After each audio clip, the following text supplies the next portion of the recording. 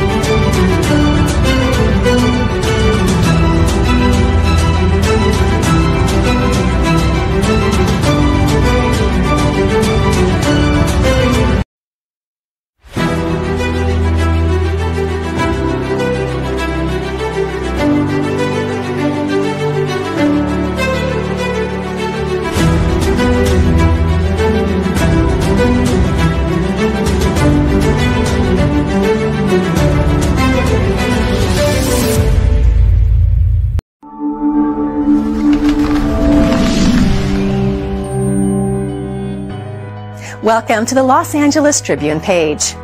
Here you will find original news programming, exclusive digital events, and shows that are directly from the community.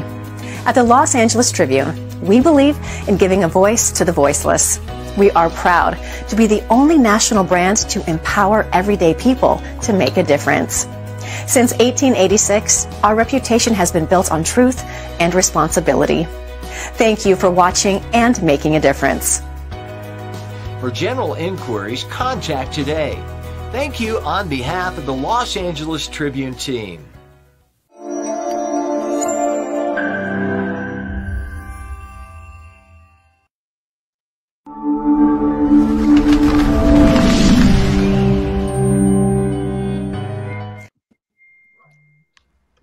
Hello and welcome to the Marketing Mastery Summit with Dan Kennedy here at the Los Angeles Tribune. We are so thrilled with all of the co-speakers and co-hosts here at this forum.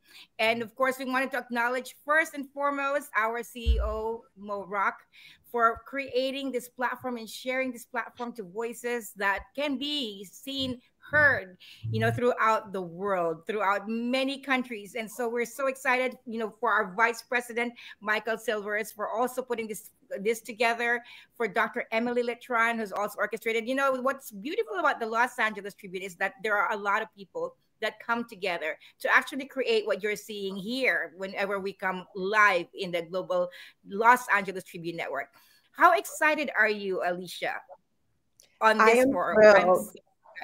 And welcome everyone to the Marketers Forum. As Ava shared, we are delighted to be here with you today, or if you're watching the replay here, discussing marketing insights. We all have the opportunity to learn marketing gems and marketing wisdoms from some of the individuals that just get it. They've made an impact. They know how to connect with their audiences. They know how to nurture connections to build community, to build sales, and to have clients that are connected with them, not just for what they're offering, but who they are. So we're delighted to have everyone here with us today. If you're tuning in live, we encourage you to comment in the chats, put your questions in the chats. We're here for you all. We're here to make sure that your questions are answered. So we want this to be as collaborative and dynamic as possible. And we want your voice to be heard as well.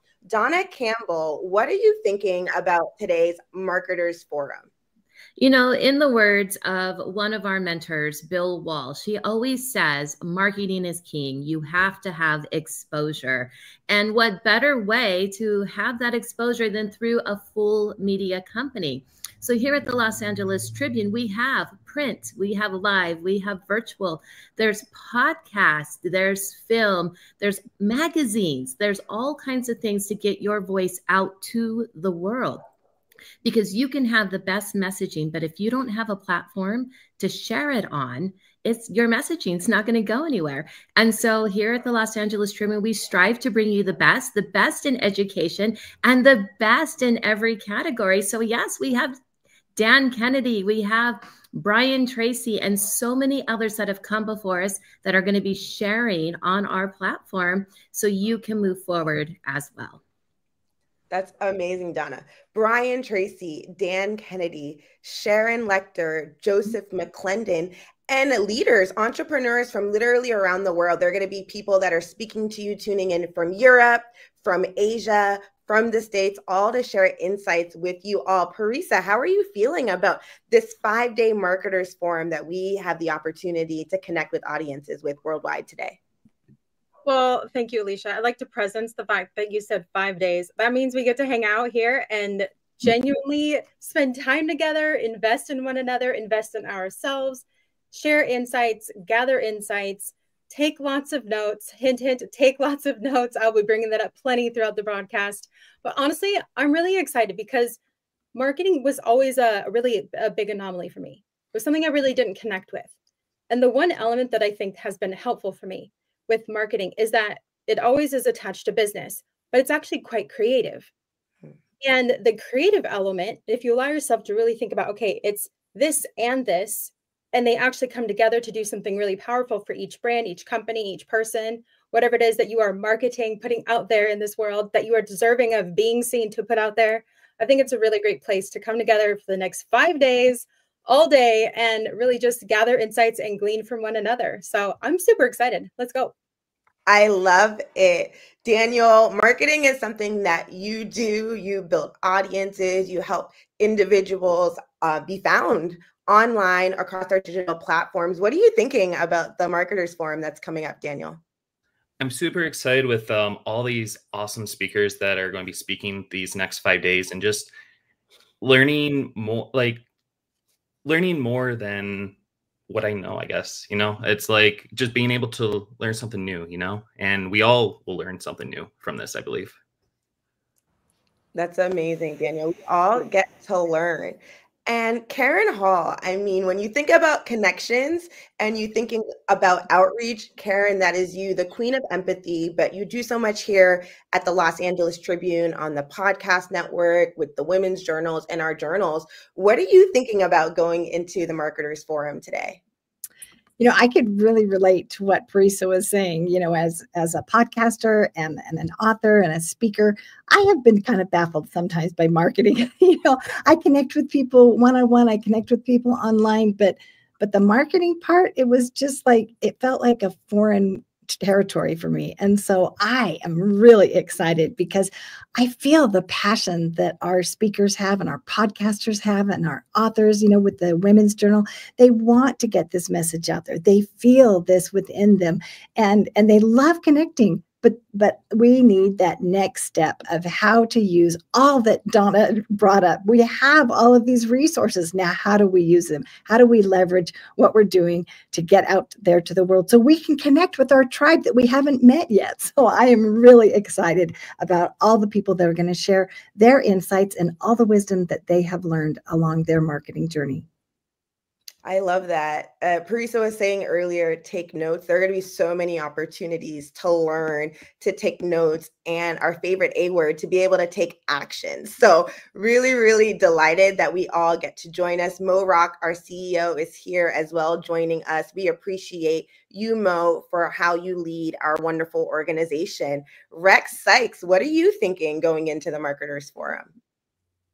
Well, I think it's a fabulous opportunity for people to connect with resources that they may have heard before, but most importantly, the ones that they've not heard from yet, because there's lots of people who don't have the prominence, but work every day in the trenches making things happen. And some of those people are here on this summit as well. So not just the big names, but everybody else you're going to want to pay attention to. Marketing is one of those oldest professions. We always hear about the oldest profession.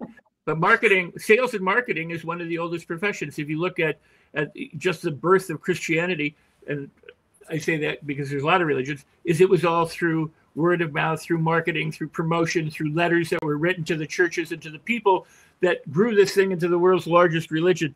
And if they could do that one by one, you and I can do that one by one. And you got the Tribune and Mo Rock and Michael Silvers and Ava and Alicia and Donna and Parisa and Daniel and Karen and Julie and myself and others to help you do that today and for the next 5 days.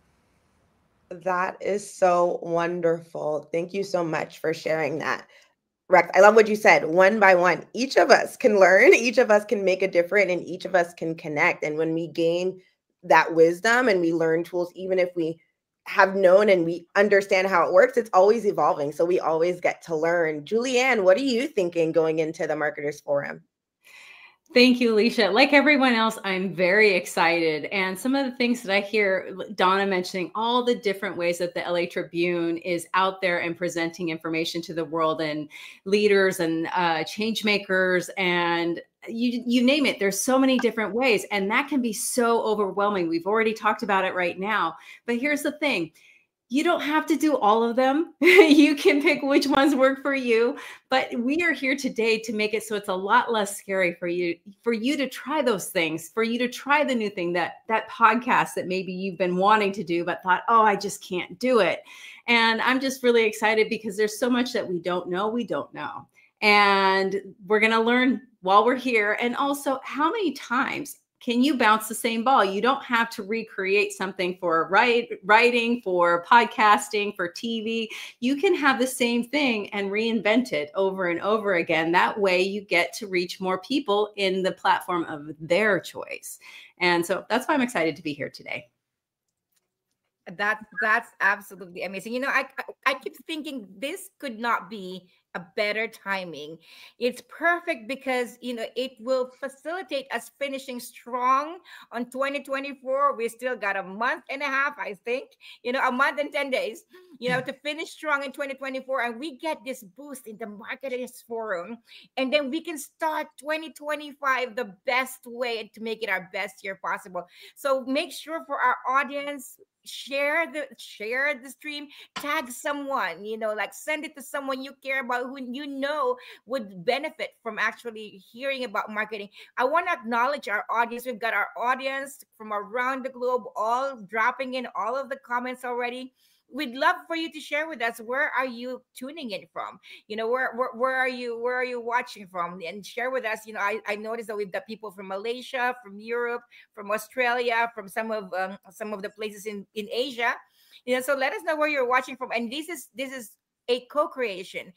What's beautiful is that we're just not talking at you. You're part of the co-creation. Make sure you put your comments, your takeaways, you put your questions on. We'd love to hear that, because this is live. And so acknowledging, our CEO Mo Rock is also part of our audience, cheering us on.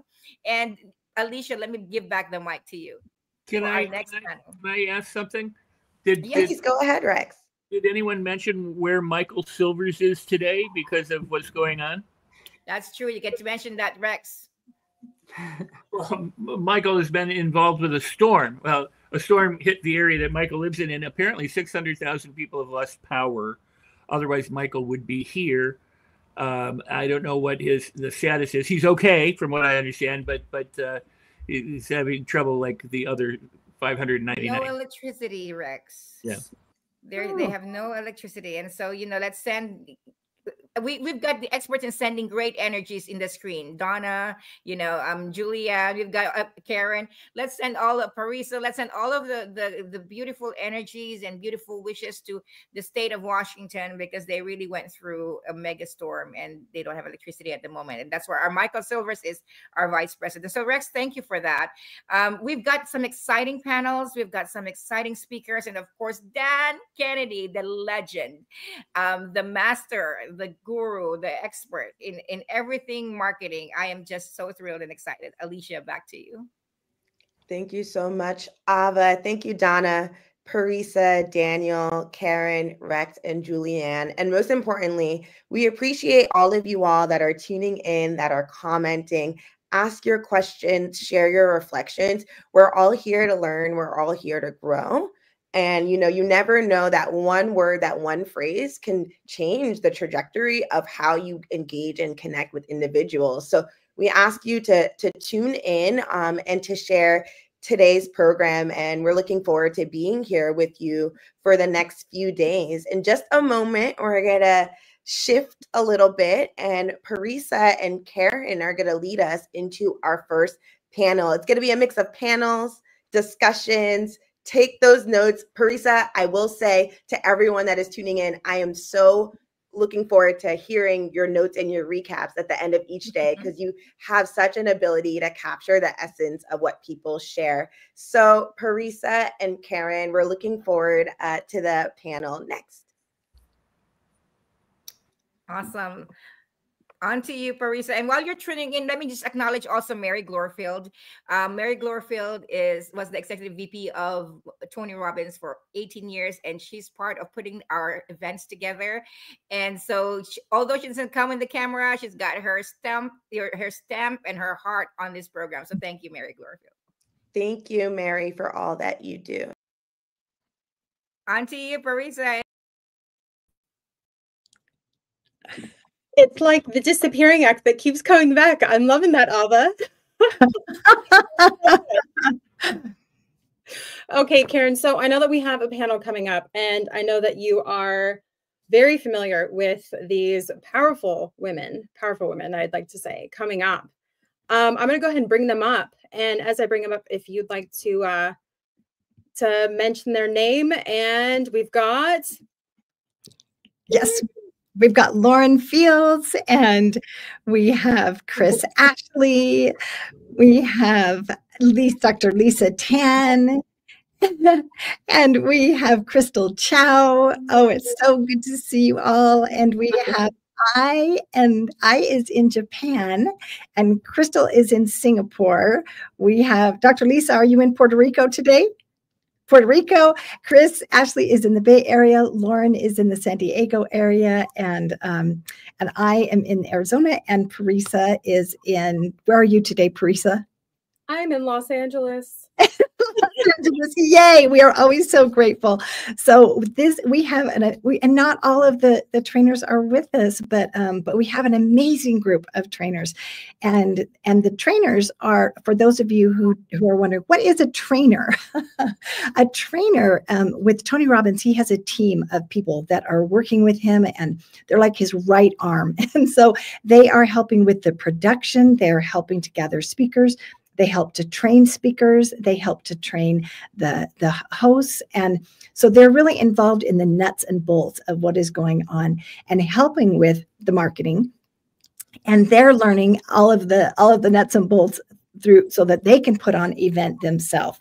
And so that is one of the things that trainers do. We are involved in basically helping in every aspect to make the events possible and to train people to be their best version of themselves while they're on the events too. Oh, and we have another trainer that just joined us. Hang on. We have Alana Cahoon, and she is joining us from Italy. And so Alana, we are so glad that you are here.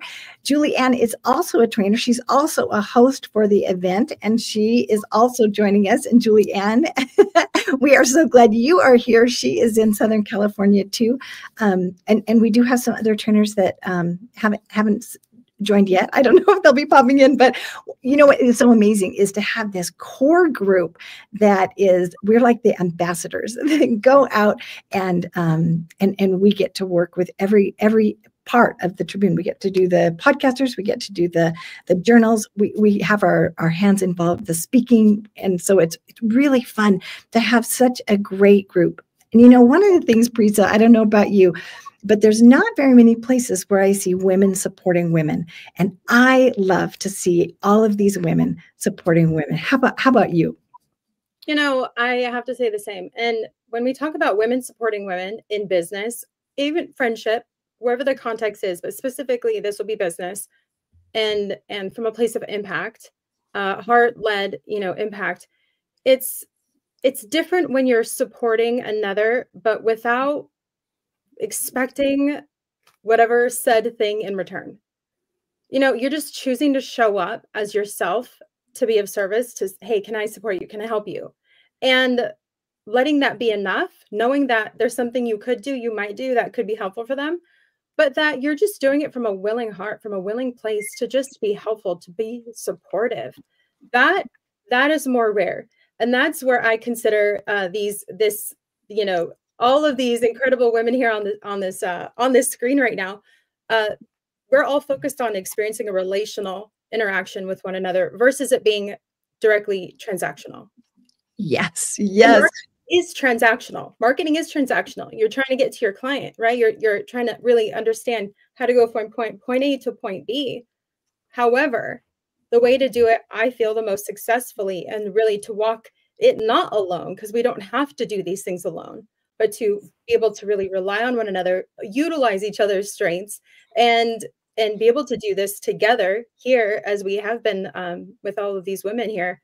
It's been great because it's relational based, and why not be successful in that relational sense? So yes.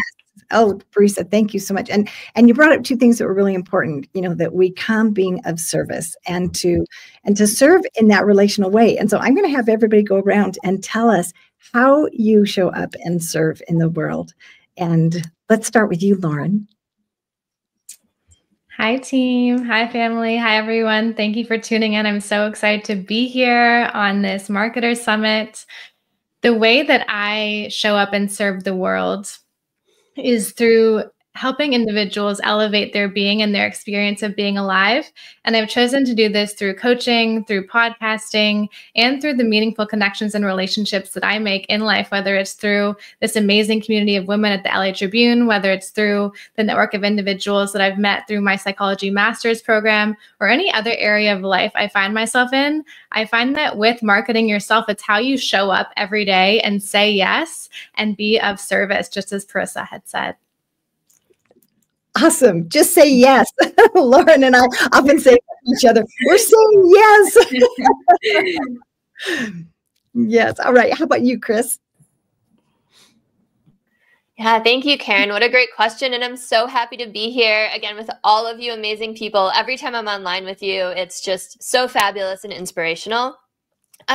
So I went through my own trauma, my own difficulties, like I imagine, or I know so many of you did. And the way that I'm serving and giving back is I wrote a book, Change Your Mind to Change Your Reality. I have my podcast, my TV show, because I want to help people change their minds to change their realities so that they don't have to suffer for decades like I did, right? I want to help people know that they are in charge of their own story and they can change the trajectory of their life.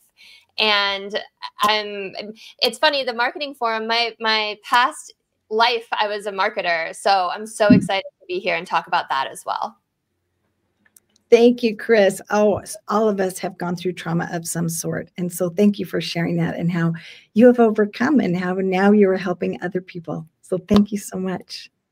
How about you, Dr. Lisa? I can't help but to say what I'm seeing in front of me. 9 powerful women, and it reminds me of the Brady Bunch. If you guys remember the Brady Bunch, put Brady Bunch in the chat. If you don't know the Brady Bunch, it was the show, and it was presented in 9 grids, like all the characters in this show. And yes, we are the trainer bunch, right? We're all here together. I myself, I still feel like I've got my trainer wheels still on, but it's okay, because I've got all of you supporting me. So thank you so much. And I also got Chris to autograph her book, and I'm waiting for that copy to arrive. And being part of the trainer bunch, one way that I've learned to serve is just one person at a time. And I didn't expect to find myself on a phone call with someone from Solomon Islands just 2 days ago. And I didn't even know where Solomon Islands was on the map. I had to look it up, and I had her describe it to me. So it is a third world country. And if any one of you have been to Papua New Guinea, it's near Papua New Guinea. Thank you, Lisa. This is a worldwide on the map. Yes, and you're emphasizing what a worldwide organization it is, and you know, with Crystal being in Singapore, tell us, Crystal, about how you show up and how you serve in the world. Hi everyone. So my name is Crystal Chow, and I'm a money consciousness coach. And how I help to serve is to help people see the abundance that is within around them, so that they can actually have this lifeline to make an empowered choice that is healthy for themselves and their loved ones.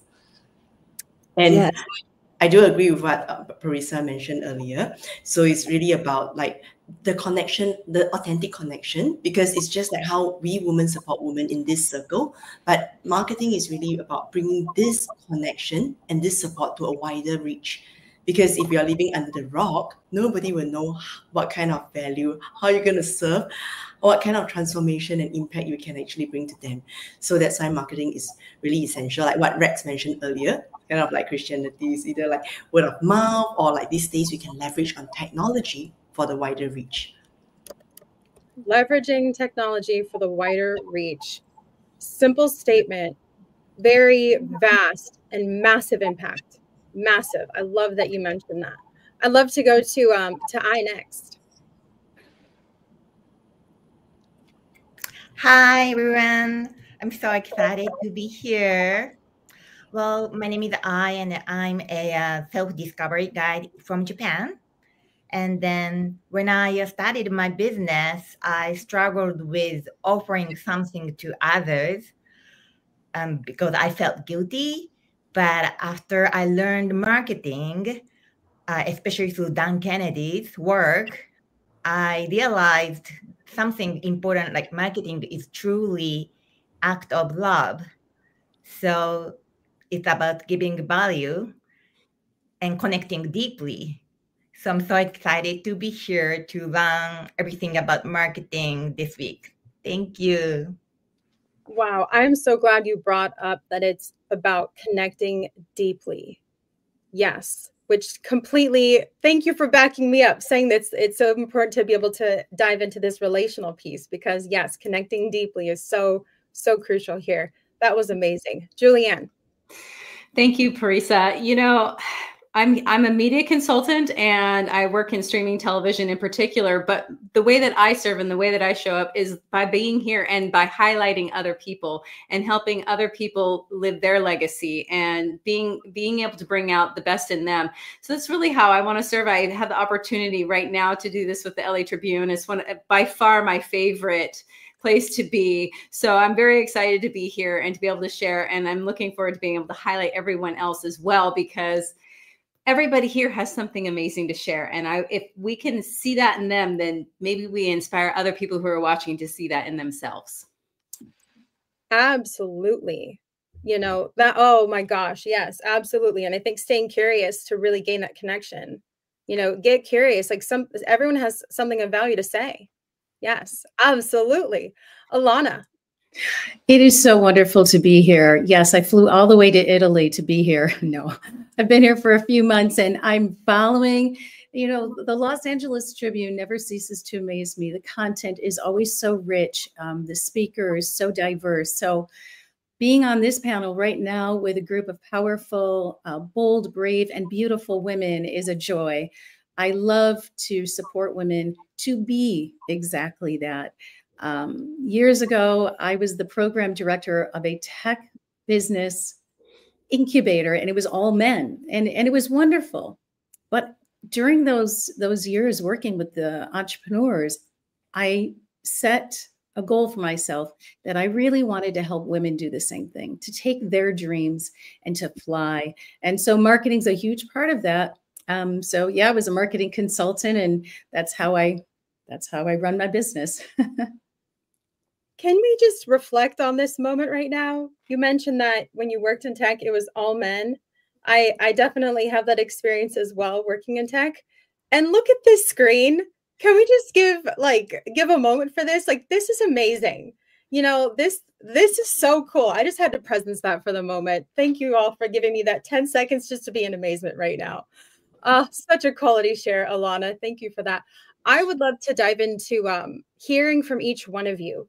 If there was like the most important, the most pivotal, the most crucial insight that someone were to hear from you and gain from you regarding marketing, I'd like to know, what would that be?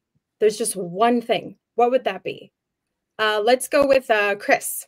Go for it. I'm going out of order. We're switching it up. I had a feeling you were going to call on me. And I'm so excited you did, because I'm so excited to share this. So like I said, my background is in marketing. I was head of marketing at a tech company, head of digital marketing at another startup. And one thing that I do is I take one video and I create 25 pieces of content from that one video. I use StreamYard to quote unquote go live. I put it on a podcast. I cut it up in shorts. I create little images with quotes from it. And from one simple video, you can get 25 pieces of content, and then that's your content for a week or two. So social media marketing is so important, and you don't have to spend hours and hours and hours shooting content if you're doing it smart and you're following this simple way of doing it. I love that. That's so, thank you for that reminder. I appreciate that. I needed that reminder. You know, it gets to be simple, so simple, and really find the value in that one piece of content.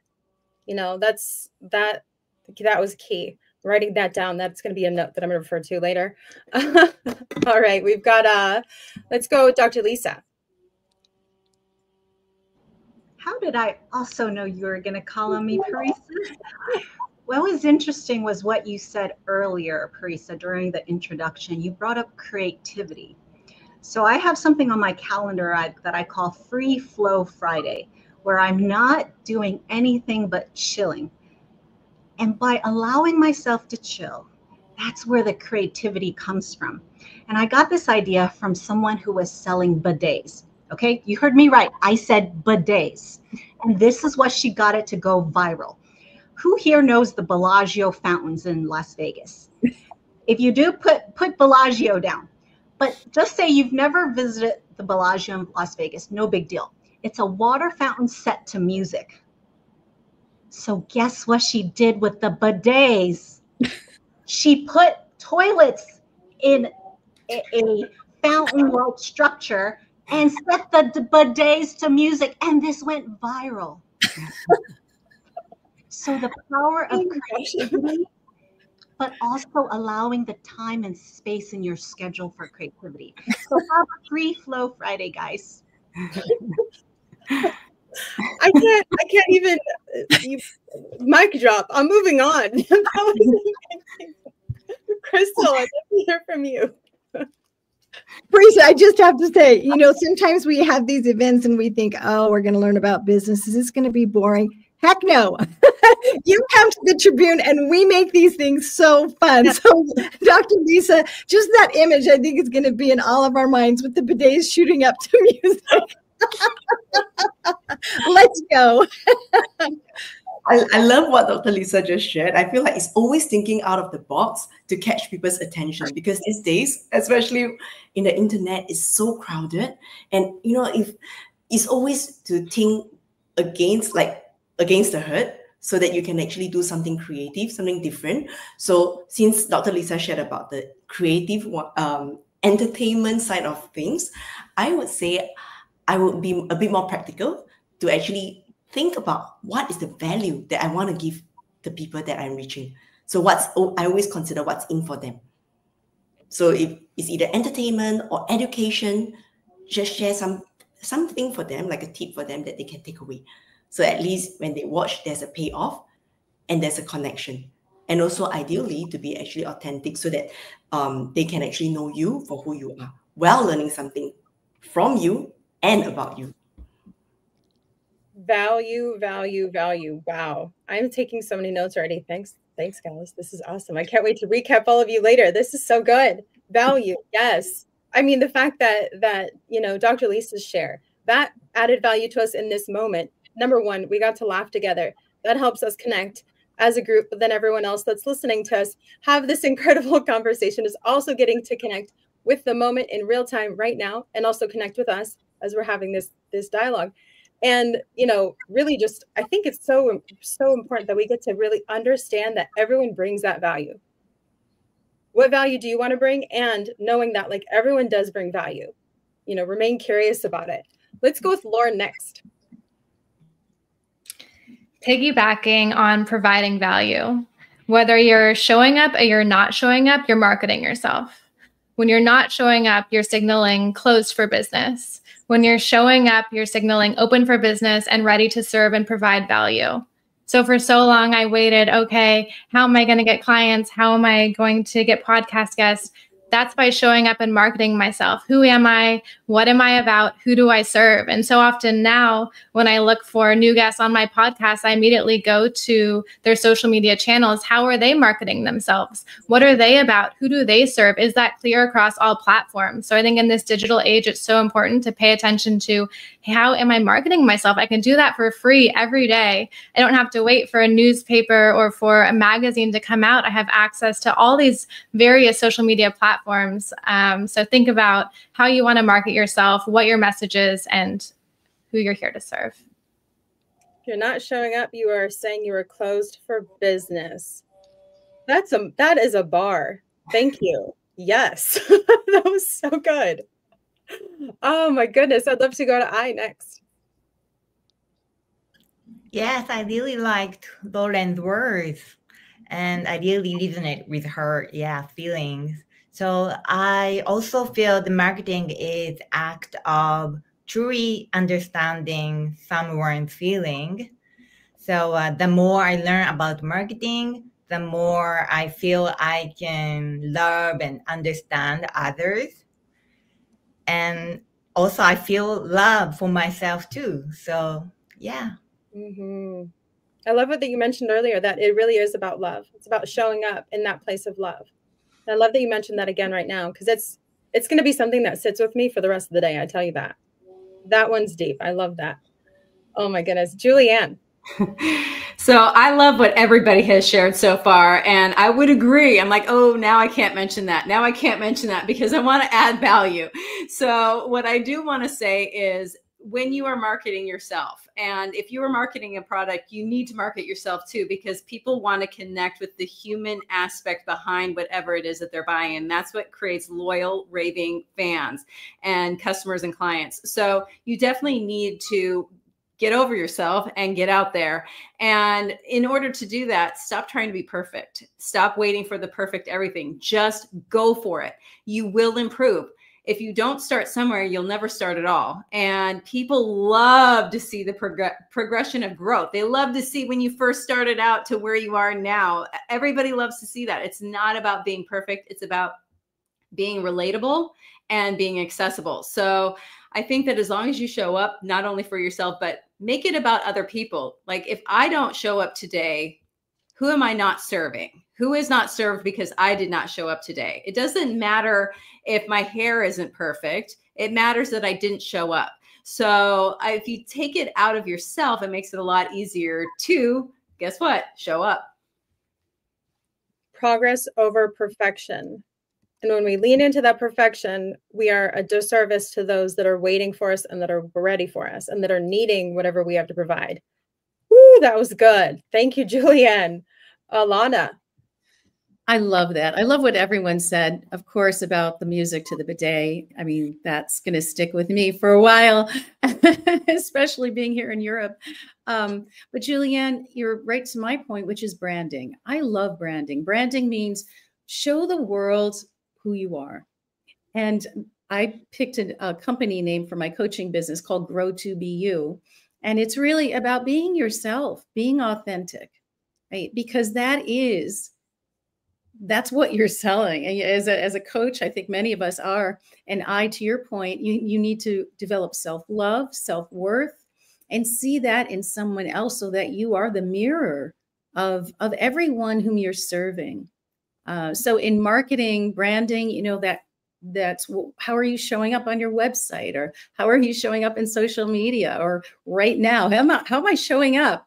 I think I've shown up, so that's good. And so, but being authentic, and absolutely to your point, Julianne, stepping into your shoes. And everyone feels afraid. Are you kidding me? I was terrified all day today. I'm like, oh my God, I'm so excited. Oh my God, I'm so nervous. That's just the way it is. Go out there and do it. I was the same.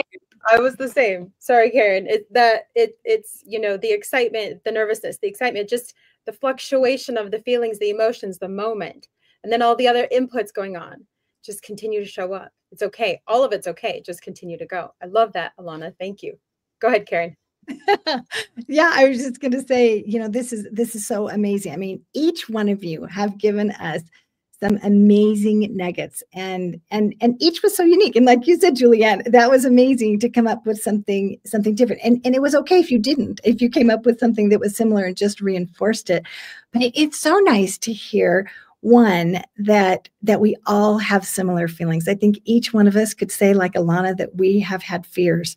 I know I've had a terror about speaking in front of people, and yet I bet we could each go through and tell some unique things. And so I want to talk about fear, because I want to talk about what Alana mentioned, because I don't know about all of you who are listening out there, but I would imagine that each one of you have felt some fears about how to market yourself. In fact, if you have, put a 3 in the chat if you have felt fears about marketing yourself. And then I would like to hear from each of you how you have overcome your fears. So if you could first identify what you were afraid of, and second, how you overcame it, I would like to hear that. And I am going to start with you, Dr. Lisa.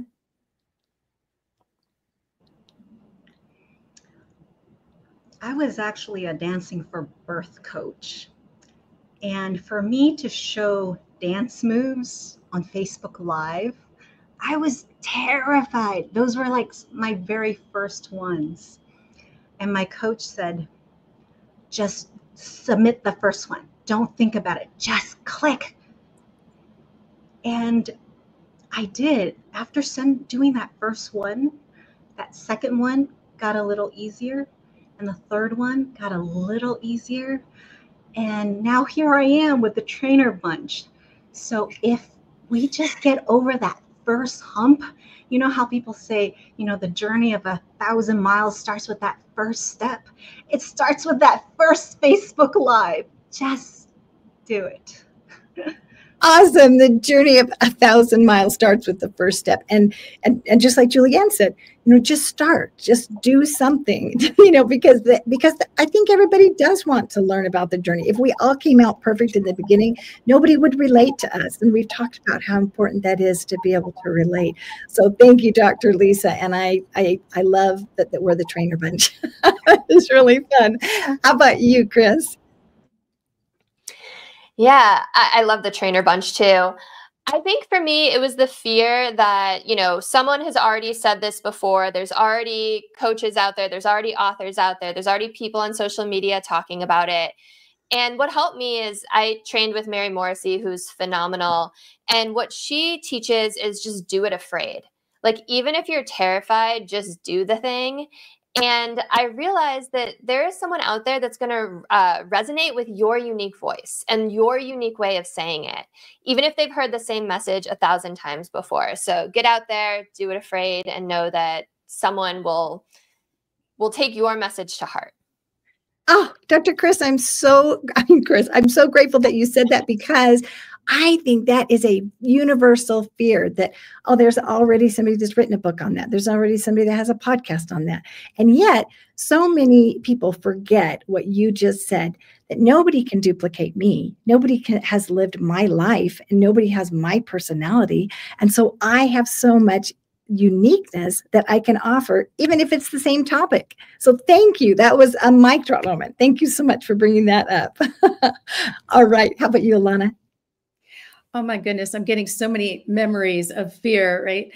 So in a former life, I was a stage actress, and I loved it because I memorized sometimes 2 hours of a script, but I was always portraying someone else. And I'll never forget the first time I was interviewed on radio. I think I was in college, and I froze because all of a sudden I didn't have a script. They're asking me my opinion. I'm like, oh. So yeah, it takes courage. It takes courage to step in and say, this is what I've learned, and I want to share it with you because it's had value in my life. It's had values for others, and I know it has value for you. So trust in what you have to share. Oh, Alana, you brought up such a great point, because I never thought about that, about how as an actress, it's not you, so it's not as scary. I still think it would be terrifying, but to have it then be on the radio and be you. And I think that is one of the things that all of us feel afraid of, is that vulnerability when it is just us. And so taking courage to do it, like Mary Morrissey said, do it afraid anyway. So that's great. How about you, Julianne? Thank you. I love this question because there's so many fears. And I would say that I tend to be a fearful person, and most people might not know that. But here's the thing. I've survived every single fear and embarrassment and humiliation, every single one. And so I've changed my relationship with fear instead, because it pops up all the time. And so if it doesn't pop up, it makes me realize, if there isn't a little bit of pee trickling down my leg, then I'm not dreaming big enough. I'm not doing the big enough thing. So instead, I look forward to being fearful, because that means I'm doing something bigger than me. And that's how I deal with it, is I kind of breathe into it and think, oh, this is that thing where I'm changing the world. Okay, I got this. This isn't about me. And all of a sudden I can show up. Oh, Julianne, oh my word. Yes, I would never have known that about you. I have often described myself as a scared little bunny rabbit. Just run, because I get scared. And I have dealt with a lot of fears. And so what an amazing thought to change my relationship with fear and to think, oh my goodness, if I'm doing this, this is a big thing, and this is exciting. And to remember that I've survived all the other things that I was afraid of or humiliated about. Julianne, that was awesome. I thank you so much for sharing that. How about you, Lauren? Like many of us, one of my biggest fears was public speaking. And to overcome this fear, and I still feel the fear a little bit, but they say feel the fear, do it anyway. I went for a TEDx talk, and the fear wasn't only in delivering that talk, but it was in sharing the message that came with that talk. There was a life-altering equestrian accident that had led to me wanting to pursue psychology and help other individuals and coach and speak and podcast. And at that TEDx is where I met Mo Rock. It's why I'm sitting here talking to everyone today. So I leaned into that fear. I showed up shaking in my cowboy boots and gave that talk. So I think with the fear, the best thing to do is to lean into it and expose yourself to the fear. And each time you do that, you'll feel it a little bit less and you'll start to get comfortable with that fear and use it more as like excitement for what's going on. Wow, lean into the fear. Did everybody write that down? I hope you're taking notes. These are amazing thoughts. And these are thoughts you can go back to. You can put this next to your mirror. Lean into the fear, because look what happened because Lauren did. We got to meet Lauren. And so we're so glad that you're a part of us. Thank you for that, Lauren. How about you, Ai? Yes, I love everyone's comments about fear, because I'm in fear because my language, this English is my second language. So sometimes it's really hard for me to speak like on this kind of live. But every time I jump in like this, I can build my confidence. And then, yeah, everyone accept me and understand me, and I feel confident. So that's why I always try to do things, even when I think I'm very fearful. Oh, that's so brave of you. I mean, arigato. I couldn't say I couldn't have a conversation in Japanese. So I applaud you for coming on and overcoming your fears. Way to go. I'm so proud of you. How about you? Yeah, I do agree with what all the ladies say. That whatever you want is really at the other side of fear. So that is why we are all here, because we do it in spite of fear. And I feel like when we are actually in our comfort zone, that means that we are not growing. So when Julianne mentioned that if it's not, you're not peeing in, having a little pee in your pants, like you're not really growing. You're not expanding as a person. So I also agree with what Lauren mentioned. It's always leaning into your fear. And I shows us that even though her language is like, English is not that good, she still came, she still showed up. And I think this is really the attitude. And I feel like another thing to think about is really, sometimes is if we think too much about ourselves, we will be too self-conscious and we will worry how people will perceive us. But if you have a mission that is bigger than yourself, like what Lauren mentioned, is to think about how you want to serve others, I think the fear will also disappear because it's not about you. Right. You're not showing up, you're actually doing a disservice because your message could have impacted and transformed somebody else's life. Only if you choose to step out of your comfort zone and lean into fear. Yes, we are doing a disservice if we do not show up and step outside of ourselves and show people that we are open for business. So, oh my goodness, audience, did you just love that? Was that just amazing? Oh, these are such incredible ladies. And if you would like to be a part of the trainers organization, we have room for you too. And so, Parisa, what did you think about our session with all these wonderful ladies? The one word that comes to my mind is relatable. Everything that was shared from every question, from every response was relatable. And I think that's the most powerful and potent way that we can actually move forward with the information that we are listening to, we're gaining, is how do I implement it? How do I actually apply all of this information, all of this wonderful knowledge? Like, it can be great, but if you're not applying it, it's just, flowers in a vase. It's not doing anything for you. So everything that was shared here today from every incredible woman here on this screen everything was so relatable. And that provides just so much value, not just to myself, but I know that it provides value to everyone else listening.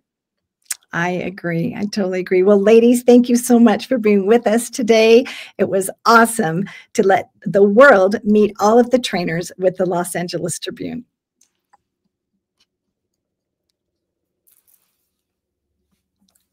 All right. And next we have a panel that is coming up. One of our trainers, Alana, is going to be hosting our next panel. And she has brought in some experts. And so, Julianne, Goodbye, Julianne. She's stage diving. She's just stage diving. She's keeping us on our toes. Julianne, about your thoughts going into this next panel. I'm so excited to hear everything, even though I'm not going to be on the stage. I'm very excited to pull out my pen and my paper and start taking some real notes, because already just listening to these ladies, I'm excited to see what's coming next, because we've only just begun. Absolutely. Oh my goodness, that is so true. Julianne, thank you for being with us on our last panel. And Alana, we are excited for you, for your panel coming up. And we will start bringing up your guests. And so Alana is, like she had mentioned before, that she has had a lot of experience in the corporate world. And so she is familiar with marketing, and she has brought in some great industry experts. Hi, Deepak, how are you? Good, I'm doing great. Yay. And Lisa, we're glad you are here. And so Alana, we will let you take it away. Fantastic. Thank you so much.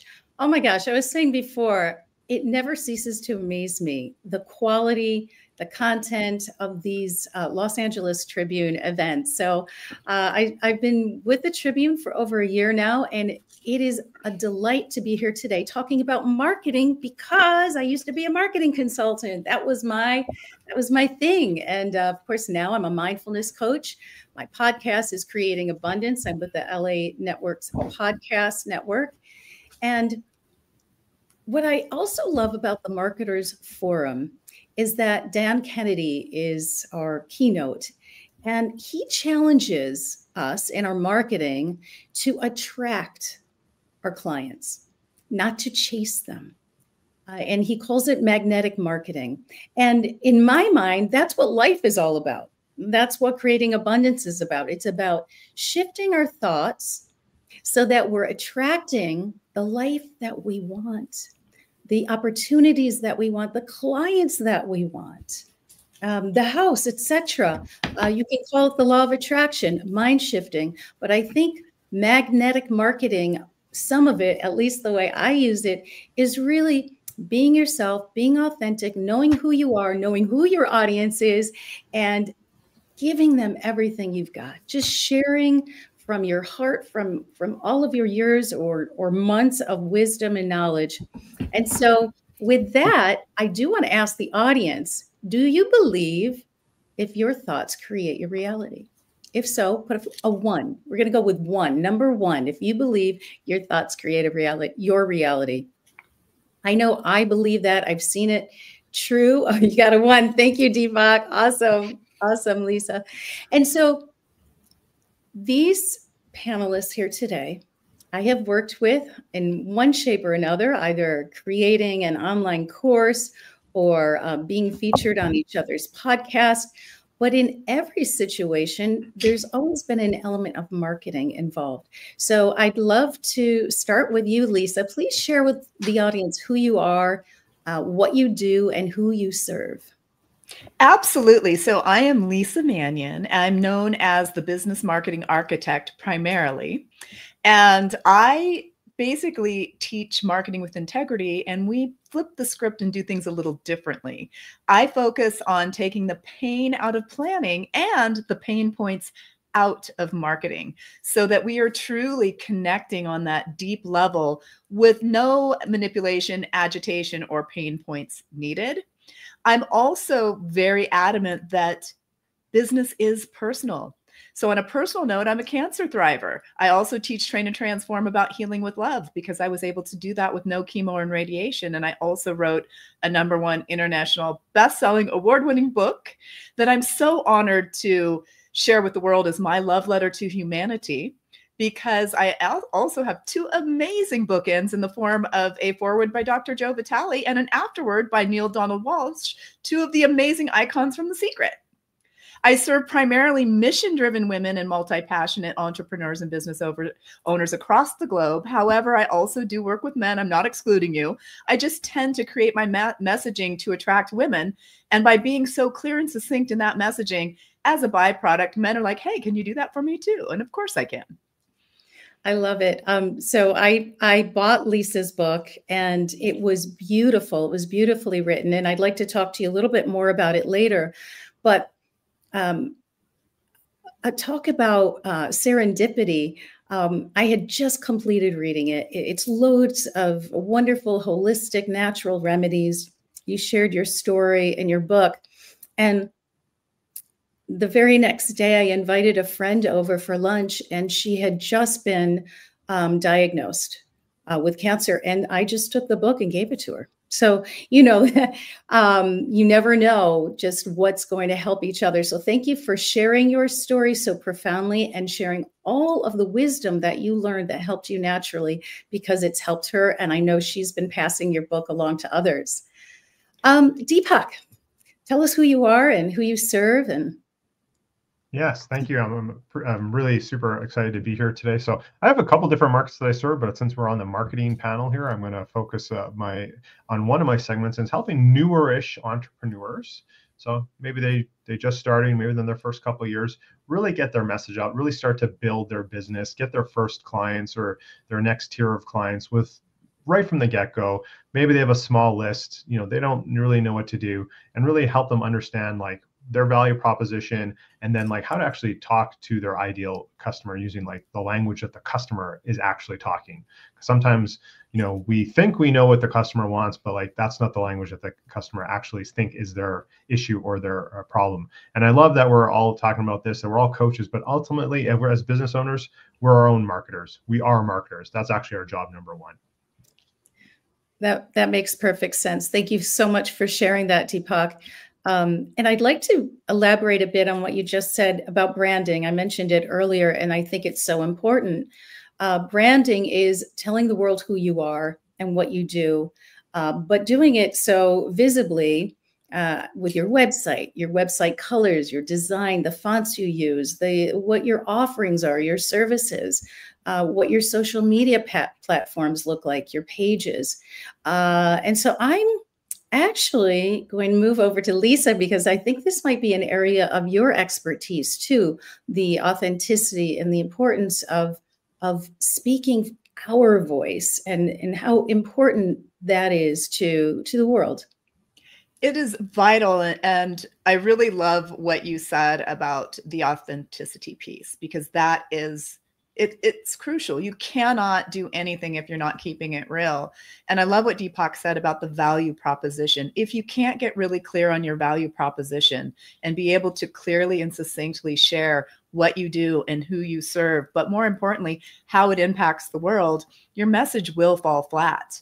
And when it comes to branding, yes, the visual elements are extremely important, but your brand truly is your promise to the world. So if you are not delivering on that brand and on that promise, you're also falling flat. So what I'm really excited about when it comes to messaging is my proprietary values-based challenge, solution, and invitation communication framework to create marketing messages with integrity, because it helps people really it helps us meet people where they are by acknowledging the challenge and tapping into the deepest desires. And then in the solution piece, really showcasing our true value proposition, how we can help, how we make a difference, the transformation that we make in the world, sometimes real world dollar results, things like that. So that when you finally get to the final piece of it, the invitation, you can just very gracefully share, hey, would you like to take the next step? So it doesn't have to be pushy or hard sell. And then you can craft those messages that magnetize your ideal clients. So you're attracting ideal clients, not chasing not so ideal clients, which I think we've all done back in the day when we first started. But I've been doing this for over 21 years now through Right On Creative. And I know that the number one thing that trips people up is not tapping into their values and not being clear about their message. Excellent. Can I piggyback on that? Alana, can I piggyback on that? I was just going to say, absolutely, Deepak. I would love for you to elaborate on that. Yeah, so I love what Lisa said there. I just want to say, like, again, whatever our message is, whatever our branding is, and we want to be true to that, just like Lisa said, but let's give ourselves some grace too. Sometimes we're going to fall down. And I think the key is like to be honest and authentic and truthful with our audience and our potential clients. Like, hey, I fell down. I made a mistake. I didn't live up to what I'm saying, and be open and honest. And like, we all have, you know, warts. We're not perfect either. And to be, you know, open about sharing those things where we're like, hey, I'm telling you this, but I misstepped here. Or I know I always say this, but actually for the last 2 weeks, I haven't been living that myself. And just be open and clear, because we're all human. I think that builds, connection with our potential clients as well. Yeah, that's a really great point. And I'll never forget, years ago, I worked with a coach. Coaches have coaches.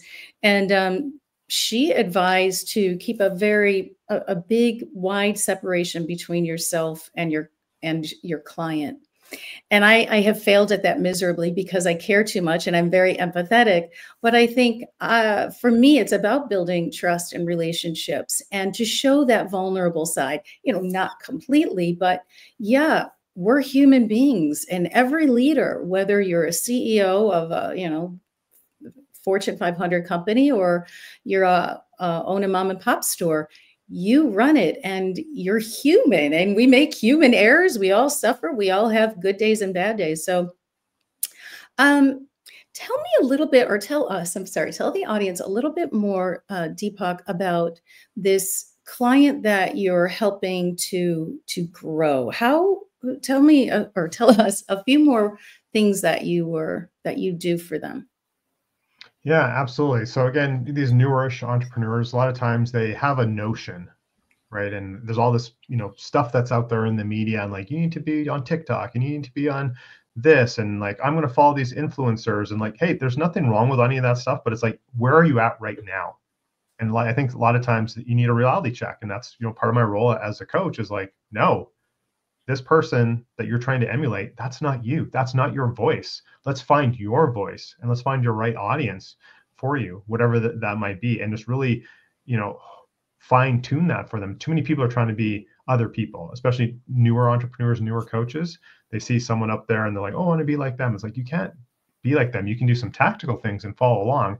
And let's be honest, we don't always know the backstory of these other people as well. So I really like to work with my clients to like, keep it simple, find your voice and find who's your actual audience and start there. And you can do things later, but like at the beginning, just be yourself. Absolutely. I love that. All right. So here's a new question. There are so many platforms out there with emails, podcasts, summits. What do you think is a valuable platform, social media, and why? How do you reach people on that platform, Lisa? Well, I use a multitude of platforms, but I'm not an early adopter of new platforms. So when there was the big buzz that everyone's going to leave Facebook and do a bunch of things and go to Blue Sky and do all these new things and start with Threads, I like to say that we might not want to try to be all things to everyone. And this kind of segues off of what Deepak was saying. We want to find out who our ideal clients are, kind of where they're hanging out and where we enjoy hanging out as well online. So while I think social is amazing, regardless of what platform you choose strategically to utilize, I believe that nothing beats genuine, true connections with people. And for me, connecting with my clients actually comes in the form of, or new clients, I should say, comes in the form of referrals. Quite frankly, that is what actually brings things home for me. And I'm delighted because that just means that I'm actually standing by my brand, following my promise, doing what I say that I do. And then people are sharing that and more people are coming my way. So absolutely leverage technology as much as possible, but keep it very real. And remember, people are people, not numbers. Good point. People are people, not numbers. That's great. Deepak? Yeah, very, very similar. I think it's important to be on the social media and pick the ones. There's some I'm not on. I don't choose to be, and I can only be on so many. And I don't want to distract myself with every single platform. But referrals is great, and the best way I like to get people to know, like, and trust me is actually meet them in person. Go to events, create my own events, have people come to me so they get to know me.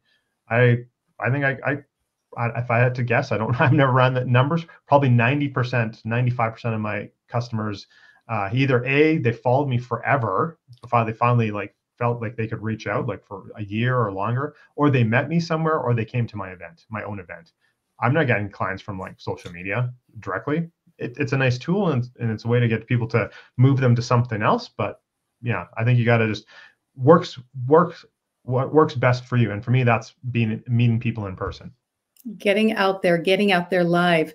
I have to agree with you. When I had my wellness center, it was wonderful to have people there and to talk, and you get to really get a sense of each other.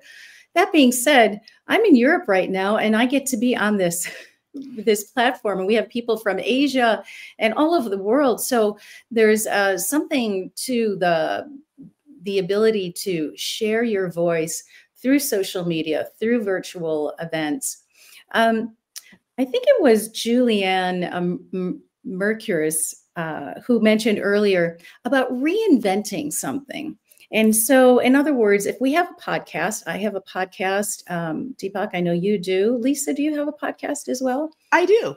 Okay, awesome. So it's like taking that podcast and then creating something else from it, such as clips for social media or I don't know, any kind of thing. I actually used mine recently to create a summit, and it was a lot of work, but it was wonderful. So what do you think about that topic? How do you use marketing technique and reuse it again? Lisa? Yeah, I'm happy to jump in. Repurposing is so important. And I think especially on social media, since we were just talking about that, while it is a social platform, I tend to approach it also from a branding and marketing a branding and positioning angle, because we can share a really beautiful piece of information on social, but it moves so quickly, it's going to be seen and then gone. So I actually leverage technology to repurpose many different pieces of content and have them automatically populate some of the various social media channels that I can't be on all the time, because I am one person. And I think it's really important for us to leverage technology in the right way to get that message out there. And I love how you said, you take pieces of your podcast, Alana, and, recreate new content for that. We can do that. And often what's very overwhelming for people, especially when they're starting out, they think, oh my gosh, I can't write a blog post and an email and do a video and do all of this. But I help people create content strategy plans so that we're creating that core piece of content, and then we're breaking it down for all of the other applications that are needed. And so it's not as challenging as one might think. You can keep the same content, the same theme, and repurpose it for different applications on different platforms. So you can write your blog and send it to your newsletter people. You can then share it on social. You can turn it into a video. You can turn it into a podcast. So I think if we start thinking really strategically, we're going to leverage in a much better way. Wonderful. Yeah, I'll piggyback. I agree 100% on what Lisa said, and I'll just maybe add this little extra twist: is it doesn't always work. It's kind of has to really feel what we're feeling. But when I write a post, I'm on the plane, something happens, I got inspired or something, I try and write it such that there's logical segments where it can be a long form post. So that goes to my email or to someone's newsletter, somebody who's promoting me. But then even those little segments can be tweaked and they can be social media pieces. So one long form email could satisfy 1 week of email and be like 4 social media posts all in the same week by just writing one thing that was just flowing out of me anyway, that I just wanted to share, that came naturally. I'm not overthinking it. I never overthink. I mean, I did in the past, way back in the day. I was like, oh my God. But now it's just like, I just share from what's coming up in my world, what's coming from my heart, what I got inspired. Probably being on this panel will inspire me to write something, right? So, but I'll repurpose it. So yeah, I agree 100% with Lisa said as well. I love it. So there's the strategy piece, and then there's also the flow. And it reminds me of the entrepreneur who creates a business plan. And the business plan is not to be used always. You don't just read it every day and did I check that off? No, it's just to kind of it's a brain dump. You get everything out and you see it, you know what your strategy is, and then authentically you move through it. And if you need to go back to the strategic pieces, you do, and often shift them. So now, knowing that we each have our own podcast, I'd like to go in that direction a little bit. I'll never forget when I first joined the Los Angeles Tribune, I was working with Michael Silvers, the VP, and he said, Alana, you're going to start your own podcast. And I said, I am? He said, yeah. And I said, oh, okay. And a few months later, voila, I created my podcast, Creating Abundance. And I was really inspired by a fellow colleague here, Sandy Scarlatta, who created the podcast called Happiness Solved. And she actually trained us here at the LA Tribune. And I was really inspired that I could highlight someone like each of you, but not just highlight your expertise, but really get a little bit deep and get your stories. So for me, it's all about creating abundant health, wealth, and happiness, showing people that you can thrive, you can cross over those bridges, you can leap over the holes, and you can succeed. And it's all about inspiring each other. So that's what my podcast is. And again, I reuse it. I get to share it all over the platforms, and it gives me great joy because I'm helping others to spread their word too. Let's go with you, Deepak. Tell us a bit about your podcast. Yeah, my podcast is the Deepak Saini Show, and it's found on all platforms. And really, when I started, I had some very strategic reasons for wanting to start it, and maybe that'll be a question later. But really, my podcast is about just highlighting exceptional stories with exceptional people.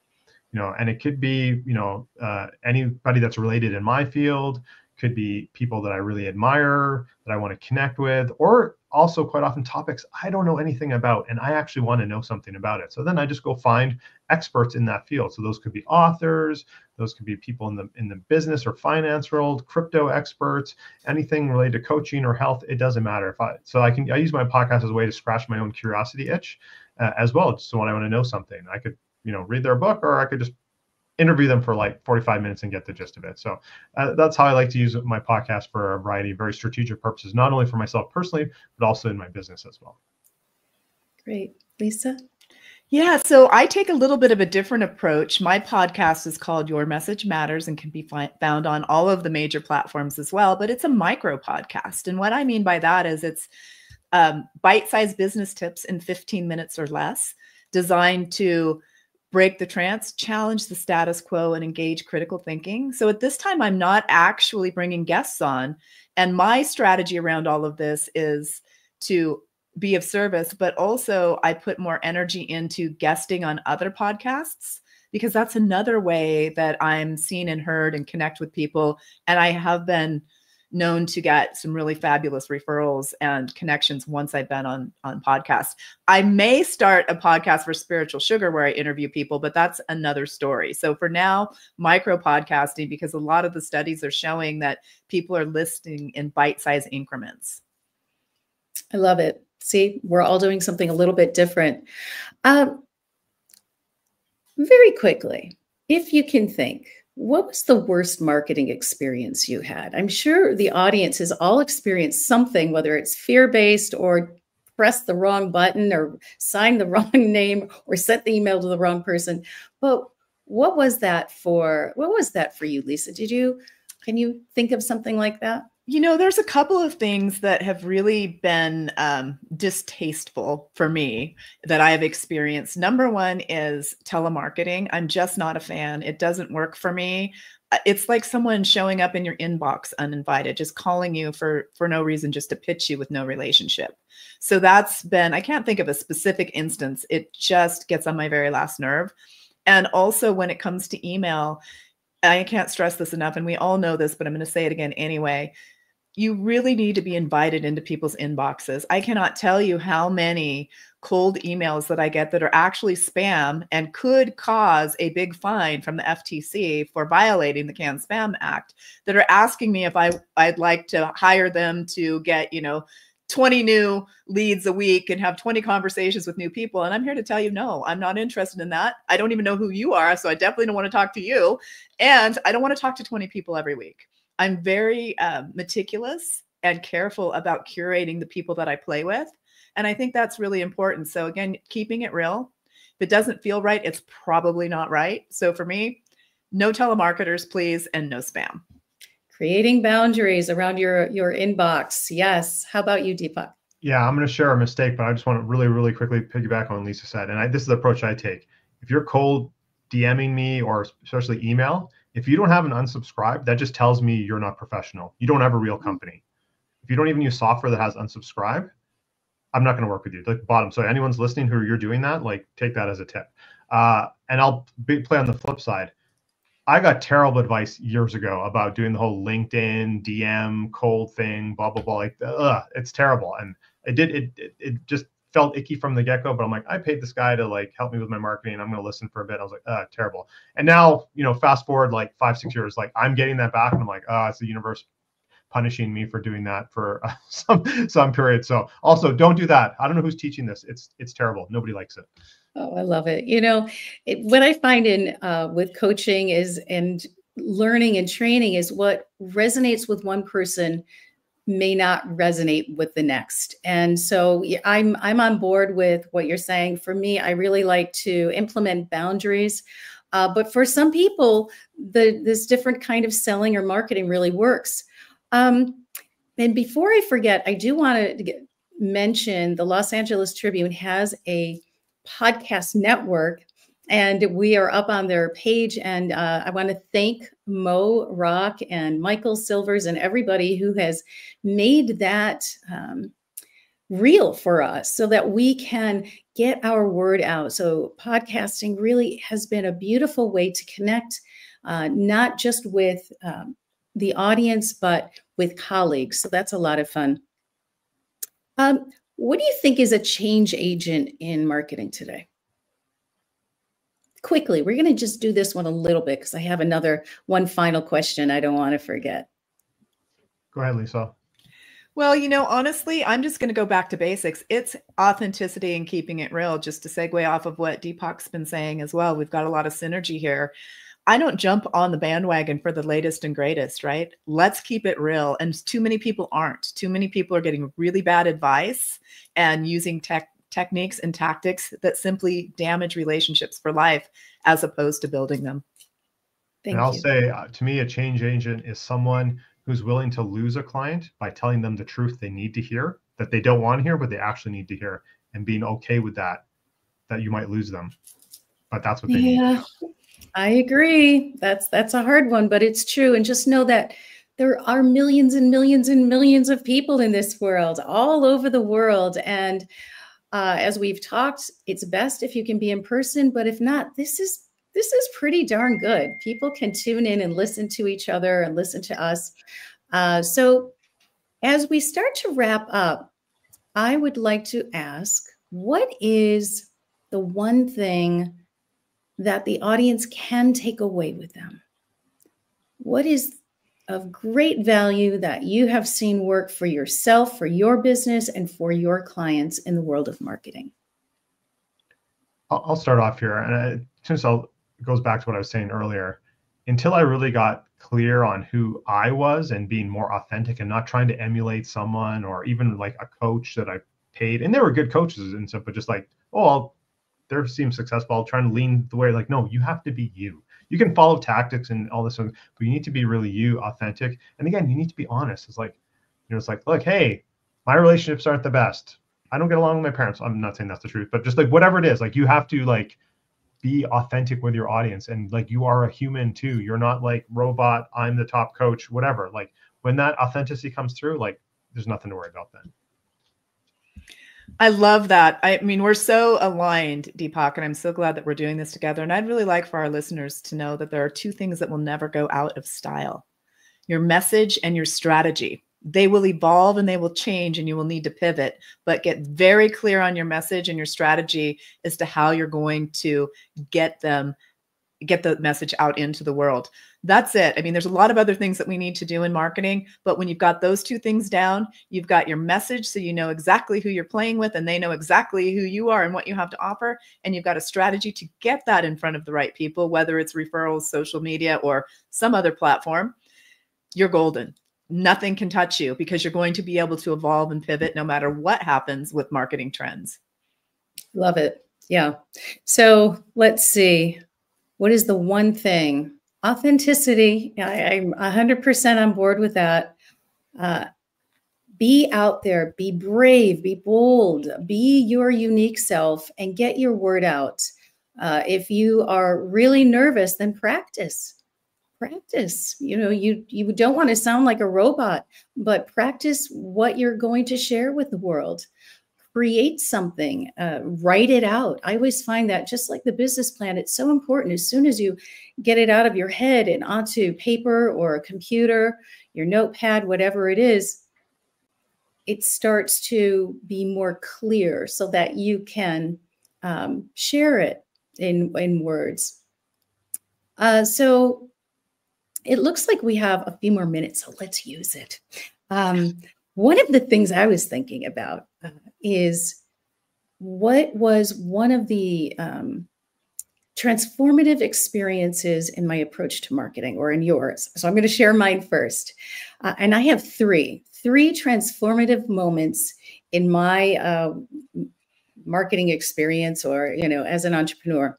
One was JV marketing. So this is about emailing. I always felt weird about emailing people, just like you said, do they really want to hear me? Well, JV marketing is all about partnering. And that's about saying to someone, I'm going to put on this event. Would you support me and help spread the word? It's like co-promoting. So that was one. And that's still a big deal for me. And I love this in marketing. That way you're reaching a lot of audiences, not just your audience, but your colleagues who have the same or similar audience.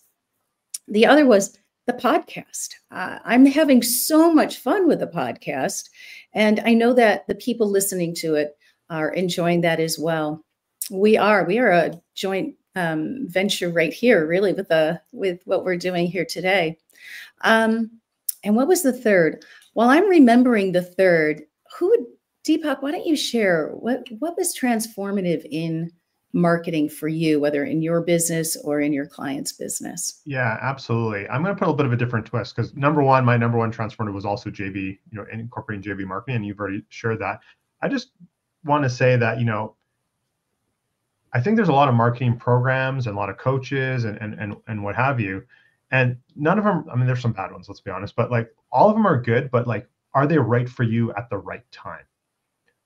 I've taken a lot of programs, paid a lot of money, and it's like, and it's good stuff, but it's like, I wasn't ready in my journey for that yet. So I think to really be cognizant of that, so that and that's what I try and do for my clients. I don't work with everyone. I try and work with the people that I know I can help, and that it's, the right fit for them at the right time. And at some point they're going to have to get somebody else. Just like I've moved on from coaches as I've capped out with the coach I had. I was like, great, now I'm going to move on. So I want to share that. But yeah, JV marketing has like really transformed my business. I'm all about the JV as well, but I'll say the most transformative thing for me, and why I'm so passionate about teaching this, was owning my voice. Way back in the day, decades ago, when I knew in my heart of hearts and soul of soul that pain point marketing was not working for my clients anyway, at least not to create long-term sustainable results, I was quiet and afraid to share that, because I didn't want to disrupt everyone or go against the gurus that supposedly been doing this for so long and knew everything. So when I finally did own that, it took on a life of its own. My philosophies were featured in Inc. magazine and all of that. So I share that not to brag, but to illustrate that when you keep it real and you really own your voice and you have a message that sets you apart, roll with that, because it's going to take you far. I love it. So own your voice, really step into it. And even if that makes you a disruptor, go ahead, disrupt it, be the change maker. I love that. Books, I wrote a book during the pandemic, and it continues to rise to be a #1 bestseller, and it reaches so many people with a message that is so very important to me. And so clearly it's a great message for others. Yeah, so I'm just, we're just going to keep on talking here. So books, but I know what it was. It was online courses. So that's how Lisa and I met. I had developed I created my first online course, which everyone who's listening, it's so worthwhile. Talk about getting all of your information out and into a package that you can share with everyone. You can turn it into an evergreen program. And that's a great way to meet people. And then they can come and follow you and ask for more. Hi, Karen, you've returned. Oh my goodness. Lisa and Deepak, you guys have had the most amazing insights. And Alana, you had the best questions as a host. So thank you so much for being with us. I was just taking notes like crazy. And the chat, lots of people were so excited about the things that you were saying. And I thought that was really great, Deepak, the way you said, it might not be the right thing for you right now. And that you have outgrown, coaches and programs, and you have moved on. And sometimes those things weren't applicable, and to really figure out what works for you right now. And Lisa, I was just so many things that you were saying were just like these little nuggets. That business is personal. Everybody related to that. I was just like, oh my goodness, because we're always saying, oh, it's not personal that happened, but business is personal. It so is. I thought that was really great. But thank you so much for being with us today. You guys have so many more things to share. Thank you. Hopefully we'll get to hear from you again. I know a lot of people were saying they wanted to look you both up and Alana and listen to your podcast, all three of you. I can't wait to listen, because I didn't know, Lisa, that you had a podcast too. And so I've listened to Deepak's. I've been a guest. I've listened to Alana's and been a guest. And so can't wait to listen to you, Lisa. Thank you. Well, thank you so much for being with us today. Thank you, Alana. That was a great panel. Oh, it was so much fun. Thank you, Lisa. Thank you, Deepak. Thank you, audience. Continue. There's so many amazing, amazing speakers sharing their wisdom. Until next time. Bye, everyone. All right. Our next guest is Stacy Chillemi. Stacy, we are so glad to have you with us. This is so awesome. Thank you. Thank you for having me. So Stacy is a 20 times best-selling author. I mean, a lot of us out there just want to be a one-time best-selling author. To have done it 20 times is absolutely incredible. She is a passionate storyteller, and she empowers other people to be able to tell their stories, which I think is incredible. She has also been a co-producer on Dateline NBC. Yes, you heard that right, Dateline. And Stacy has experience with many different forms of media. She has a podcast called The Advisor with Stacy Chillemi, and she helps other people start their podcasts and promote their podcasts so that they can tell their stories to the world and the stories of their guests. And so, Stacy, welcome to our Marketing Mastery Summit today. Oh, thank you. Thank you so much for having me once again. This is a privilege. Well, great. So Stacy, if you could tell us a little bit about you. So Stacy had some health issues in her life previously. She got a virus and she developed encephalitis, and that led to epilepsy, which wasn't that one of your first experiences with media and writing the letter that got you the the responses? Was that kind of your first step into media? Oh, it definitely was. After struggling for so many years and living life like it was a roller coaster ride, when I got to college, it was very challenging. And I got to the point where I wasn't even sure if I was going to be able to finish college because the stress of late night studying and everything that comes along with college. It increased my seizures and, all my dreams and aspirations. I wasn't sure if I was actually going to be able to accomplish them. So the Epilepsy Foundation back then had a magazine, and I decided to write a letter, ask them to publish it. And I said, would you please publish this letter? And I asked people, how do you cope with epilepsy? How do you live life with this disorder? And to my surprise, 300 to 400 letters from all over the United States and Canada wrote me, and they shared their stories. They gave me inspiration. They gave me advice. And for the first time in my life, I felt like I wasn't alone. And I was so inspired. And that was really the stepping stone that how it all began. How many of you would think that, first of all, would even think to write a letter, to the Epilepsy Foundation? Here you are struggling with this disease, wondering if you're going to be able to accomplish your goals and dreams that you have. And so Stacy was so resourceful, and she was so proactive to write this letter, and then to get, hundreds of people that responded.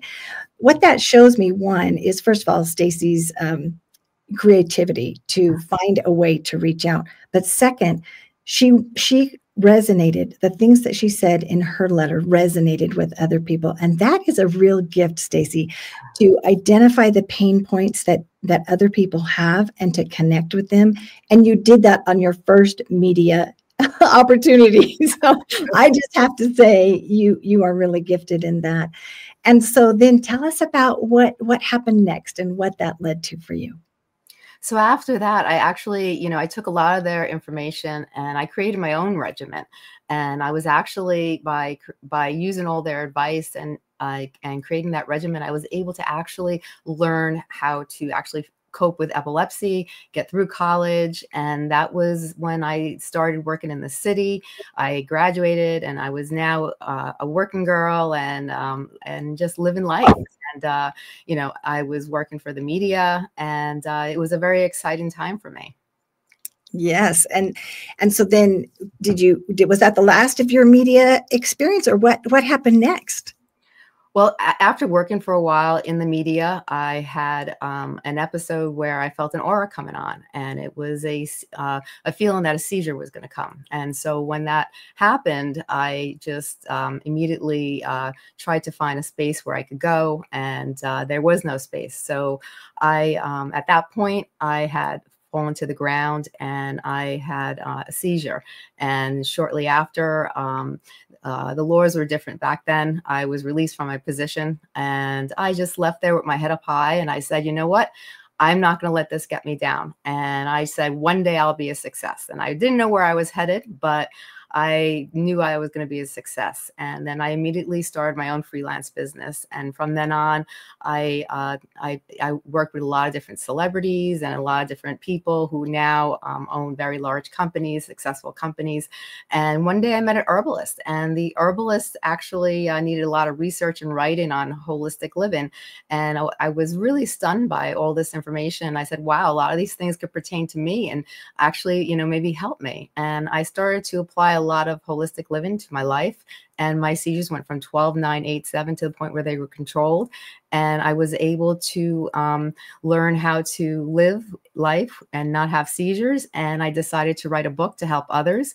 And that book became immediately a bestseller. And I included those letters in the book to give people inspiration. And I used that regimen I was telling you about. And it became a bestseller right away. This is incredible. Out of this painful thing that you were dealing with and looking like it could be debilitating for you. I mean, here you had, you're at the cusp of your media career at Dateline. I mean, moving and grooving and just doing all these exciting things. And then to have a seizure and then be released. And then what are you going to do next? And to keep your head up high and to say, I'm going to do something great. This is going to be good. And to reinvent yourself basically and start your own company, and then to write your book and to have it be a bestseller. And again, this is so unique. People could, in your situation, could say, well, that's it. I'm just gonna watch Dateline. And that's all I'm gonna do anymore, and they could be resentful or they could be bitter. But no, you turn that around and turn that pain into purpose, which I think is very, very powerful. The other thing that I think this says to us is that our unique story is what will propel us forward. If I think, well, like Chris Ashley was saying in our previous panel, oh, it's already been done. I mean, I'm sure there's other books on, whatever topic I want to talk about. And so I shouldn't write my book. But yes, you should, because your story is so unique. And Stacy, that is where her expertise comes in storytelling. And so thank you, Stacy, for bringing that up, because I think a lot of us have had times in our life where we felt like, okay, that's the end. My dreams are crushed, goodbye happiness. And yet you discovered continuing happiness. Tell us more about your marketing experience. Can I add one little thing though? I think what really inspired me to really move forward was when I received a letter from somebody. I opened an email up and the person said I was on the verge of suicide. I read your book. I found it in Barnes and Nobles, and you gave me the momentum to live. And because of that, I want to say thank you. And that's when the light bulb went off. And that's when I realized how powerful the words of wisdom really was. And that's what really brought me into the marketing world. And that's what really brought me into learning how to get the word out, how stories can be so powerful, how marketing, how you can, if I could get this across to the whole world, imagine the changes I could make. And that's when, and I always loved marketing because I always was a creative person. So it was just I love storytelling. I love being creative. And that's where all the passion came in. Oh, Stacey, I love this. I love where your passion came from, because I think so many of us, that when we realize that we are making a difference for one person, it can just be one person. But when one person, when we see the light bulb go off, for them, or we see an aha moment, or they connect the dots, and they're like, oh, that's that. Now that makes sense. It is so fulfilling for us, because here we're sharing something that has helped us, where we've had an aha moment, or where we've connected the dots. We want to help people so that they can, move forward faster than we do. And so to get that letter from someone and to help them to stay alive is just so incredible. What a huge fuel for you to propel you. Yes, it definitely was. It definitely was. And then, like you said, you felt connected. It wasn't like you were just talking into the airwaves to nobody. You knew that people were getting your message, and it was making a difference. So I want all of you in the audience to know that you have a message within you. You have a passion within you that I know is why you're here today. I know that you want to learn, how can I share my message?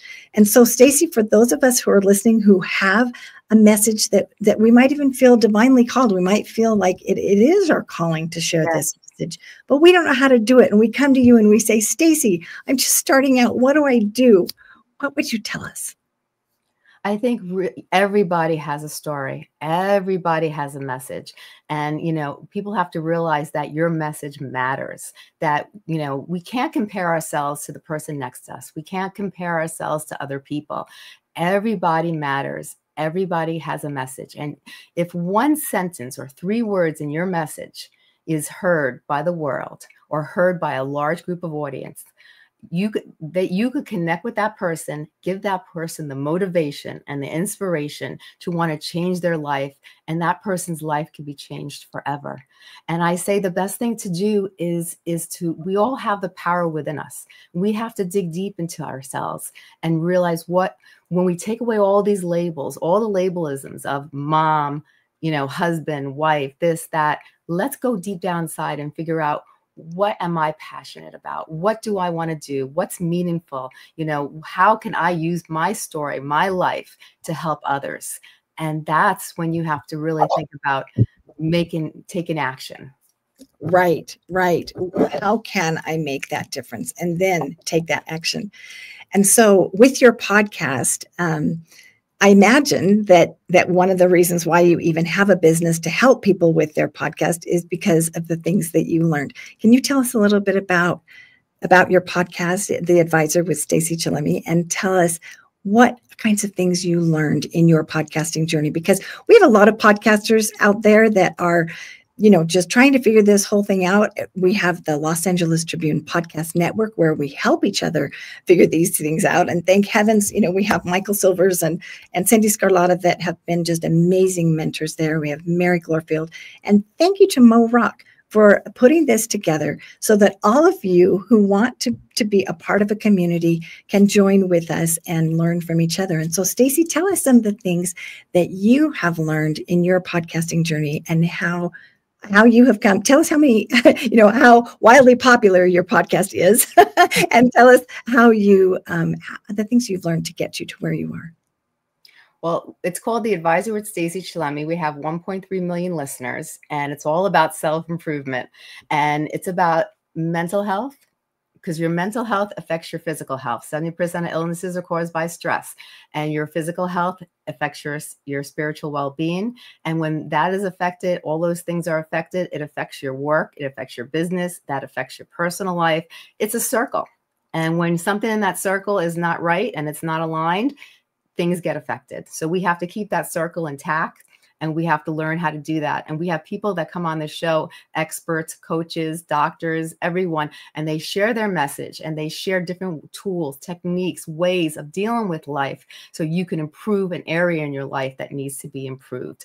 And what I've learned through my podcast and the way I was able to grow it is that, first, we have to realize that podcasting is huge. Over 57% worldwide listen to podcasts. And, radio is kind of going out the door. It's not as popular popular anymore. People listen to more podcasts than they do anything else. So we have a huge group, but people don't realize that most podcasts don't make it past the 8th episode. So really, there is a small cluster of percentage that take this seriously. And that's the first step. Do you take this seriously like a business, or do you take it like an interest or a hobby? Now, if you're serious about growing your podcast and you want to make it large, then you really have to treat it like a business. And the first thing I say to people is that you have to know how to market, and you have to know your business skills. And marketing is huge. People have to understand, that one of the most important components of building a business in podcasting is learning how to market yourself. And a lot of times you can market yourself organically. It doesn't have to cost you a fortune. You can cost you very little if you're smart about it. And many people have to also realize that you have to stand out. It's so important. A lot of people I see copy off each other, and that's not going to get you anywhere. You need to stand out. What is special about you? What makes you stand out from the rest? And one of the biggest things that helped me grow was I said to myself, I am $1 million podcast business. And I put that as a mindset. Now, if I'm $1 million podcast business, what am I going to look like? How do I want to present myself in front of the public? And once I put that mindset in my head, I recreated my logo, and I didn't do it myself. I had an artist do it for me. Then I made sure I had the same color branding to go everywhere. So when people saw those colors, those vibrant colors, they knew immediately that it was my podcast and nobody else's podcast. And then I worked on, content. Like if you look at Joe Rogan and you look at Howard Stern, when you hear their podcasts, their content is well scripted. It is done well. They present themselves with confidence, and they present themselves, they speak very profoundly, very well. They have good guests on the show, and people are attracted to that. People are attracted to the professionalism. You must be a professional. You have to present yourself as a professional. Why, if people want to come on your podcast and you charge a fee, some people charge a fee and some people don't. But if you do charge a fee, and some people would pay this amount to go to, and where some people will pay only a few dollars to go on. And why is the difference? Like, look at a product or service. Let's compare it to that. You go to a coach, and he's going to write you up a proposal, and one person says, I'll write you that proposal up for maybe $1,000. And then you go to another person and he charges $10,000. And then that person has tons of people paying $10,000. Well, what's the difference between the two? The two is how they present themselves, the professionalism they show behind it.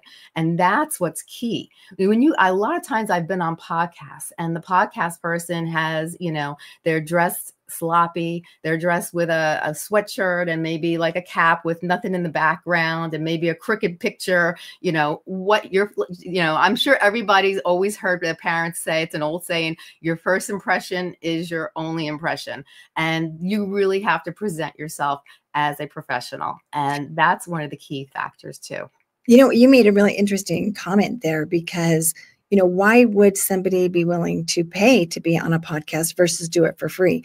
Well, when you look at the value that you're providing as a podcaster, because you have, these millions of views. So if I'm a guest on your podcast, is very different than being a guest on the person that has one episode.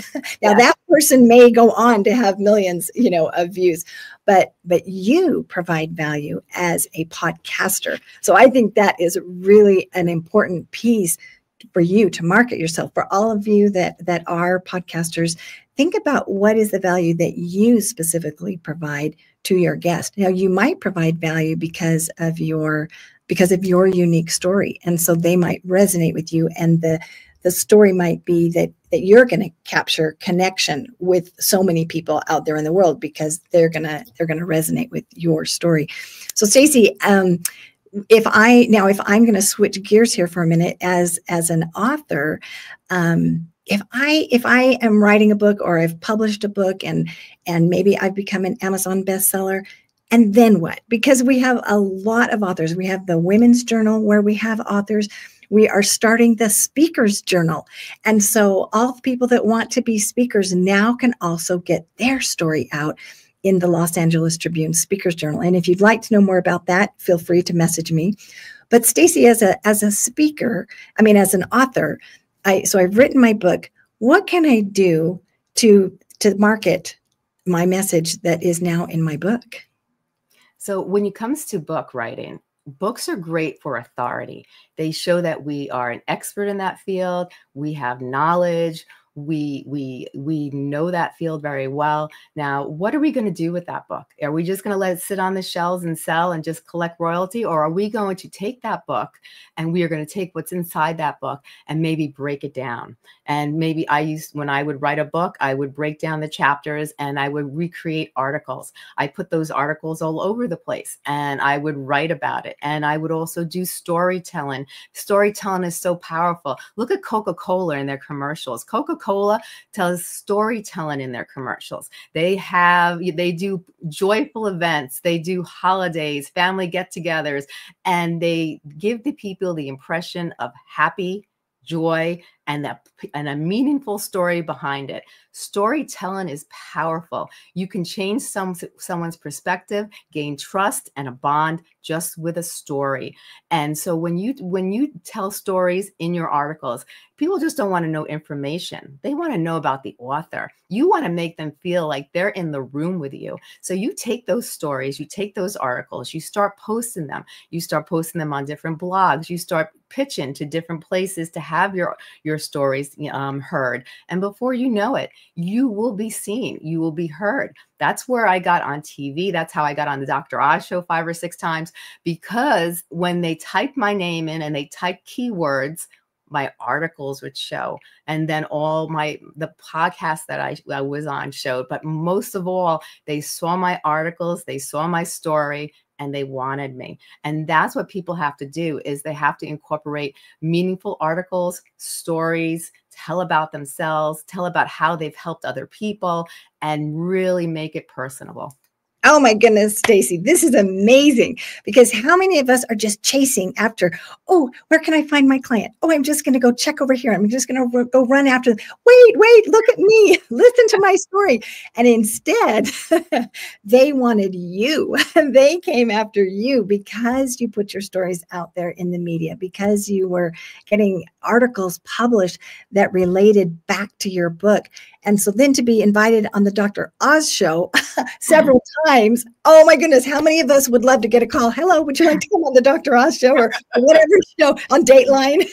Whatever.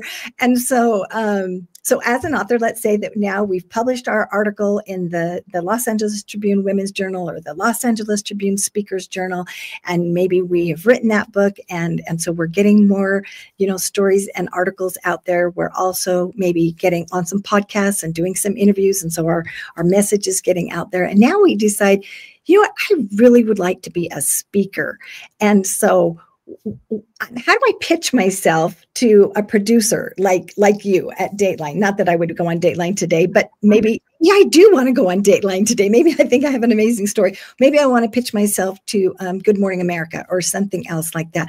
Right. What, as a producer, what are you looking for when someone pitches to you to speak on a television show? Well, you have to look at each individual show that you're pitching to, and then you have to, when you write to them, it can't be a long letter telling your whole life story. It's basically a short introduction in the beginning, what your purpose, why are you writing to them, then explain to them who you are, and then you explain to them what can you give them. What can you give their audience? They want to know what you'll be able to give their audience. And then you close it very nice and shortly, and you give your information, you give your contact information, you put your links to your website where you should always have your story on your website. Some people just put a short bio, but I always think it's beneficial to put your story, the story that matters. What story, what in life brought you to where you are today? That's what people want to know about. People want to know that you're authentic. People want to know you're real. People want to know they can relate to you. Now, if you just write about you and you shine about all your accomplishments, they don't care about your accomplishments. They want to know about what you could do for them. And if they hear your story and they could relate to that story, they're going to want more. So it's not, a lot of times people just shine about their accomplishments, me, me, me, me. It's not about you. It's about what the other person needs and what can you do for the other person. And when you give that information like that, it's recognized. Oh, and I think this is just underlying everything that you do. What can I do for the other person? I mean, how can I help the person that has epilepsy? That's why you wrote the letter.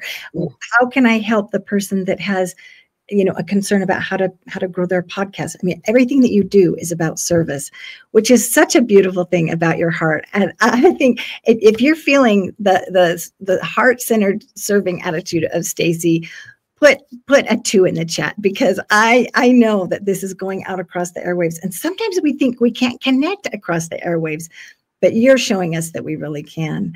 So if I'm pitching to the producer, or I'm pitching to the editor of the the publication, and I know they're getting lots of emails, lots of people pitching. I made it short. I told my story.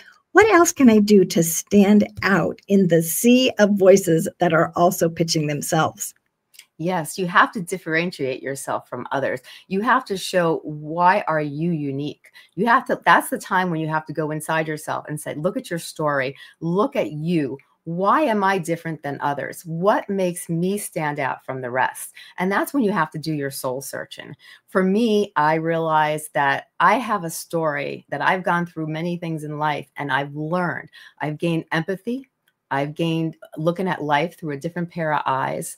I am able to read people just by speaking with them, looking at their body language, understanding their needs. And the biggest thing by doing that, by having what I went through, and then by being a listener, not a talker. And that took practice, because I like to talk.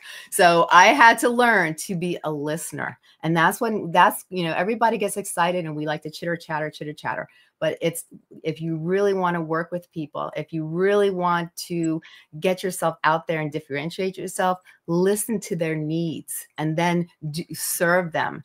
But don't serve them with just 100%. Go out of the way. Go 300%. 400%. It's good karma. The more you give, the more you shall receive.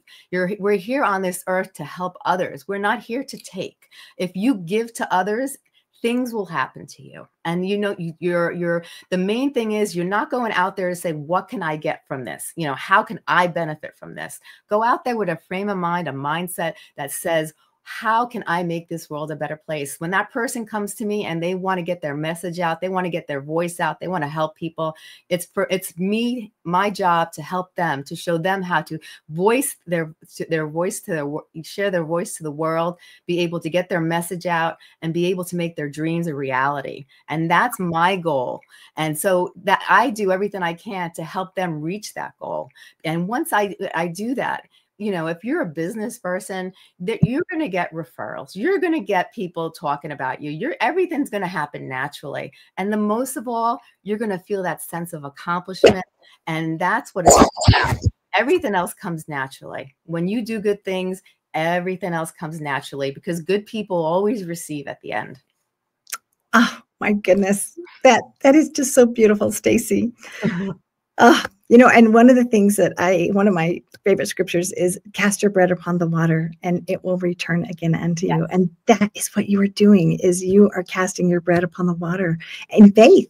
And then it is coming back to you. And I have to thank Mo Rock, because he is giving a voice to the voiceless, and to provide a platform for positive media. And I know that's why all of you are here too, is because it's amazing to have a media company have so much positivity to provide education and to provide that so that we can receive transformation. And you are doing the exact same thing, Stacy. And so I want to, if somebody wanted to find you, is the best way to reach out to you through your podcast, or I know you also have a media company. And so tell us, if we wanted to get some help, like how would we get help if we want to speak or write or improve our podcaster? You could definitely find me at stacychillemi.com. You can find me on all the social networks. People message me all the time and I answer their messages. you can, my email address is stacy@stacychillemi.com. You could just email me directly. I'm more than happy to try to help you in any way possible. And I just, anything I could do. I love helping people. I enjoy helping people. I got to say that if people didn't come out of the woodworks to help me, I would not be where I am today. And I got to tell you, a lot of times when I'm on stage speaking, I say I have gratitude that I have epilepsy, and people look at me like I have 3 heads, but I would not be the person I am today if I did not go through life and go through the obstacles in life. And I've been through many obstacles and I've overcame them, but I've learned through each obstacle, and each obstacle made me stronger. And now I like to give back what I've learned and what people gave me. It's now my turn in life to give myself to others. Oh, Stacy, that's so beautiful, to be thankful for your epilepsy and to be thankful for the things that it taught you and the empathy that you have gained. And you have so much emotional intelligence. I just love that about you. And I'm so drawn to that. And I love how you love to serve. I love how you are helping us to find that uniqueness within ourselves, to be able to tell that powerful story so that we can connect with people, and then they will want us.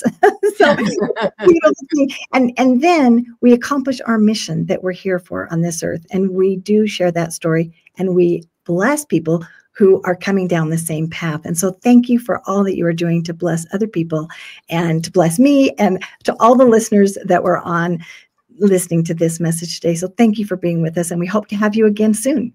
Oh, thank you so much for having me. It's been an honor. And thank you, Karen. You're a wonderful person. I listen to you all the time, and I love you.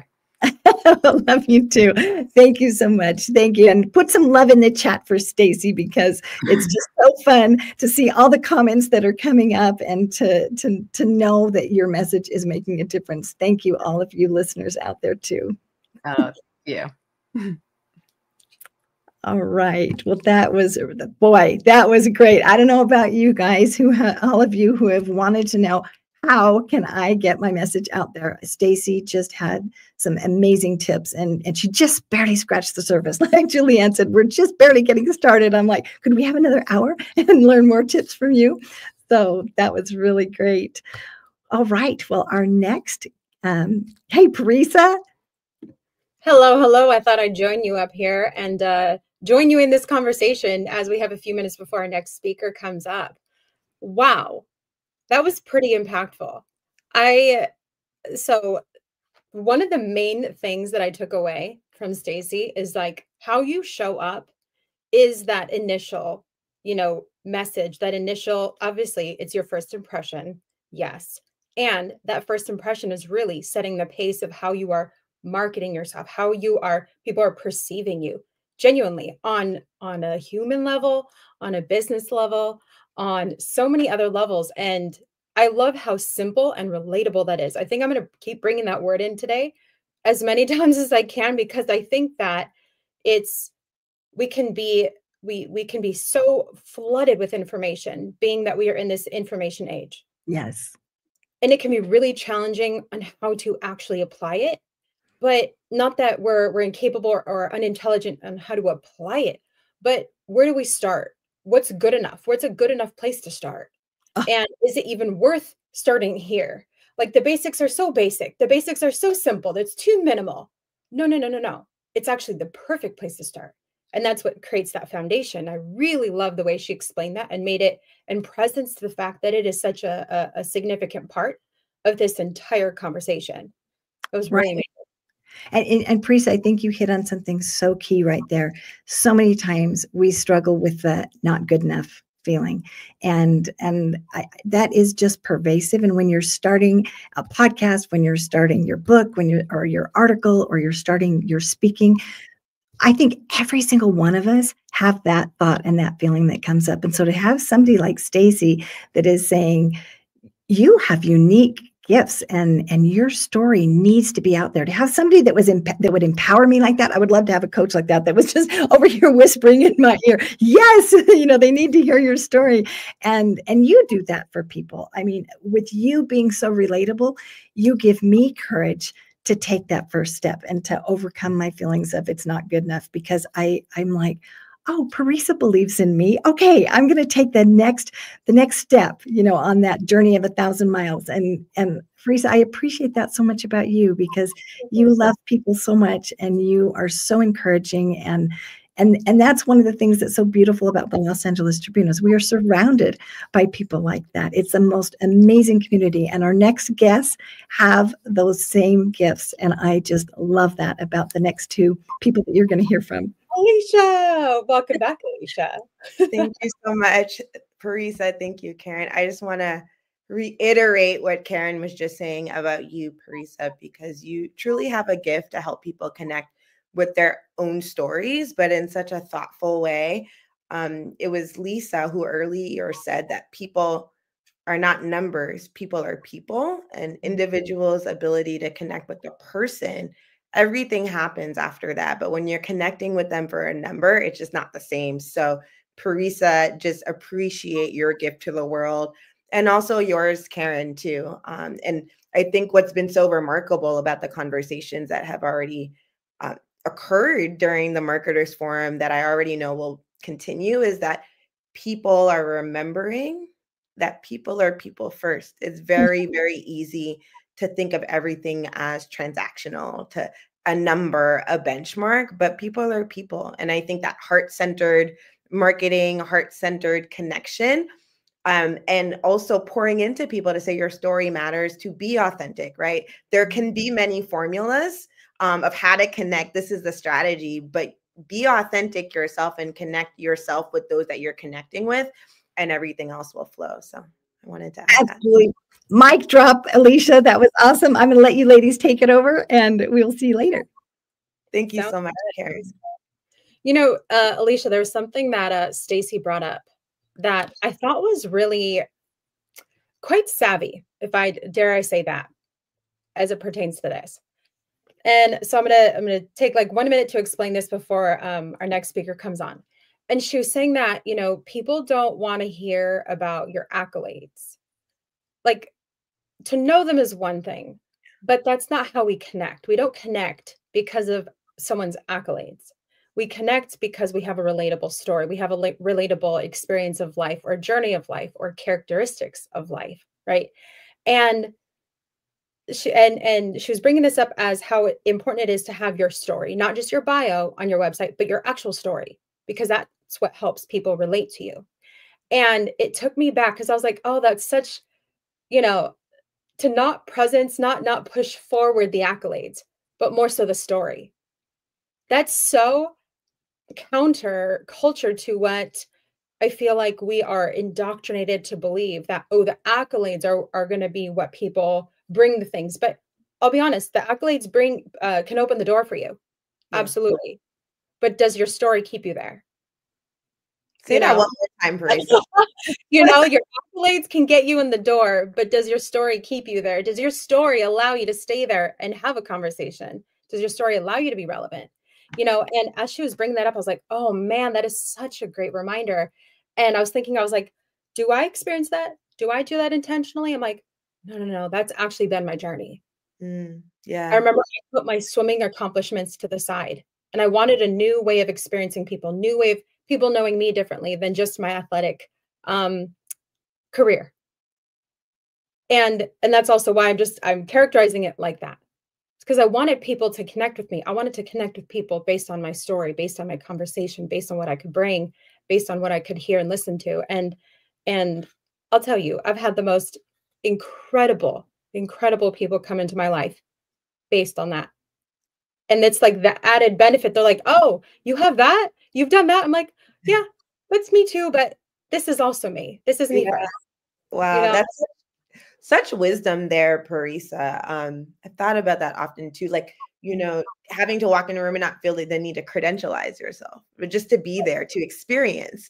And, and there's so many, when you say it and when you share, and yes, Jason Antelek said it, you have such a gift of sharing relatable stories, Parisa. But, how can people think about nurturing connections and marketing without feeling the need or the pull to credentialize themselves, but sharing what that experience is going to be like and creating space? And so I'm so glad that Stacy brought that up in the previous segment, but I'm really also really glad, Parisa, that you reiterated that sentiment, because yes, credentials may open a door, but how do you stay there, you know, and how do you connect? And credentials can have you walk into a room, but how do you grow a community that is a lasting community? And so these are such important kind of concepts that you've highlighted here that I know that we'll continue to hear in the conversations today that are going to be around heart-centered marketing and being authentic in who you are, not what you've done, right? Being authentic in who you are and allowing that to lead. And then, of course, let people know what you've done, but I think it's a yes and situation. Like Stacy said, like share your story and also share what you've done, right? That's important for people to understand and to recognize. But there is so much more to that. And so with that being said, we are getting ready to transition to bring our next guest on. His name is Peter Swain. He's joining us. I'm going to ask him where he's actually joining us from. He lives in the UK, but he travels a lot. Right. He is an AI expert, an authority in this space. Peter, there's a lot I could share about you with our audience, but we appreciate you for joining us today. Would love for you to share with our global audience here more about what you do, Peter, and how your work is continuously evolving and how you're continuously adapting to what is going on in the world. Thank you so much, Peter, for joining us here today. Well, thank you very much. And yeah, today I'm coming to you from sunny Miami. See, there you go. Last week was Orlando. The week before that was Boise. Next week is New York. I am blessed to do what I love doing, which is speaking to people like yourselves and the audience about AI and everything in the world. And a fun fact, not an AI fact, but a fun fact, I learned as a teenager to make candles in order to get girls' attention. Because I was like, here's a candle I made for you, super successful, and now saves me like hundreds of dollars because I get to make these candles. But you know, there you are. That's a fun fact for you. But I was just listening to what you said, and you just reminded me of something which I think might be really useful for everybody. I'm of the opinion that everybody is a great marketeer and they've just forgotten how to do it. Because if you think about, and I'm gonna give the non-colorful version of this story. If you think about intimate relationships, like how do you form intimate relationships with a boy or a girl or whatever that might be? We're in 2025, the world, or 2024, the world is different now. But it normally involves walking up to somebody in a bar and saying something like, hi, my name is, can I buy you a drink? Right? And then there's lots of listening that goes on. Loads of listening if you do it well. And then if you listen enough, you actually get to say, can I buy you a coffee? Can we go for... can we go to the theater? Can we go to the movies? Humans are great at forming connections with other humans. But as soon as we put the screen in the middle of the equation, people forget that that's all we're doing. Like, marketing is just forming connections between one human and another. And as you said, Parisa, it's not about our credentials. You don't walk up to a woman in the bar and go, hey, did you know that I was the world's most... Like, yeah, okay, go, be gone, leave me alone. You don't even walk and tell your story. You walk and show an interest in their story. And then you form a connection and a relationship. And I think all marketing is doing is just doing that at scale. So yeah, we're doing super cool things around AI, but essentially all we're doing is just helping our humans be more human and make more connections. That's such a wonderful perspective to share, Peter, to say that everyone is a great marketer. They've just forgotten how to do it. And so what are ways that people can make that leap, that jump today, you know, this week, in terms of going back to that remembrance that they know what they're doing? It's just the technology or the ways that they're connecting with individuals through their phone or through their computer is just a little bit different. And so it may require a little bit of coaching or nurturing of how to connect on that digital platform. I remember once doing a consultancy contract for a friend, actually, and she was a past life regression hypnotherapist, right? You can't get much more niche than this, past life regression hypnotherapy. And she was in so much pain. She spent hundreds of thousands of dollars, and she had the professional Google ads and the professional this and the professional this, and she was getting nothing. And what we did was delete her website, delete her Facebook, like got rid of all of it. Because her story was, and I'll try and tell it quite quickly, but her story was so emotive of, unfortunately for her, her mother had passed away in a car accident, and she'd been on the phone to her mother when this happened, which is, I can't even imagine what that would feel like. And she bounced from alcoholism to rehab to drugs to alcoholism to rehab for 5-10 years. And at the end of that, she tried to kill herself. And on the way to jump off the bridge, she went past this place that did past life regression hypnotherapy, and quite logically went, well, who cares how much the credit card bill is, right? I'm about to end this. So she went in and she talks about having this experience and having this connection with her mother. And she said that whether it was true or a placebo or just it didn't matter. It worked and it solved her problem. And she just wanted to give that gift to others. And I was like, right, that's what we need. We just need that. We don't need any of this. We just need that. We just need this video telling this story. And yeah, we need the text below it because not everyone watches the video, but we just need this. And she went from hundreds of thousands of dollars of expenditure with zero return to more bookings than she could ever possibly handle because she told her story.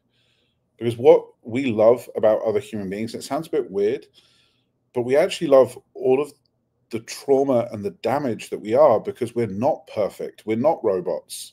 We're humans. We make mistakes every day. We go through traumatic experiences every day. Things happen to us every day that form our personalities. So if you love yourself or you love somebody else, you're actually loving the collection of traumas that they've been through. So speaking into that with complete authenticity is what gives other people a connection. That's what gives you the ability. So I think that's my number one lesson for everyone is if you're not Tom Cruise, if you can't deliver the perfect line at the perfect time, which is a crazy 0.0 of an O of a talent, your only other choice is just be yourself. And whether you fumble it or whether I've done videos to hundreds of people where I forgot my own name. Like, hi, my name is, I can't even remember my own name. It is just authentic and fun and wonderful and brilliant. So I would just tell everybody, just lean in to being you. All of you. Like, no one you're talking to is perfect. Everybody is beautifully flawed. And it's those flaws that make us awesome. And it gives people a power and a freedom. And when you tell your truth, it gives people the ability to tell theirs, and you invite them into a space where they can own some of those problems as well. So that would be what I say before we talk about all the wonderful techie geeky stuff. Just be yourself, because AI is going to automate everything else. The only thing that's going to be left is your human condition and your human connection. So that thing is the thing we have to maintain. Woo! That was a bar. I mean, well, Stacey was good, right? So I had to come up with something. Yeah. Always one up. And go ahead, Alicia. No, dropping so many gems of wisdom, Peter, but you said it time and time again, but to repeat, you said to be yourself. And it's so interesting that you mentioned this woman that had gone through so many life experiences, but she captured that. It kind of goes back to what Parisa was saying earlier about kind of credentializing yourself, right? And how do you actually connect with someone when they know who you are? It's one thing to say what you do, but who you are, people connect with that. So you mentioned that you deleted everything from her site and she started from scratch. And sometimes, you know, people are out there trying to remix what they already have, right? Oh, I have this, let me just change this. But what you're also kind of sharing and giving people permission to do and to say and to look at is, what do I actually have out there? Does it make sense? And you're giving people permission to start over. It's okay to kind of rebrand yourself, remarket yourself, and find your voice, which is your true voice from the inside out. Peter, how do you connect what you just shared about this woman's really remarkable story about how you shifted, you took what was off of her site, she recorded a video, but how do you then take that next step forward and connect that true authenticity, people's true stories, with how they show up in the world using AI, which is very programmatic. It is very technical, and it is trained with a lot of different people's kind of collective stories and information that they share in the world. Yeah, so AI is awesome. I love AI. The thing about AI, the first thing that people have to kind of experience to understand what this is that it's not a tool. It's an intelligence. Like, the trick is in the name. It's an intelligence. Now, it's an intelligence without ego or an emotion, but it is an intelligence. And as soon as you realize that, instead of saying, why isn't it working, which is what you say about a tool, what you can start saying instead is, what am I saying wrong that's leading to this outcome, right? So we try and get people there through the programs and the various things that we do, of saying, imagine you're having a WhatsApp conversation with an expert, and have a conversation. Like, anyone that talks about prompt engineering, I'm like, no, this is not engineering. This is not a tool. This is a conversation. And fun fact on this one is, we have this mastermind we do every week. It's super fun, but we see women accelerate about 4 weeks earlier than men. Like, it takes the average guy 8 weeks to accept that this is an intelligence, not a tool. And it takes women an average of about 4 weeks to get to the same point. Because the first thing we ask people to do is name it. If you're going to talk to ChatGPT on a regular basis, give it a name. And people go, that's weird. And I'm like, well, do you call your dog dog? And they go, well, no. I'm like, well, why not? It's not a human. And they go, yeah, but it's different. I'm like, yeah, it is different. I agree with that. But if you give your dog a name, you give your cat a name. Some people give their car a name.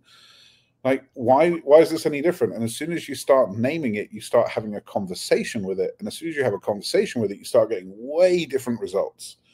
So yes, it's been programmed with all these stories, but as soon as you tell it, no, I want you to be this. So you can get it to contain itself of like, no, I need you to be an expert marketeer. I need to be an expert marketeer with 25 years of experience in this, this, and this, and that, and that. Now do this, and it will. Alternatively, you can also do things that, like I do, I have a virtual version of my wife, right? Because when I started working out, I could get this to pretend to be another human. I'm like, well, why don't I get it to pretend to be my wife? Because I'm sure I'm going to ask people, even though I can't see you, all the guys, put your hands up here.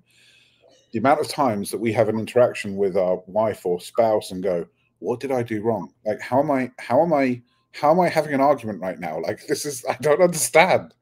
So I just literally programmed a virtual version of my wife, so I could go and say, what did I just do wrong? Like, I have a coach for me to coach me on my wife, and it's programmed to act like my wife. So you can take this wild, wacky technology and just get it to A, do fun things, but B, do useful things as well. Wow. I have never heard of that way of integrating AI into anyone's life before. Like, allowing it to coach you, to give you that insight. It's like, and it's such a simple question, like, what did I do wrong? What's happening right now? Like, what did I miss? You're right. It is a conversation. It absolutely is a conversation. Because ultimately it's rooted in that connection, and that disconnect in that hypothetical conversation with your wife is based on that connection, based on that conversation, the lapses in that communication. That is such a really interesting way to apply or to integrate AI into a very practical sense, into a very relatable sense. Like, I'm not a wife, and I've been a wife, and I'm thinking, like, man, that is so smart. Yeah, somebody asked me last time when I said this, they're like, does your wife mind that? She's like, are you kidding me? Like, she's ecstatic about this. Like, I'm literally like half an hour later, I'm like, hi, I'm a moron because I did. And she's like, yeah, I'm sorry about that. I have another one for both of my kids. And I will regularly say to AI, I want you to pretend to be this child psychologist. And I want you to watch me have a conversation with my daughter. My daughter's 9. She's now starting to ask questions I don't understand. And I want you to grade me on that conversation so that you can feedback to me and course correct me on how well I have this conversation with my daughter. because I refuse to make a mistake. Well, obviously we make mistakes, but that interaction has to be my best self. Full stop. End of story. How I show up as a dad has to be good. So Yeah. we use this all over.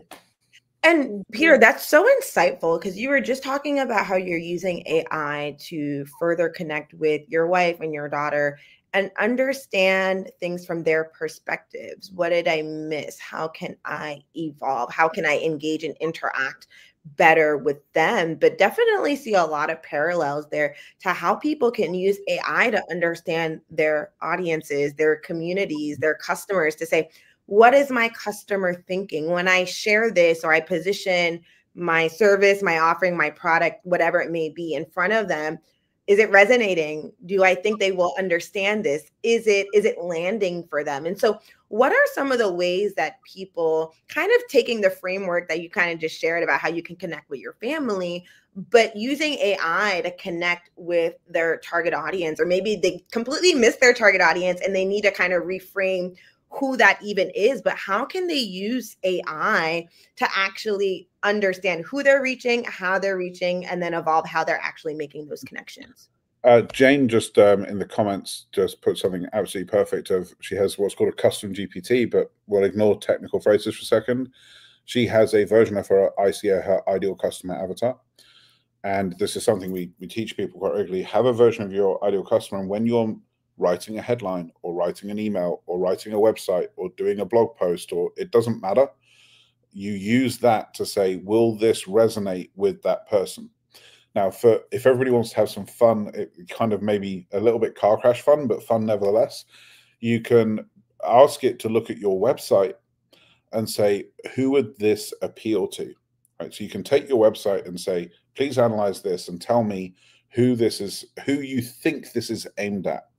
And we found that most people, when they do this, are quite shocked that they think that they're trying to reach a 35-year-old man from the suburbs. And actually, the AI thinks that this is actually written for a 48-year-old woman from the country, right? So we talk about this all the time, of using these personas, as we refer to them, to generate either personas of your wife. I have a persona of me that goes to my team, that says, hey, if you want to ask me for a decision, you ask it first. Do not bring anything to me until you've brought it to the virtual version of me, because it will coach you on how to bring it to me. I have ones for my children. I have ones for my attorneys. I have ones for my business partners. And we have ones for every single one of our customers, so that our ideal customers, so we can say, hey, what offer we should make. And that goes even further. You can even take this to the extent of saying, hey, I need an extra 50K of cash flow in the next 3 months. You know my customers, you know my products, you know my services. What do you recommend I do? And that came up for us, for example, of like, oh, you have a monthly membership. Well, why not do a pay for 10 months and get 12, like pay 10, get 12. So you can pull some of the revenue forward. So you can use it to advise you, not just in marketing, but across the full gamut. You can get this thing to be a facsimile, not a perfect facsimile, but an 80% facsimile of anyone that you can imagine. You want Gandhi and Martin Luther King and Steve Jobs to critique your business plan? Sure, tell it you are to pretend you're Gandhi, you're Steve Jobs, and you're Elon Musk, and you're Martin Luther King. Please evaluate this plan and tell me what's going to go right and what's going to go wrong and how you would improve it. And it will do it. I love that. That reminds me of a prompt that I threw into ChatGPT. This was like, I don't know, at least over a year ago. And I wanted to I was playing around with it, and I was like, give me your best insight on, or explain to me this. And I had it, and I prompted it. It said, with the lens of Eminem, the rapper. It was Eminem. It was, oh my gosh, I'm blanking on this now. Oh, Gary Vaynerchuk and the psychologist Jordan Peterson. Very different schools of thought. Very different people. And I wanted to see what that alchemy truly was going to become. And it was fascinating to really just connect with that insight and like I'm not going to say like the psyche of that person or the people, but really connect with that resonance. And that really streamlined that connection as well, streamlined that communication. That was, I love that example that you provided. That was great. It's crazy cool. I have so much fun with this stuff. It's crazy fun.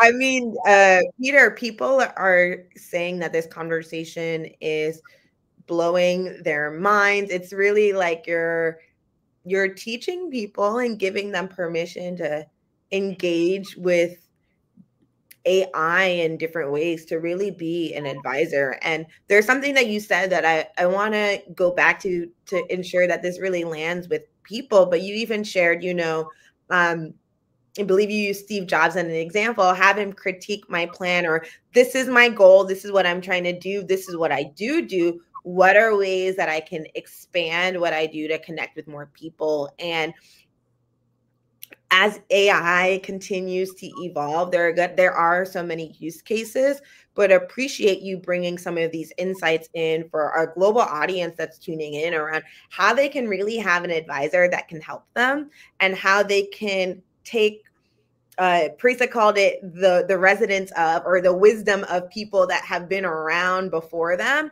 in certain spaces to really kind of connect some dots for them, and to think for you, as you know, because people are tuning in today, they may be so frustrated with how they're able to connect with audiences. They tried a marketing technique, it may not be working, or they invested into a tool, a strategy, or course that was giving them advice around marketing, but they're not necessarily seeing that ROI.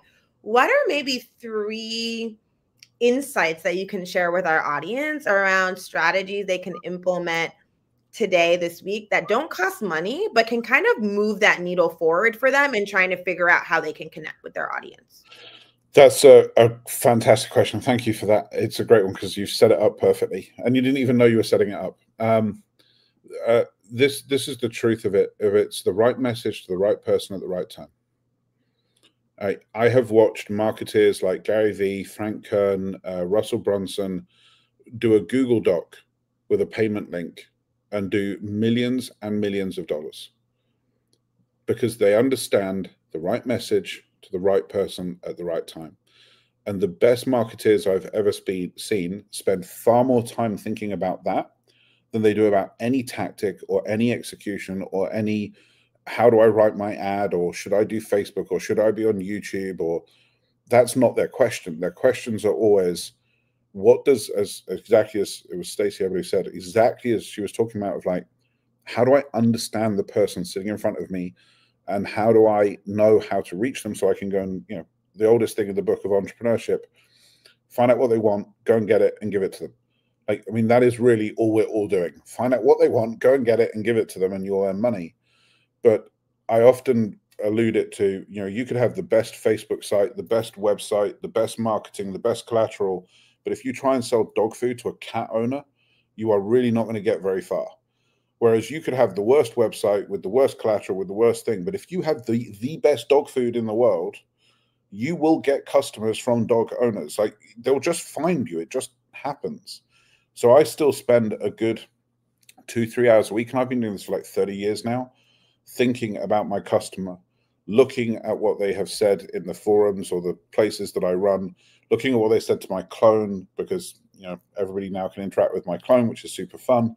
It's on my thing there, peterswain.ai, if you want to check it out and tell me how amazing or how terrible it is. Like, if you spend your time going, what does this person want? What keeps them awake at night? What causes them to wake up at 3 o'clock in the morning with existential dread? Like, what is that? It doesn't matter whether you do a Google Doc or a Post-it note, or you write it on a window, or you write it on a restroom stall, it will work. Whereas if you haven't spent the time thinking about that, it doesn't matter how well you execute. It's strategy before tactics, strategy before tactics, strategy before tactics. So my 3 things to kind of shortcut them into one: right person, right message, right time. Very insightful there, Peter. Right person, right message, and right time. And, earlier we started off this segment, you were sharing about how people can kind of be more authentic with their voice and sharing their story. And then you talked about right message, right person, right time. If people are shifting, they're saying, maybe I've tried something I've been doing for a while and it's not working, and they're trying to step into whatever that next experience looks like for them in terms of how they connect with their audience. What can you share with them about the staying power of trying something and staying with it and maybe shifting, but not ditching it until you can actually see if it does work? So I do this keynote sometimes, and I talk about how do we teach our kids to walk. And I ask people how we teach them, and eventually you reach the conclusion that we don't teach our kids to walk. Right? There's no PowerPoint. You don't buy a course, and there's no Clavio thing that's like how to teach your kids. We don't do that. What happens is our kids stand up all on their own, which is awesome. And then what we do is we run across to them and we hug them and we kiss them and we go, that's amazing. And we call the relatives and we get them a cookie, and we get them a glass of milk, and we make this huge big deal. But the crazy thing about it is actually the thing they did really sucked, because what they did was they stood up and they fell on their butt, right? If I did that and I went, Alicia, look, I'm walking. You're like, no, you're not. You just fell on your ass. Like, that's not walking. That is the antithesis of walking. And I use this example because as parents, we instinctively understand that our job is to just congratulate and love on our children. That's our job. Our job is to just go, yeah, you got this. It's amazing. Because the reason they stand up again is because you gave them that. And yet somewhere in our teenage years, we forget to do that for ourselves. We forget to be our own cheerleader. We forget to go, that's amazing. I just really failed. I suck. This is so cool. Let's go and suck some more. Like, and we go, oh, people are going to judge me. What if this? What if this? I can't do that. I can't do this. And our ego just stops us dead in our tracks, because knowledge follows experience, not the other way around. We don't know how to do anything until we fail at it enough. And this is true of everyone that has succeeded at anything. They have been through so many trials and tribulations to get there. I think the only mark of success is resilience. I've met super smart people that are successful. I've met super dumb people that are successful. I've met rich people, poor people, white people, black. But the only thing that all of them have that are successful is they just keep standing back up again and going, okay, let's go again. Right. What you got for me today? Let's fail again. So it's kind of my thing for everybody of just, you've got to remember to be your own cheerleader. You've got to remember that your failure is a point in the journey towards your success. They are not different things. Failure is the start of the journey. Success is the end of the journey, but they are on the same continuum. They're the same thing. It is not fail or success. It's failure leads to success. So for everybody that watches this, please go and fail as much as you can today, because that's how you will learn and that's how you get better. So resilience is my number one watchword for everybody is, can you keep failing and keep standing up? Because if you can, your success is inevitable. It's absolutely inevitable. And people like the Tribune and people and events like this help shortcut that and get it shorter. But whether somebody's here or not, if they're committed to their journey, I am absolutely assured they will succeed. Super cool spaces like this help you get there quicker. Failure and success are on the same continuum. If we can just rest on that one, rest with that one, sit with that one, chew on it, marinate in it, wow. Yes, because you're so right. The piece about as teenagers, we stop doing that for ourselves. We stop telling ourselves to get up after we've fallen. That's true. I sat with what you said just right now. I'm like, oh, that's when we start dimming and silencing ourselves, and we stop letting ourselves be so overtly, I want to say wrong, but so overtly in a mistake or in a learning or in feedback. I had the pleasure to coach a 15-year-old entrepreneur last week. And we were practicing his pitch for this charitable thing he wanted to do. We did 5 versions of it. On the first table, he did $0. On the last table, he did $6,000. Because I was able to say to him, don't do that, do this, change this, tweak that, tweak this. And it was such an amazing experience because every time I gave him feedback, he just went, okay. And he just went and did it. And I was like, if only the adults I work with could do this. Like with the, I spend, and myself included, when I get coached as well, I'm like, it's a year before the lesson kicks in. With this young boy, it was minutes. And he's like, yep, no problem. Because there was no ego. That he didn't have any of that. He was just receptive to the messaging, and he's like, okay, let's go, let's fail again. And he went and he sucked. He was terrible for the first table. By the time he gets the fifth, he's a well-practiced machine. So I just, for everybody, just, it's such a travesty that the education system that we have, and I don't want to get political on it, but it sits us in SATs and LSATs and GSATs and all these things that basically say your value comes down to a numerical output. And over above this, you're great, and below this, you suck. And that negates the brilliance of humans. And AI is going to take your job, but it's not going to take your career. Right? AI is going to take your job, but it's not going to take your career because it can do the work, which allows us to sit in this space of, well, what am I bringing to the equation as the human? What am I? Where am I connecting with other humans? And my AI is doing the work, but I'm bringing the connection. So we're about to all find out our true value, which I think is awesome because I think we're going to find out we're pretty valuable. That we are. We are all so valuable. And Peter, you brought up another fascinating point. You were talking about schools and scores, and want to relate this back to something that Lisa said earlier again, because it's like a theme today. People are people. People are not numbers. And so just always leaning in and remembering that Dame Doria was on a little bit ago. She said, mistakes are a key to mastery. You don't know what you don't know, and you don't know what's going to work unless you try. And it's really giving yourself permission.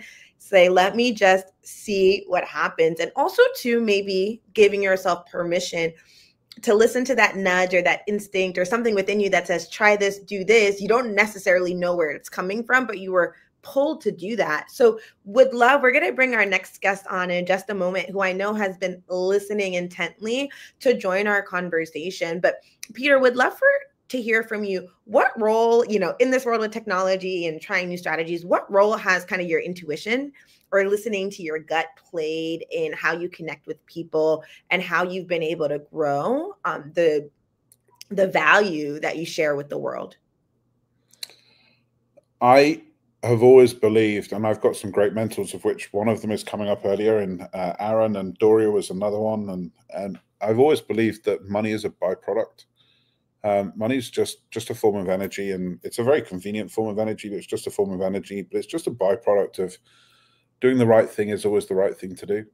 And I used to, historically, when I used to say this sentence to people like, oh, I've been thinking about this for a while. And actually it was my code word for I've just quite come up with it now. But I didn't want to ever say that because it sounded all woo. But now I just go, yeah, this is what's present to me. This is what we're going to do. I am a terrible strategist. Like when people say, okay, what's phase two? I'm like, I have no idea. All I'm good at is getting a bad problem into a better problem. I'm really good at taking today's problem and getting to a better problem. That I'm super good at. But when people say what's phase two, phase three, phase four, I'm like, I have no idea. Can't even comprehend what happens next. And I believe it's because most people are so busy trying to think about 2, 3, and 4 because they want to be perfect. They never actually execute on number one.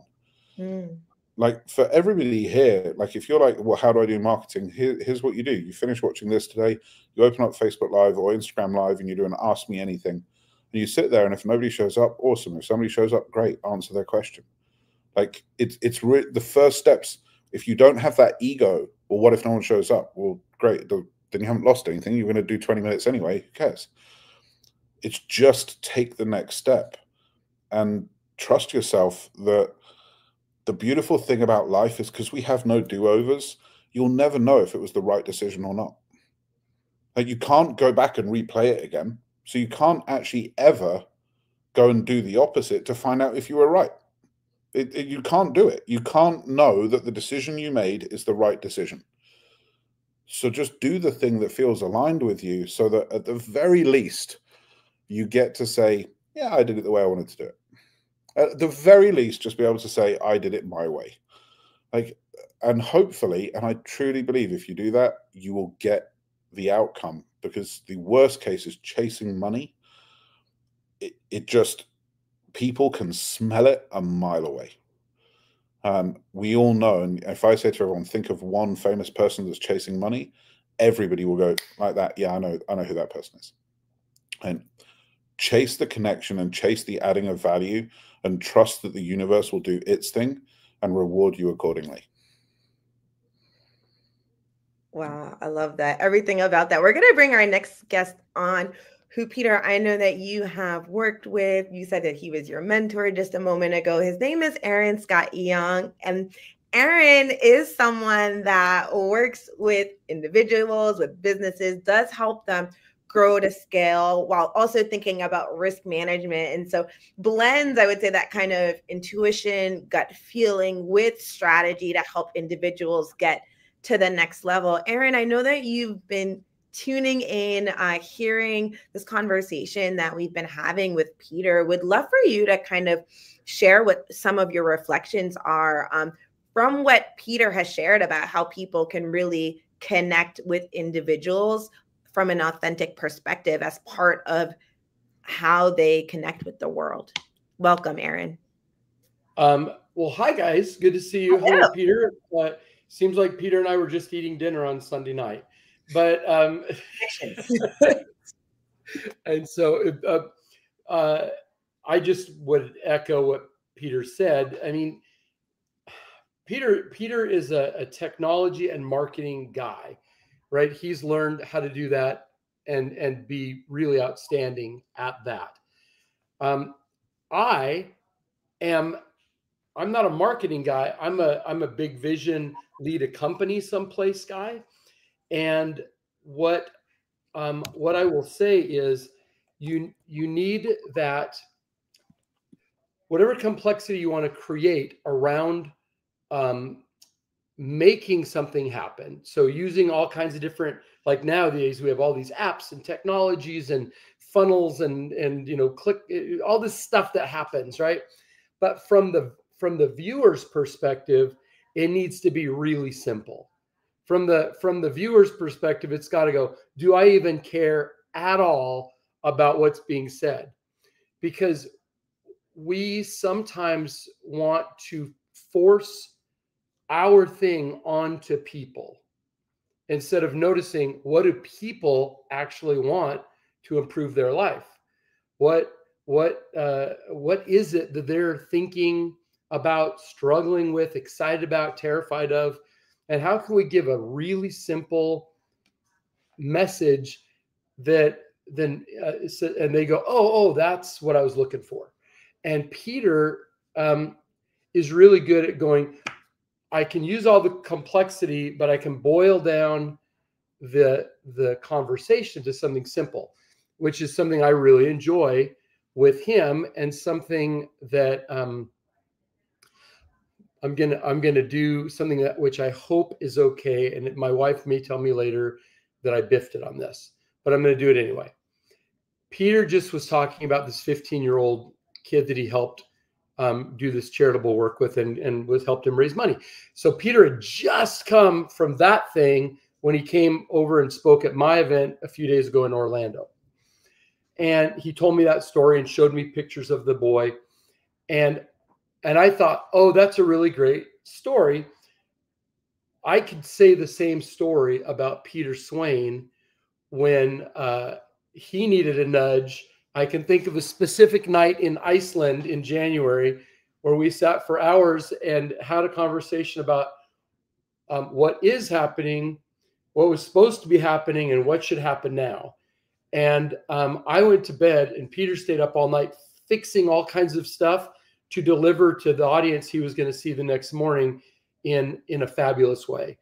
And so Peter is also a practitioner of taking counsel and acting on it. And he comes across so soft and squishy and like a big teddy bear here. But I would say Peter's a pretty tough guy and can be in your face pretty much in a great way. But I've been delighted that in our friendship and in our business relationship, Peter is very quick to tell me what I need to change, and I listen to him because of where he's an expert. And when he comes and wants to know what I think, like he said, sometimes it's hard to know where to go to the next step or the next step, but he's really good at figuring this part out. Having people in your life that can do different things and are really great at those things is incredibly valuable. And so we want to surround ourselves with people who play at things we have to work at.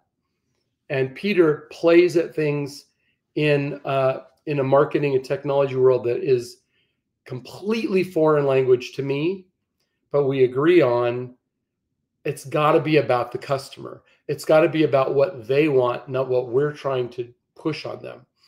And the more we can follow that great quote that Peter used of the easiest way to get rich is find out what people want, go out and give it or get it, and then sell it to them. And you said give it to them, but I promise you there's selling involved in that last part. So there you go. Does that answer the question, Alicia? It does. I mean, in so many different ways. And I also think it really speaks to how people connect, right? How you both pour into each other. And that's part of connecting with your community, with your audience, with your clients in such a meaningful and truly important way. Parisa, I know that you have been listening in, and there's so much. I mean, I know we talk about this all the time. Erin, you are a visionary strategist. Peter, you help people kind of understand who they're connecting with. Erin, would love for you to share maybe 3 strategies or principles that people can think about where they're trying to nurture their creativity, understand who their audience is, as Peter was sharing with us earlier, but they're also trying to take that step forward to implement for the now and also for the future. Peter said people think about steps 1 through 4 and forget to do 1. But once they've done step 1, how do they actually set themselves up for success for steps 2, 3, and 4? Can I ask you, Alicia, to clarify in what circumstance? To start a company, to do marketing, to go to the bar and ask somebody what their name is, like Peter talked about?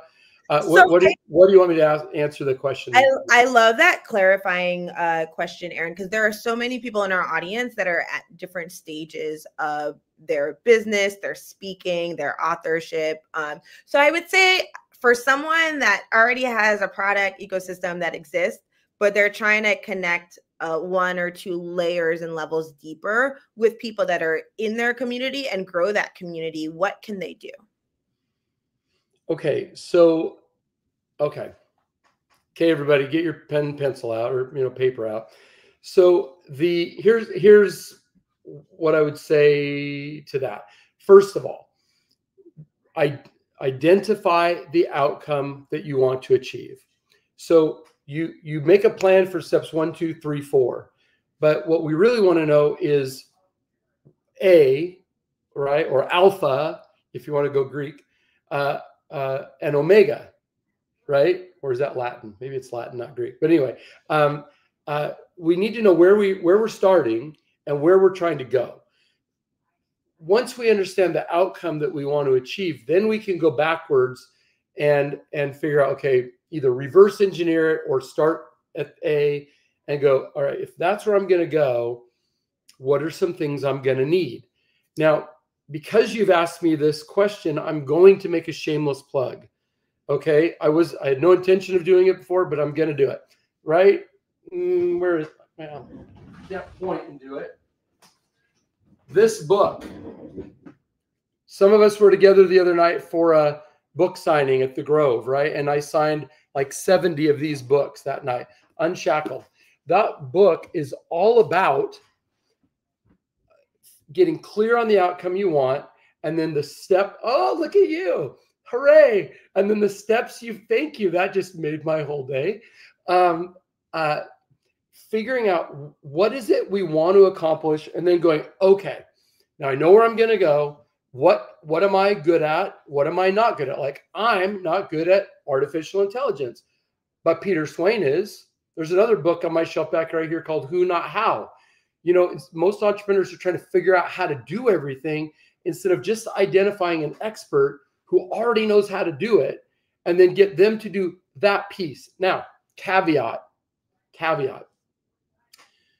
Most entrepreneurs that I meet, they are looking for some magician or savior to come in and fix everything for them. So if I'm sucking at sales or I'm terrible at marketing, I'll go get Peter Swain, or I don't want to use Peter because Peter is great and I use Peter for stuff. And Peter and I are partners on some stuff. We work on projects together.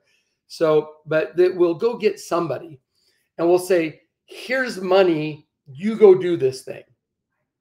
And we leave them what we couldn't figure out, we give to somebody else, and we say, you just sort it out. And then we wonder why they didn't magically create exactly what we had in mind, even though we couldn't even articulate what we exactly wanted them to do, right? And then we get angry, like somebody just ripped me off and took my money, but what you did was didn't take responsibility for your own outcome. What you did was say, I'm afraid, I'm not good, I'm going to hire somebody, and if they fail me, they're a swindler, they're a bad guy. Instead of saying, here's marketing, and this person is good at this little part of it, and then we need somebody else, and then somebody else. I know that Peter was just at Russell Brunson's event.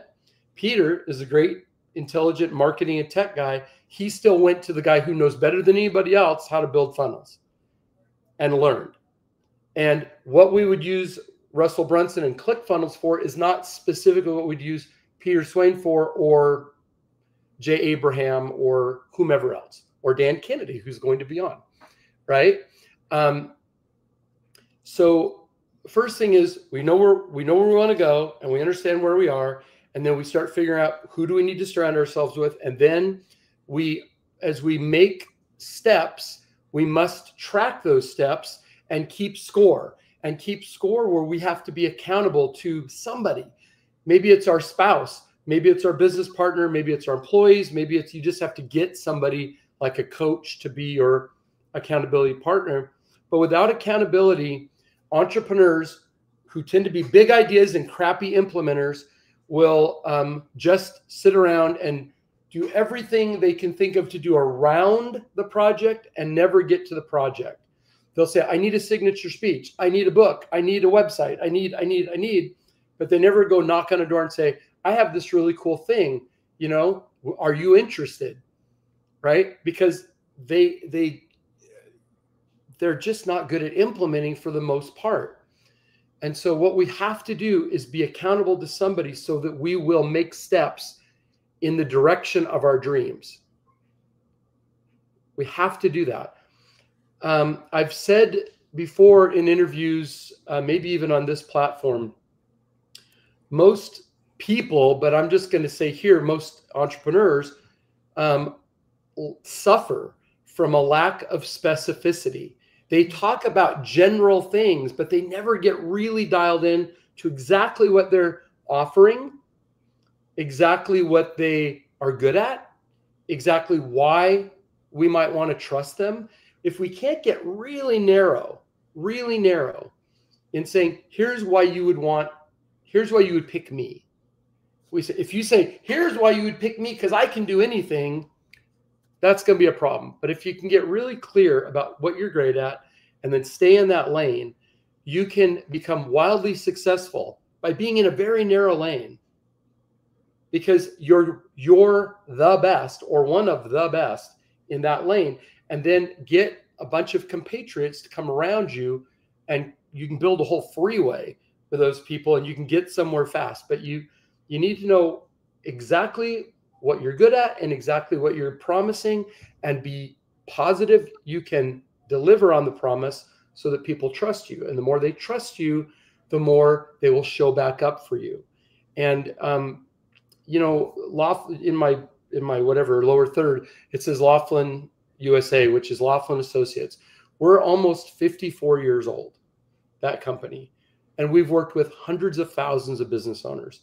And the reason we've survived since the beginning of the 70s to now and have thousands and thousands and thousands of clients is because we don't get too broad. We get really good at what we do, and we fulfill on what we promise.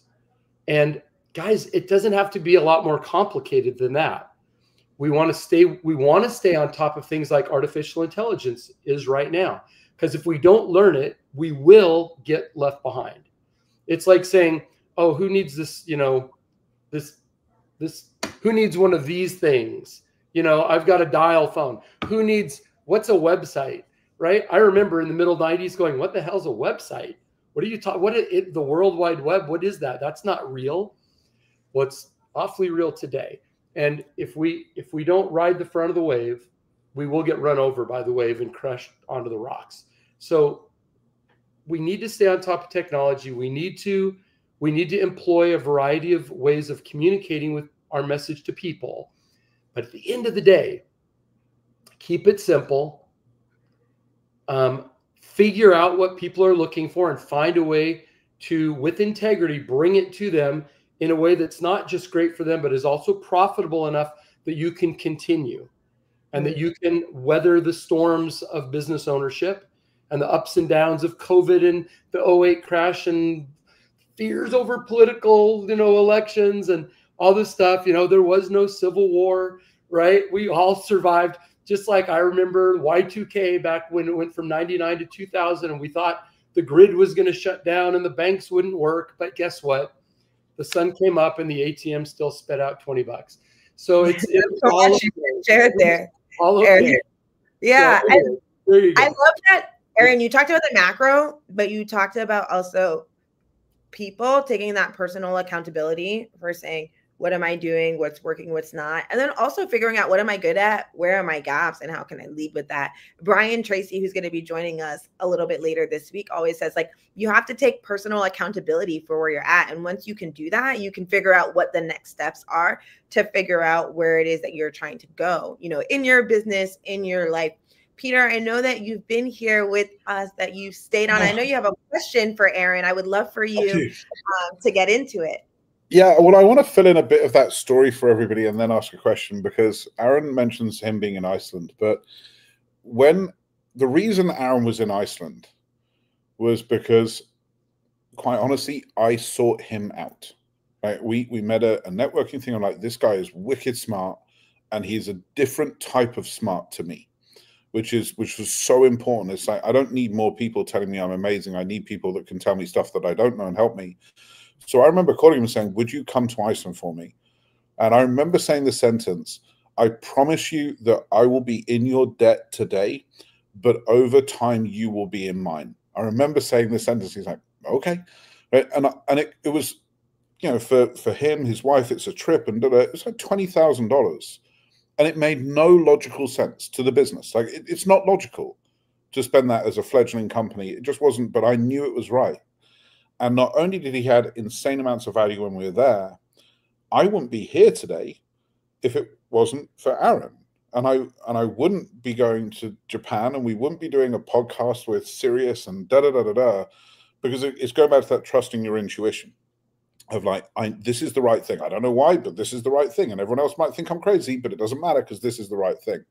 So Aaron, my question to you is, I think you would agree that nobody is self-made. Everybody is standing on the shoulders of somebody else.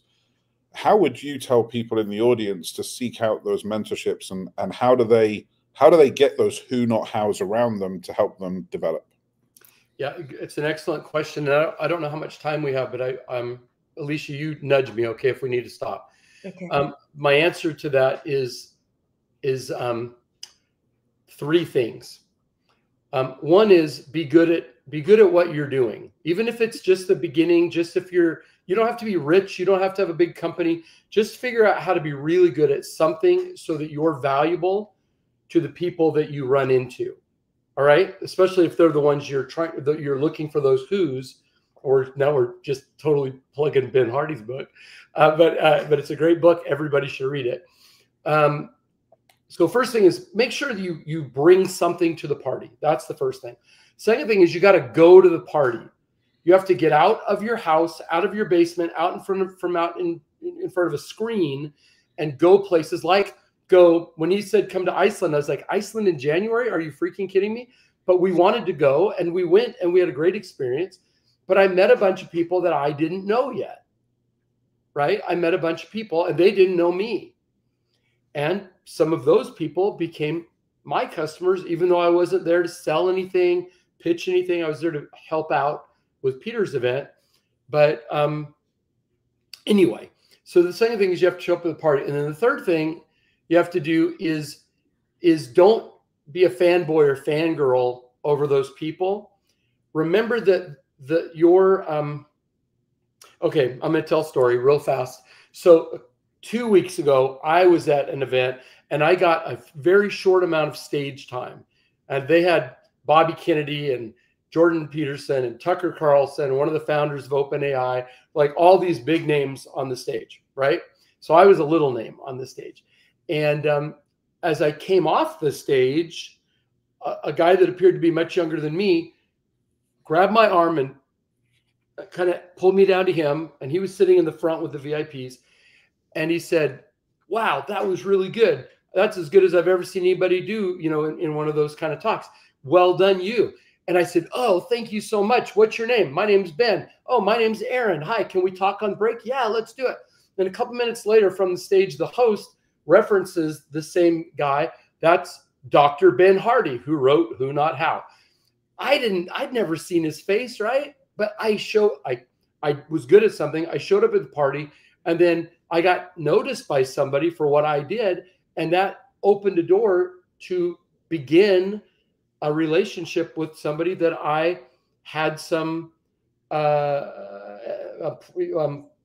looked up to him for the things he wrote. I'd really gained a lot by reading what he wrote, and I thought it was insightful stuff. And so the way you get to those people is in those ways.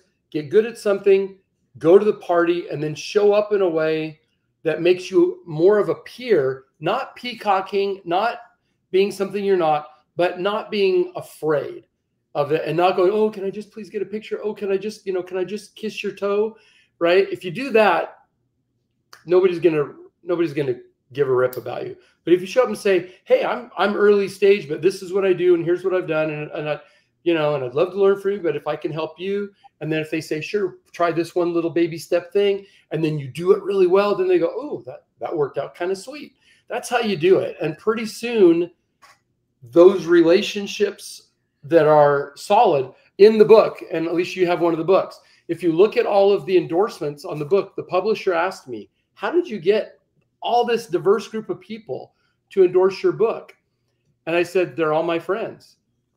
And he's like, are you kidding me? And if you flip through that, you notice it's a wide variety of people. Over time, if you keep showing up and you keep delivering on your promise, you will gain trust. And then it's a very short step to the next introduction and the next introduction and the next relationship. And that's the answer. That's how I would get to the who's that you really want to get to.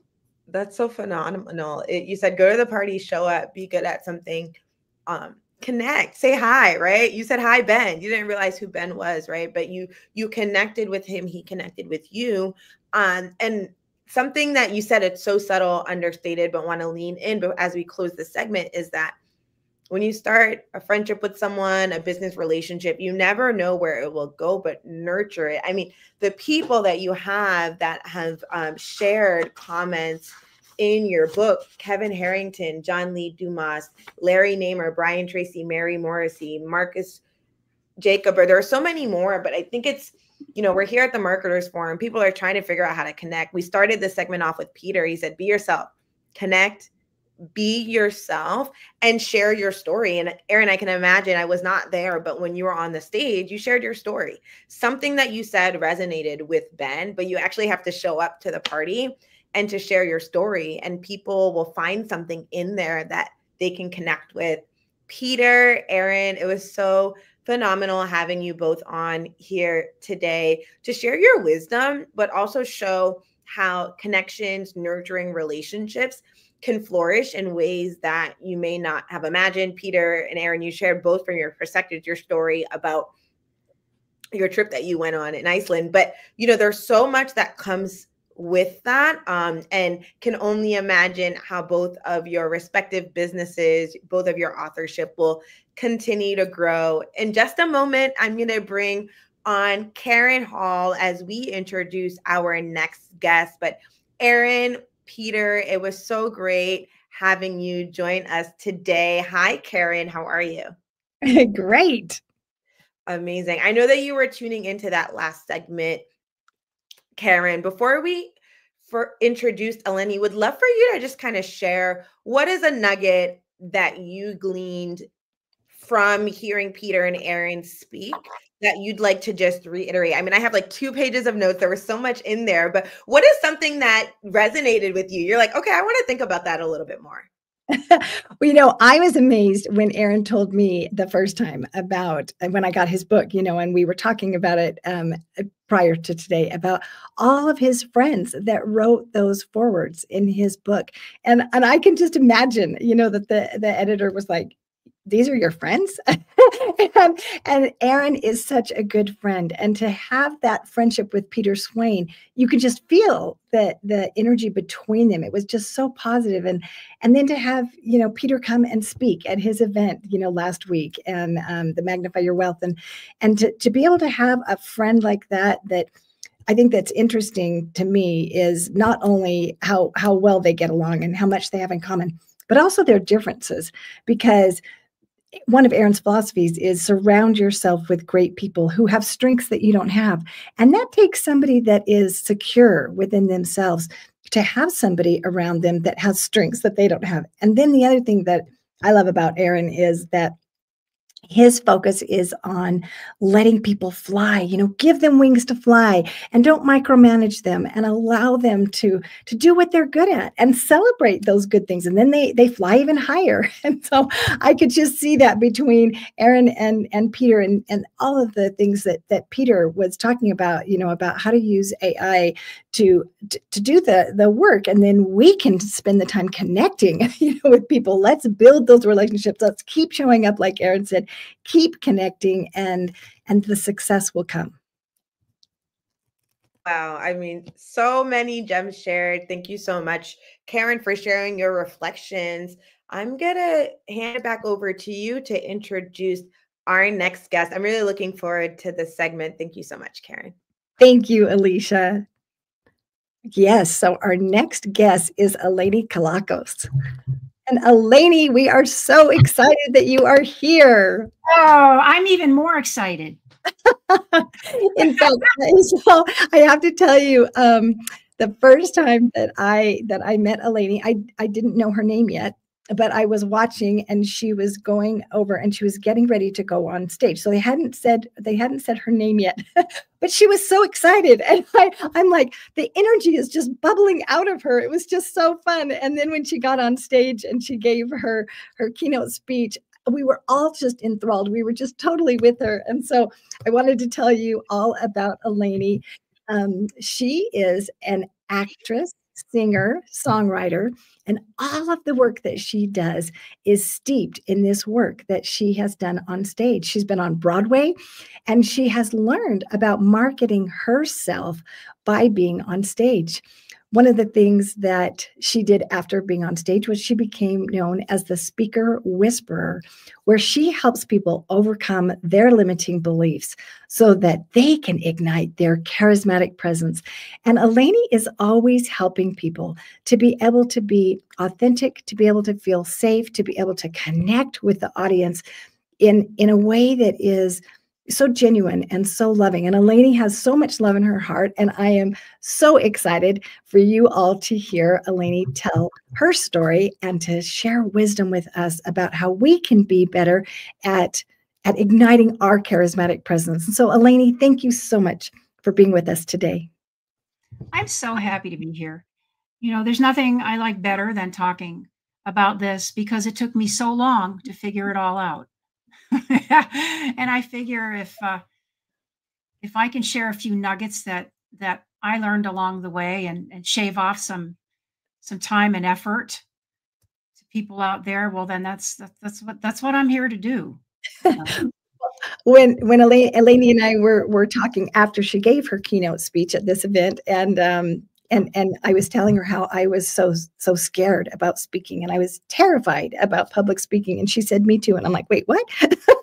You don't look like you've ever had a fear of public speaking or being on stage. And so, Eleni, can you tell us about that process? Because I think one of the things, I heard this quote once, it said that more people fear death than they do, I mean, fear of public speaking than they do death. I messed up the quote.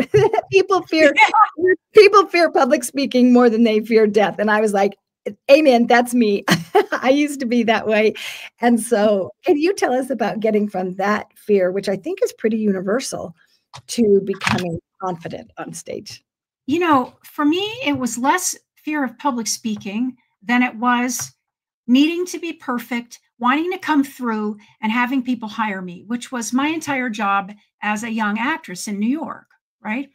And feeling this need to go in there and try to get it right, and the pressure to do that, which is what a lot of my clients feel when they step in front of an audience, pitching or presenting or whatever it is that they're doing.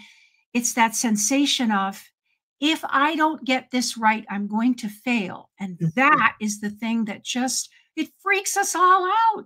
Yes.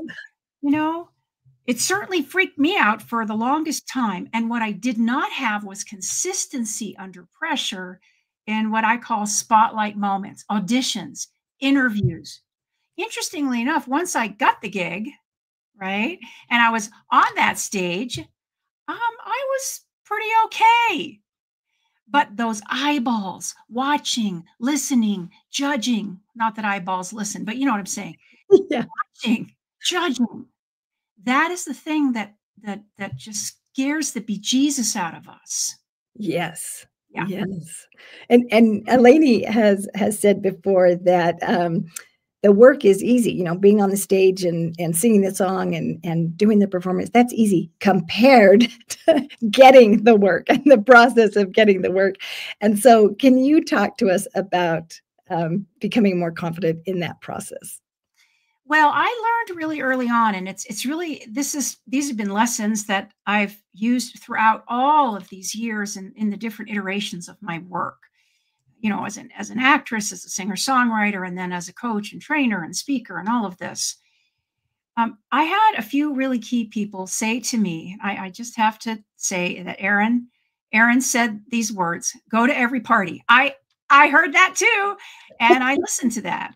But part of what I learned early on came from a lot of people who'd been there before me, which to me tells me that we need mentors and we need people to share with us their experiences and their wisdom. And I went after those people when I moved to New York, for example, just as I went after those people when I became a touring singer-songwriter, just as I went after those people when I decided to hang my shingle as a presentation coach and trainer. Yes. So I've known since the early days that other people know a lot more than I do, especially when I'm starting out. So the things I learned that I began to put into practice were show up consistently, meaning I started, this was back before social media. I remember those days. And so at the time, you know, you had to actually walk around, and this was New York. So you walked. I would take my picture and my resume and I would go from agency to agency to agency trying to get an agent. I showed up. I said hello. I said hello 100 million times to the people at the front desk. And then, you know, every once in a while, I could see an agent peeking around looking at me. I sent pictures and resumes. I sent postcards of shows I was in.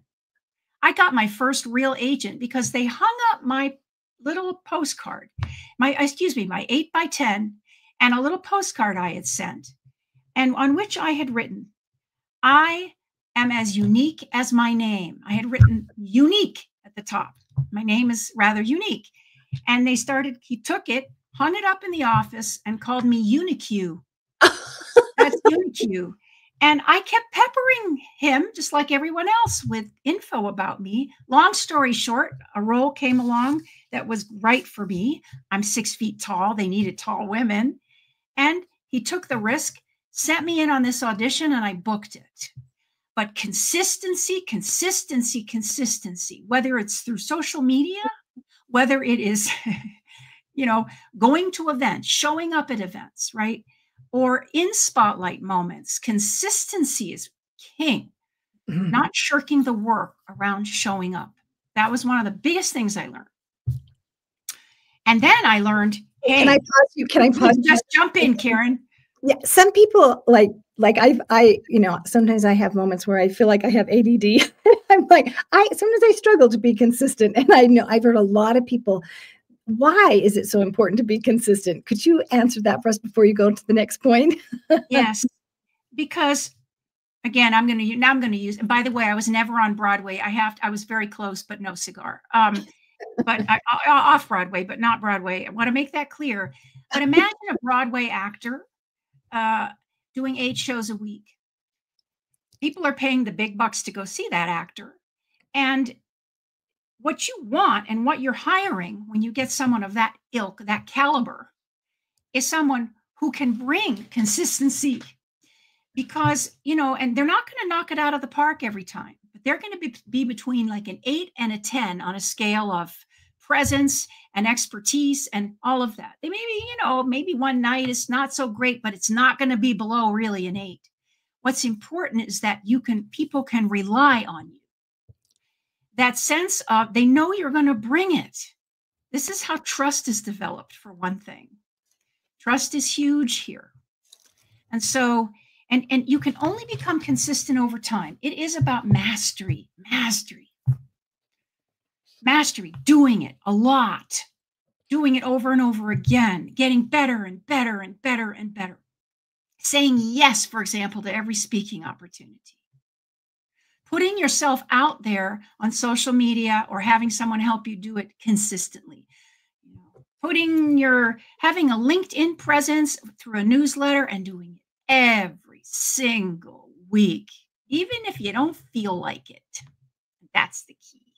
Okay, thank you so much for elaborating on that, because I think so many of us hear that message, but it just kind of goes over our head. But understanding the why, about why it's so important for building that trust so people know they can rely on us, that's huge. So thank you. Okay, go on to point 2. Well, I was told, I really understood the value of putting a list together of what I would call my advocates. Okay, the people that really believe in me. We know who these people are because they love you. They love you up. They tell people about you. They introduce, I'll get a lot of my clients that way after all this time. But it works both ways, They love you up. You got to love them up. And so the things that you can do to love them up matter, staying in touch with them, sending a little gift from time to time, doing something special for them. And I think this is the attitude to take with existing clients as well. They might be working with you in some kind of a way, but certainly, surprising them with things that they, special things that they may not expect. A little group activity with other clients that you can bring together, a little above and beyond kinds of gestures. And those are the people, and I believe also your current clients are the people who'll bring other people to you. But we tend to ignore them. We tend to be looking for the new clients all the time. And I think, why not take advantage of the people that already believe in you and work with you, and consider talking to them and bringing more to them? Marketing, in a sense, to the people that already believe in you. And I learned this early on, again, because I had a mailing list, and I loved my mailing list, and they heard from me a lot, and I did everything I could to make them happy. So that was a huge thing for me. I love that, Eleni. Market to the people who already believe in you, and don't just keep looking for the new client. I mean, it's like having people at a party and like, well, I don't really care if you're here. I want to have a new guest go. How do you feel? Yeah, and consider, I always think, consider trying to figure out what you can do in addition to exploring other offerings, so that you're marketing without marketing. You're really just trying to help, because I think it's all about trying to help people. That said, I want to go back early on. Actors learn how to brand, but we call it typing. And so that means knowing yourself really, really, really well. Know thyself is the first of 5 presence principles that I teach that are part of my charismatic presence philosophy. And it means knowing at bedrock what you have going for you, also what gets in the way. And it also means knowing what you're truly good at and having a very clear indication of what that vision is that you're trying to achieve and how you uniquely can achieve that. So as an actor, you have to know, like I was 6 feet tall and exotic looking, and I wasn't going to be cast as the girl next door. So anything that I had around that had to be in alignment with it. It is like this to this day with me. Pictures and any kind of marketing is going to be in alignment with my core branding. And it's taken me years to figure out what that is. I just want to say that to people out there who are going, yeah, I know, but that's so hard. Yeah, but you keep chipping away at it and you keep honing it, and it morphs and grows over time as well, right? But the core that is you. The thing that you bring that no one else can, your yumminess, which is a professional term in my world, that is yours, period. And you got to know what it is because it's your differentiator and it's got to be everywhere. Yes, that's so true. Thank you for that. You give us hope because branding has always been like a baffling thing for me. And I know a lot of people, when they think about marketing, that kind of stops them dead in their tracks. And so just to think of what is unique about us is like the great place to start, and then keep going back to that and refining it over time and be patient with that process. You really do give us hope with that. It's true. And I was thinking, just looking at you, because on my screen it says Karen Hall, Queen of Empathy. Yes. Because one of your great blessings is your deep empathy, and that is your brand. It is just, and you're standing in who you are without effort. That's what I mean by brand in a lot of ways. It's not about putting something on, it's about revealing, right? It's about revealing, showing up. To me, it's all about showing up as who you really are. Oh, I love that idea, that revealing, that unveiling. Yeah. Instead of trying to add, well, I've got to use this color, or I've got to use that thing, that unveiling and revealing. Oh, that's a beautiful way to think of that. But to me, this is what charismatic presence is all about. It is about having the courage to stand in front of your audience of one or many and show yourself without apology. Human, real, not perfect. This is what it's all about. If you can't do that, then I don't really care how great your services are or what else you might have to offer, because you're not being genuine with me. And see, I'm going to take a step forward toward you if you show up that way, because I can actually connect with you. And that takes courage. I mean that. It takes courage. Because we all want to squiggle away from the moment. We do everything we can to squiggle away from the moment. Well, yes. So go back to the pillars of your charismatic presence. So one was to know thyself. And your blessings, your blocks. This is actors. That's all they know. So that's where that came from. Be thyself. Again, this is what we're talking about right now, right? To have the courage to show up when others are watching and not hold yourself back, right? Prepare thyself is the third one, and that's gigantic. If you were with me in my office, you would see on my wall, it says, practice builds confidence, confidence builds presence, and presence is power. I believe that with all of my heart, okay? It's about being ready. It's about getting yourself ready to step into that moment, right? And to step into that networking event, right? To step into that media interview, all of these things that allow yourself to market yourself without marketing, right? Letting people feel you, rub up against you so they can go, I like her. I kind of want to hang out. I'll bet there's more she can teach me. That's the point. So prepare thyself can mean everything from rehearsing to getting your 3 presence planes, your physical presence, vocal presence, and energetic presence ready to rock prior to stepping in. And then it's commit thyself. Commit thyself to making bold choices, right? Ban wishy-washy. And that means in those impromptu moments, being able to just go, yeah, baby, I'm in, and just going for it, giving it the best you've got. And we were all in these moments where I call it the murky middle of discomfort, right? And so being able to manage those because you're willing to just grab it and go and trust yourself is key. And then finally, the last one is turn thyself on so you can turn other people on. That simply means using your unique skills and talents and you know, when you're turned on, your audience will be turned on, and sticking your feet and your toes deeply into what I call your soul role, what you're here to do at core, at your deepest level, right? I myself, my soul role is being an elevator. I'm here to elevate others. I happen to do it in this work, helping people, you know, be more present and confident in their presentations and so forth. But honestly, I've been like this since I was a little kid. Ask anybody. So it's that core reason that you're here. You harness that, you are unstoppable, actually. Wow. Lady, this is amazing. Your soul role. Oh my goodness. I hope you guys recognize that mic drop moment. Because I think that most of us feel deep inside that there is a unique purpose why we're here on this earth. And we do have a mission and a calling that we're here for. And I think a lot of us are trying to figure that out.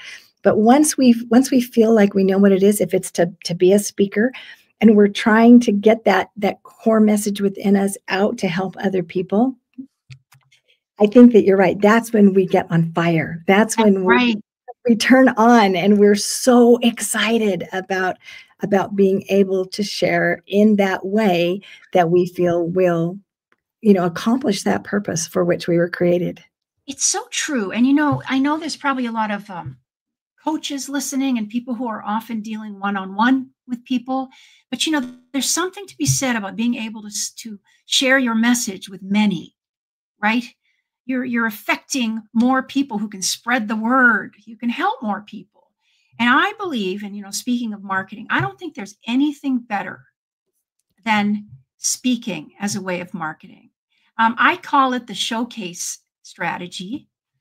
My own coach, the wonderful Mark LeBlanc, calls it that.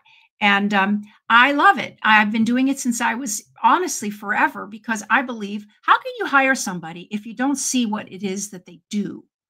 You know, that's why there would be auditions as an actor, or why I would go to do showcases to perform my music as a singer-songwriter to people who ran venues.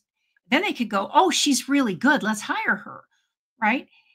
Same reason to create books or CDs at the time when I was putting out my music, because you could give them to people. They could hear you, right? Or in the case of speaking, you know, see a really excellent reel, you know, see you speaking, or better even yet, see you speaking live in person, or hear you on a podcast, anything that is going to help them hear you, right? And so you can also create a showcase for yourself, you know, once a month, do something for free on the internet, put your face out there, put your wisdom out there. That's part of that showcase strategy, which I believe in with all my heart. That's a brilliant idea. And a lot of times I hear speakers say, well, I don't have a stage. I don't know how to get on stage. And I'm like, you have a stage. You've got a phone. You've got a computer. You've got social media. There's your stage right there. Use it and showcase yourself. You're totally right. And, you know, when we were little kids, we never thought about that. We didn't go, I don't have it. We just made it. We made a stage. We insisted that people listen to us. The truth of the matter is, and I say this to a lot of the entrepreneurs that I work with who are pitching, you know, I'll say to them, that's a great idea. But if you don't get yourself out there and you don't pitch it, no one's going to hear it and it's going to die. So the truth of the matter is, you got to put it out there. You got to put yourself out there. It's necessary. And if you have trouble with that, if you really do get really fearful around it, then get some support around it. There's plenty of people out there who can help you manage that. Honestly, don't let that stop you. Don't let fear stop you. Yes.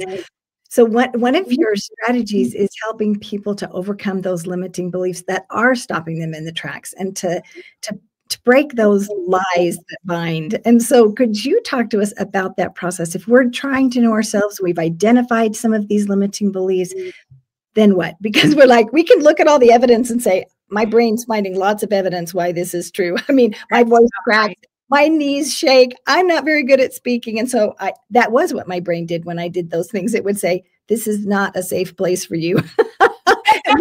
Look at what happened last time you tried that. And I didn't speak for a long time. And so if I was coming to you at that point in time and I was like, I'm not sure it's a lie, I think it's true. I would say to you, it is binding me. What would you recommend for me? First, I would say to you, Karen, just because it happened before doesn't mean it has to happen again. You've had many experiences in your life that have shown you that, actually. We would look at that first. Secondly, I would say, okay, let's meet Mo and Schmo, your little judgers, and let's see what they're saying. We all have a match set of these little guys on our shoulders. They're nasty.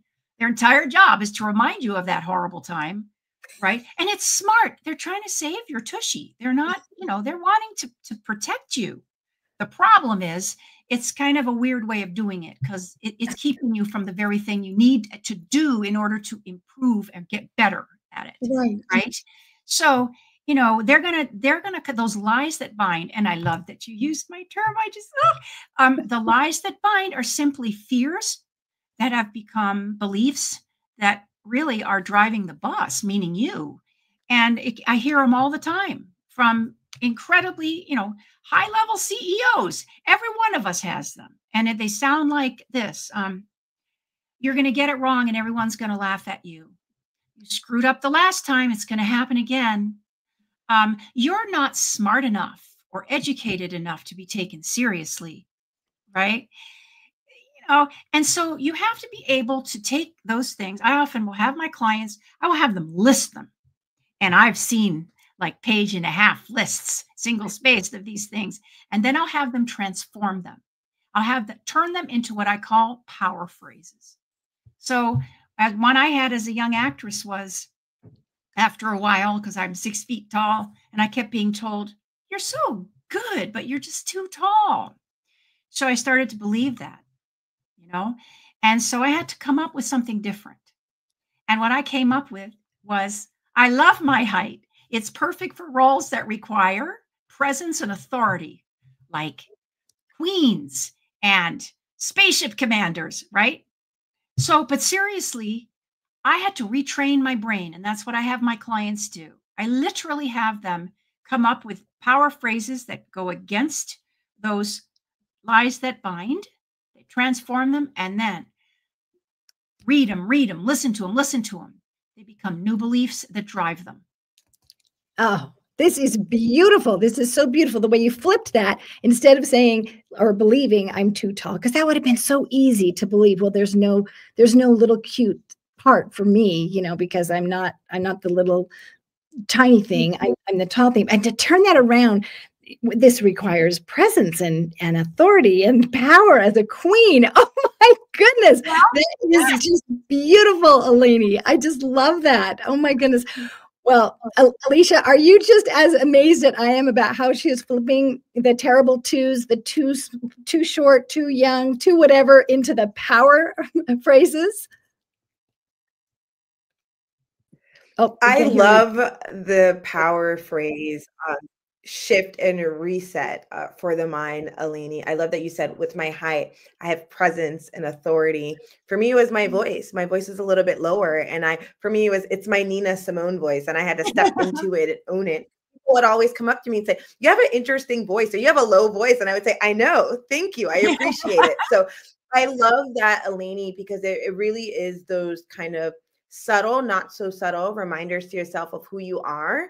But it also really can really shift how you show up in the world. There were so many amazing insights that you shared, Alini, but a lot of it was like going within so that you can connect on the outside, like figuring out who your branding is, who you are on the inside, so you can step out into the world and be that person. And you talked about kind of your training and entertainment where you're acting as another character and people have something to say, but really quieting out some of those voices to figure out like, who am I today and how can I step in?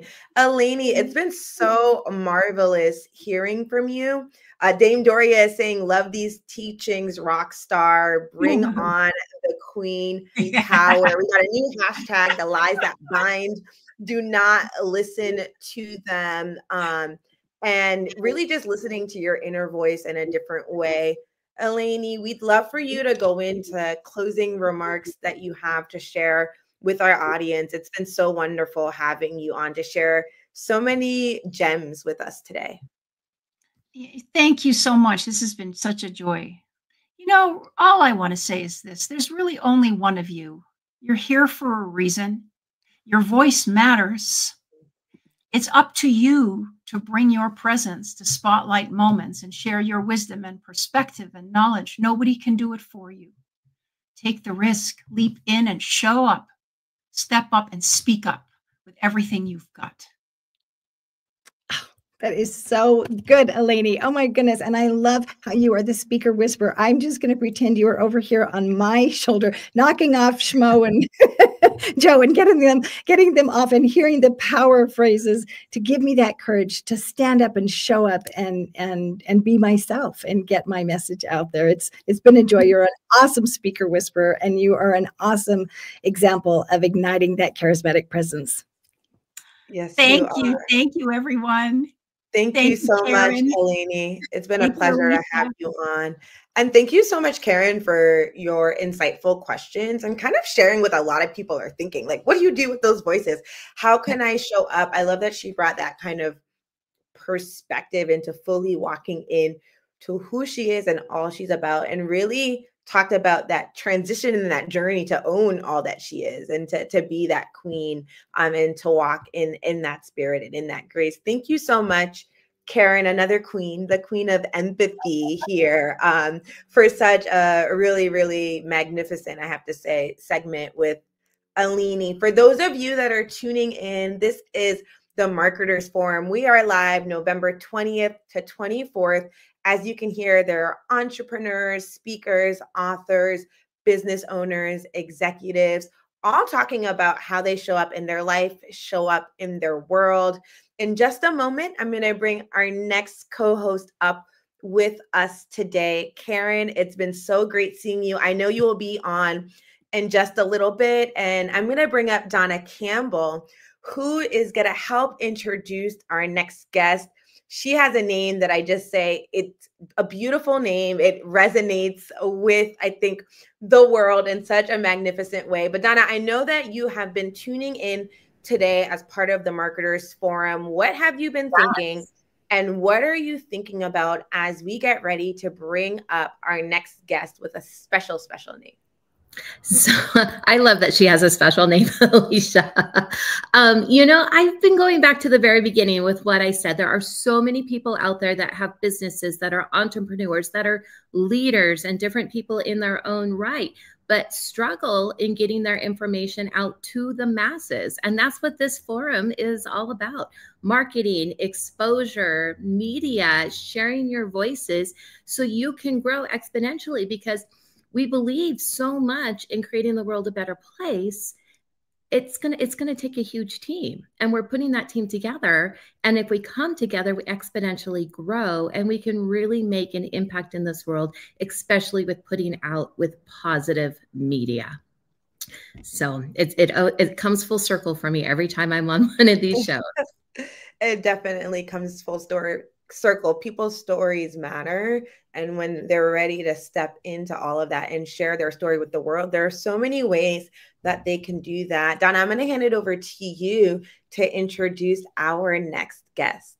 Yes, absolutely. Here, I have gotten to know her over the last couple of months, and I am very blessed that she has come into my life. She was a great connection through, and I'm just going to put her name out there, Miss Marie Diamond.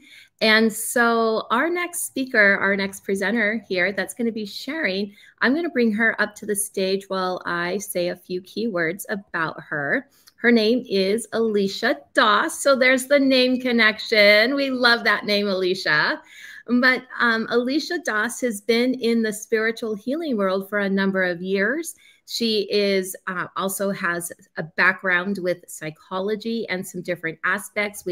She has a book that's going to be coming out, and just so many other gems. I know, Alicia, I can't say them all, and I definitely want to spend the time here with you. So for you, what are you most passionate about with the work that you do?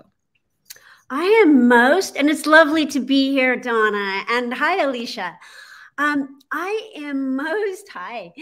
most passionate about, well, what the conversation has been today, empowering people. I don't know who died and made me their cheerleader, but I am just so passionate about people really actualizing their God-given message and gifts.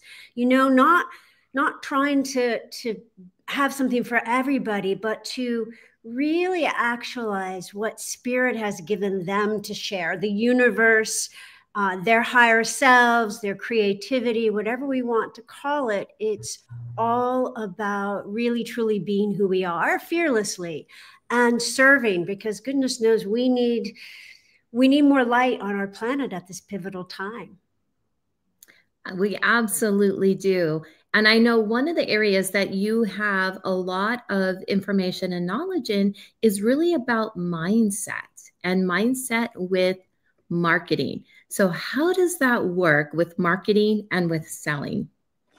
Well, I love that question because it was a question I had. And for decades, really, I did the work. It was all word of mouth and it was beautiful.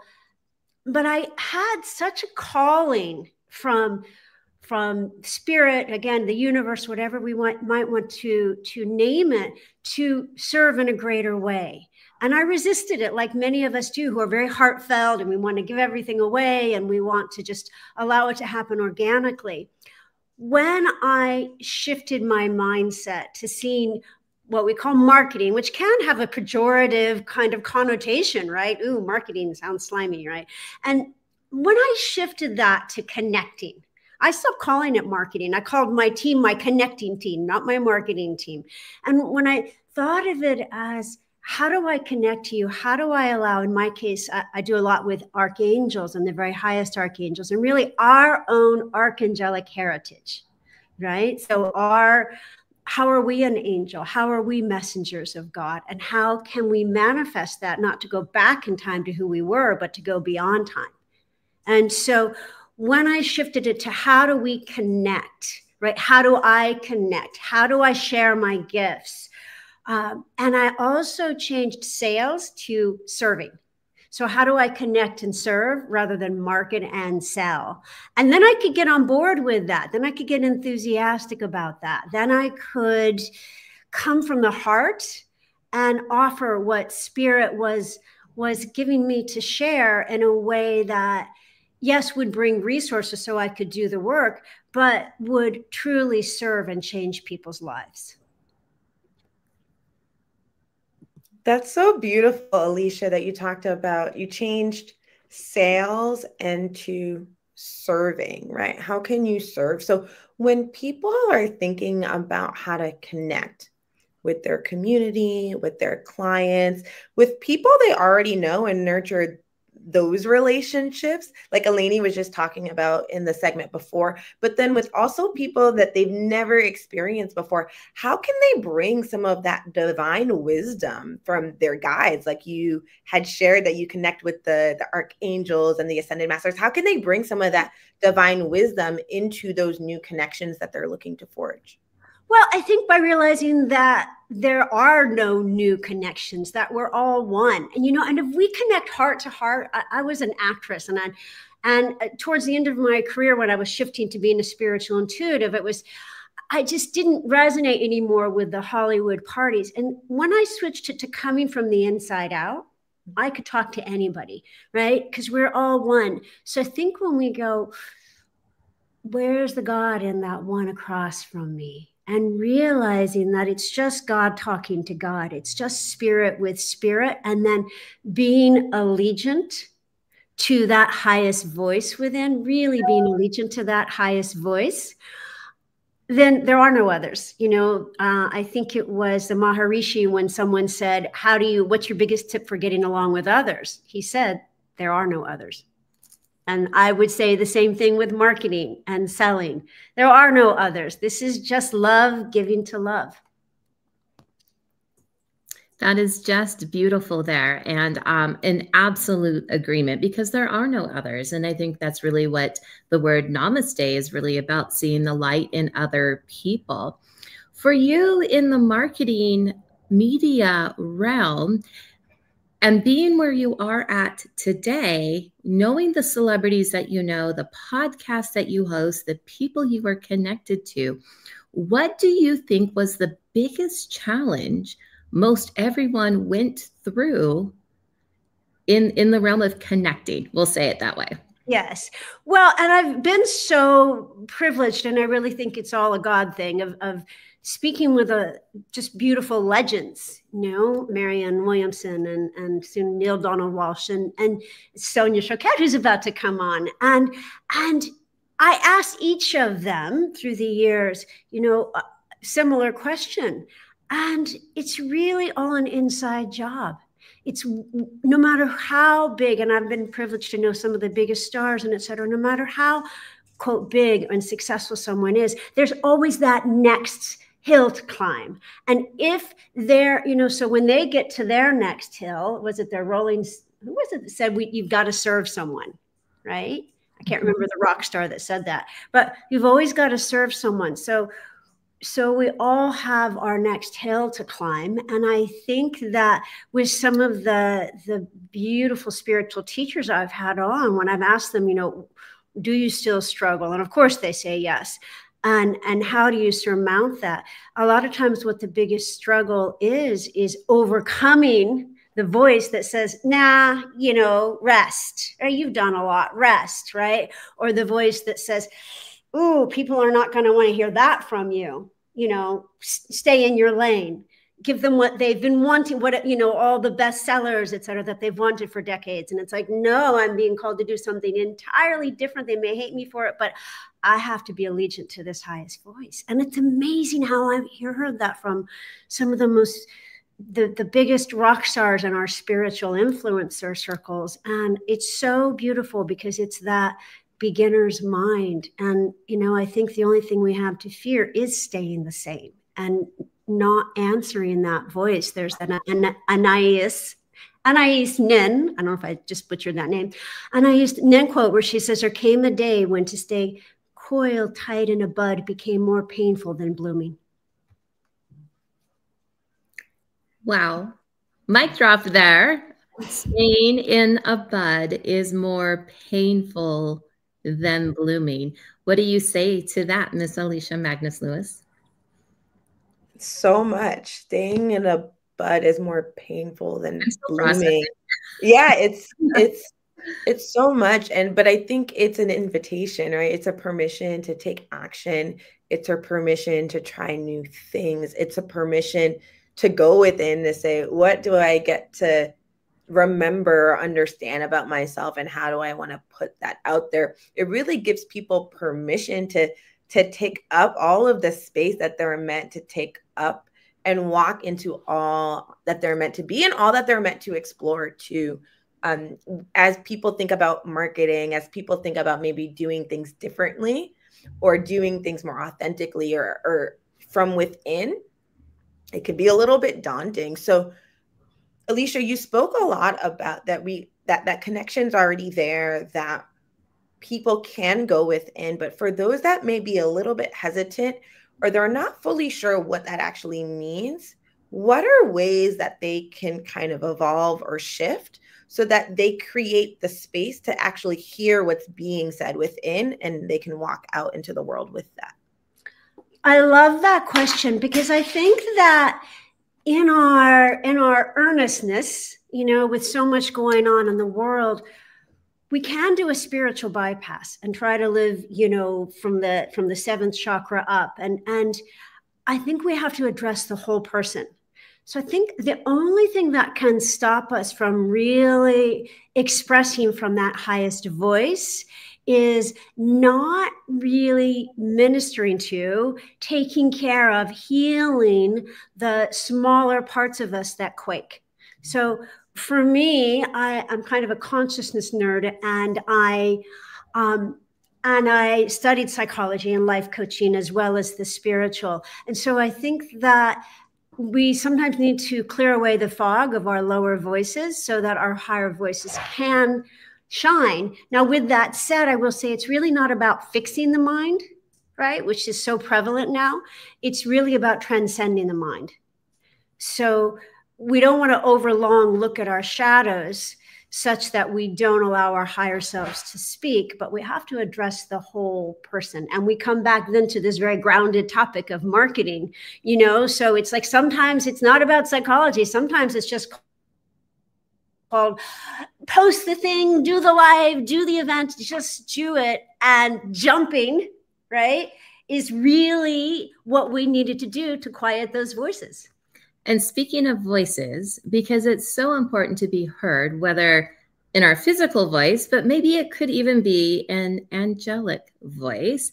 I know you have a book coming out this next year, Your Angelic Ancestry. It's back there behind you. Can you share with us a little bit about the angel voices and what we might expect with that? Yes, thank you for asking. So angel means messenger of God. And so your angelic ancestry, discover your archangelic name, Alicia, discover your archangelic name, heritage, and higher purpose, is really about not having to connect to archangels outside of us, but going within, discovering our own angelic heritage. It's like ancestry.com for the angelic. Yes, you do have a gossamer shining presence still in the angelic realm. And again, it's not about going back to try to squeeze into your pastel robes. It's about bringing all that present so that we can live in that divine remembrance that angels live in and be a clearer channel to allow those surprisingly pragmatic but celestial voices, those shortcuts to God, to speak through us and to us. That is beautiful. Very, very beautiful. And one of the other things that I wanted to highlight here is, Alicia, you are part of the Pillars of Power movie that we are producing with the Los Angeles Tribune, The Hidden Secret Behind Achieving Greatness. What would you say that little hidden secret might be if it was for you?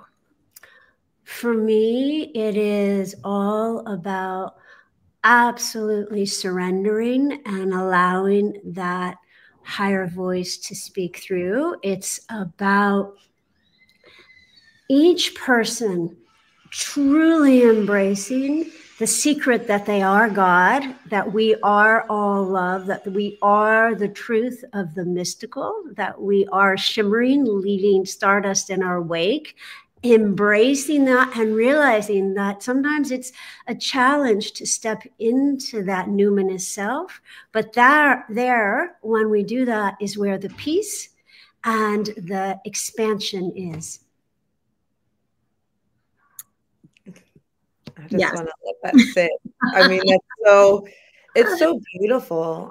It goes back to that word of permission. But Alicia, you said that voice within, it's surprisingly pragmatic, but celestial. It's almost like, you know, that voice within, that gut feeling, that nudge to act or to do something. It's guiding us in the right direction. It's pragmatic, but it's also coming from beyond what maybe our logical minds can understand, but a place that's encouraging us to move forward. Yes, Debbie Prediger said mic drop moments. There's so much there. Alicia, how can people, kind of going back to connect to how people in their everyday can create space to really hear that voice first off? And then what are ways that they can do to take action? Is it just to take the action in that moment? Is to write down what they maybe heard to try and understand it and then to move? What kind of guidance can you give to people today that are trying to maybe make a shift in their business and they got a voice, but they're not sure what to do with it quite yet, but they know it's pushing them in a certain direction? Well, I would say two things. One is probably my favorite tool, and I call it the divine pause. So it's really, or angel moments, if we're using angels, could be soul moments, God moments. And it's you could set a timer, you could set alarms, but to take little moments throughout the day. And I'm talking 30 seconds. Let's do one now. So if you would just close your eyes, open your heart, unless you're driving, in which case open your heart and keep your eyes open and just really drop in and be aware of connecting heart to heart with everyone on this call and really being aware that you are never alone. And on your hands are the hands of archangels and spirit and the universe enveloping you in its wings of love. This, my beloveds, is who you are. So that was perhaps 10 seconds. So it's really maybe doing it 5 times a day and really connecting in with spirit so that you exercise that muscle of connecting several times a day, even while you're especially if it's like, oh my God, do I do the webinar? Do I launch the thing? Do I, and it's like, just stop. And your alarm goes off. It's time for my God moment. When you don't have time to do it is when you need to do it most. Right. And so it's really putting it throughout your day, not just in the morning where that's important too, but in the morning where you're meditating, but putting it throughout your day in your business while you're on a call. And the second thing I would say, as far as business is to take that divine pause before you decide to do something, especially if it's something big, and just drop in and go in the silence, in that divine unknowing, and receive the answer. And if you don't hear the answer, then you do it again until you receive the answer, because to the extent that you're in alignment is the extent that the universe conspires to bring magic and, I believe, success. That's been my experience, success into your life. Wow. Yes. And those divine pauses have been happening ever since we've had you on with us. And to receive that answer, and when you don't have the time to do it, that is when you need it the most. Truth. That's all I'm going to say. Truth here. I am going to invite one of our next hosts as we transition here to a panel, but I've been watching her backstage and I know she has a question for you. So I'm just going to bring Tiffany up here to connect and say hello. Oh, hello. I am so happy you're in the movie with us. Me too. So happy to see you. Tiffany and I know each other, but we didn't know we were connected in this way too. Divine. And bringing in the angels to our planet, to the movie, to this, symposium. Oh, I just love you. Thank you so much. Love you too. So happy to see you. Likewise. Tiffany, it's so great to see you. Alicia, it's so great to have you on today. Jane Slacksmith said, loving this conversation being brought to marketing with heart and purpose.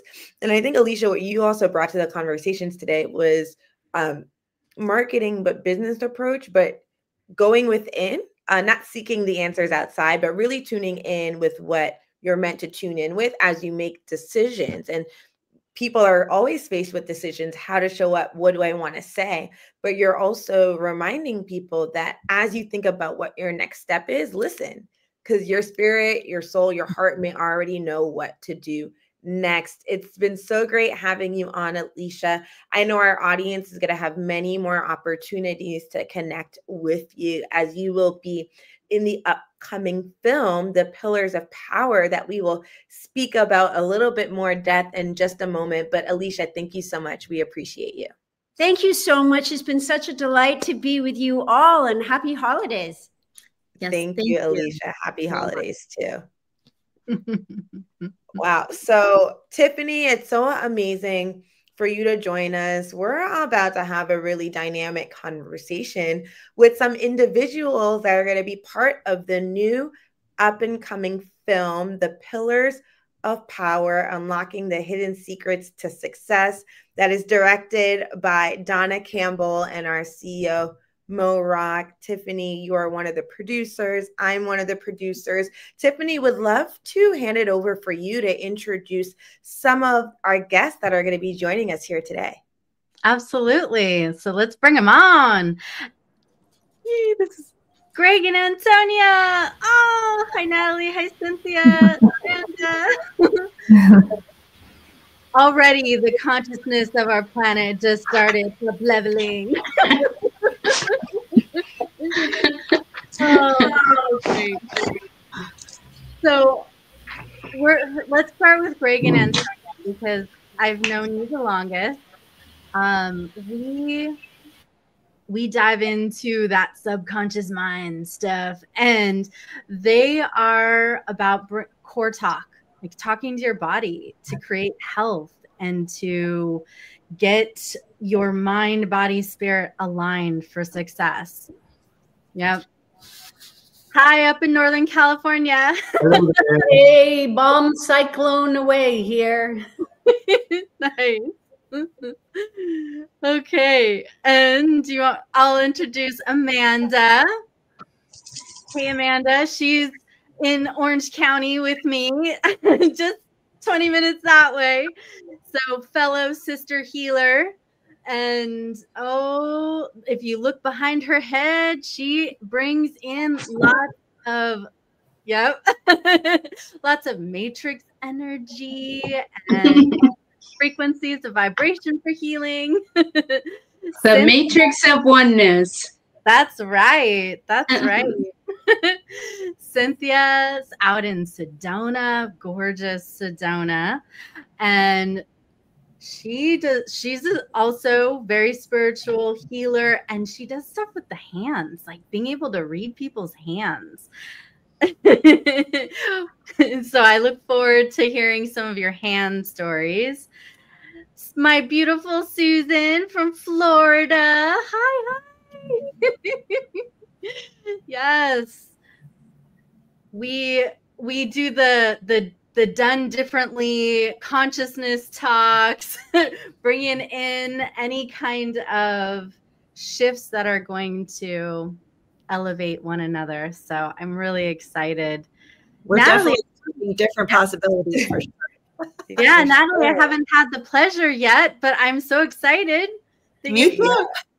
Natalie, we're excited to have you on. I think what's so beautiful about all of you joining in today is how you all serve the world, to take a word out of Alicia's segment from previous, serve the world through healing, but through heart-centered connection, which in today's dialogue all day has really been, I don't want to call it a theme, but a resonant thread that has kind of rippled through all of the conversations that people have been having, because it really is about going back to seeing people as people and not numbers, and being able to connect, and then also enabling people to heal certain experiences that they've been through so they can actually step into and walk into themselves fully.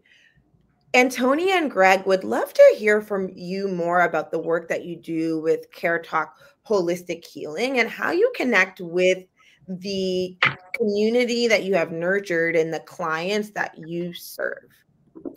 Yeah, what we love about Core Talk is that it really is about your body and not so much about what's going on in your head, because the body is really, it knows everything about us. It knows what's happening when we're having the experience that we are.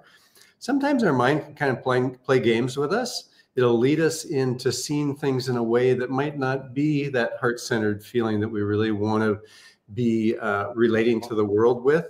So we love to talk to bodies out loud and ask them, what do I do to really get the feeling and the depth of the experience that I want, so that I'm not kind of just going by what my mind is telling me to do all the time. Yeah. We love to help people realize that when you think from the shoulders up, the brain wants to keep you safe, but the body wants to fulfill your dreams. And that's why we talk to the body. I love that. And as you talk about how we connect with the body, how are ways that people could then take that connection one step further to actually connect with the individuals that they're serving, the individuals that are connecting with their products and services, but in a different way that feels more heart to heart, in the words of Alicia earlier? Yeah, it's so important to come from our hearts. So we really teach people how to even more connect and communicate from our own hearts. And when we do that, that automatically sets up that energy exchange of communicating to the other person's heart.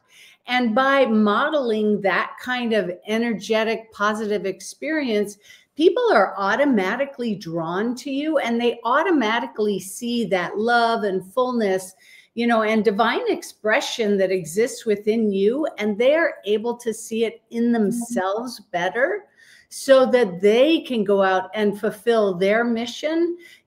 Having that connection makes it easier to have the connection with others. That's beautiful. Susan, tell us a little bit more about your magic, sister. Unmute, please.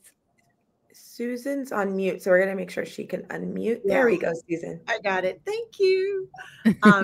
Yeah, so I have the distinct pleasure of working with the angelic realm, and we go into someone's subconscious and we pull out the unconsciousness that's in there, and their whole life instantly, dramatically, radically, and permanently changes. And when we're pulling out the programs that no longer serve them, we end up dumping their cup out so they have more space to invite in that which they'd like to have in their life, and things show up like magic. Love that you do that, Susan, because sometimes people can fear connecting with the world, showing up in the world, and they may not actually know why that is. And so maybe some of that is kind of stuck in their subconscious, or there's an energy flow that is blocked that's not enabling them to show up in the world. So what are ways that when people connect with you or understand even like how their energy flows and how their subconscious can maybe stop the activity, the growth that they're looking for in their business, that they're like, I'm doing all the things, I'm going to all the seminars, I'm writing down all the strategies, but it's not working. Maybe sometimes it's a reflection of within. Would love for you to talk about that a little bit more, Susan. Yeah, I would love to. So there are things that we've brought in with us from past lives that we decided then that we'd always remember and never forget. It was so traumatic for us. It could be the way we died, how we were treated, our lifetime, whatever it happens to be. And we said we'd always remember and never forget. Well, those two words are forever words. So when you come in the next go around, you install it. And of course, you come down through the birth canal and you have amnesia. That's just how the soul recycling program works here on the third dimension. And while you're here, you have these things that are showing up you have no idea about. You have no remembrance of any of it.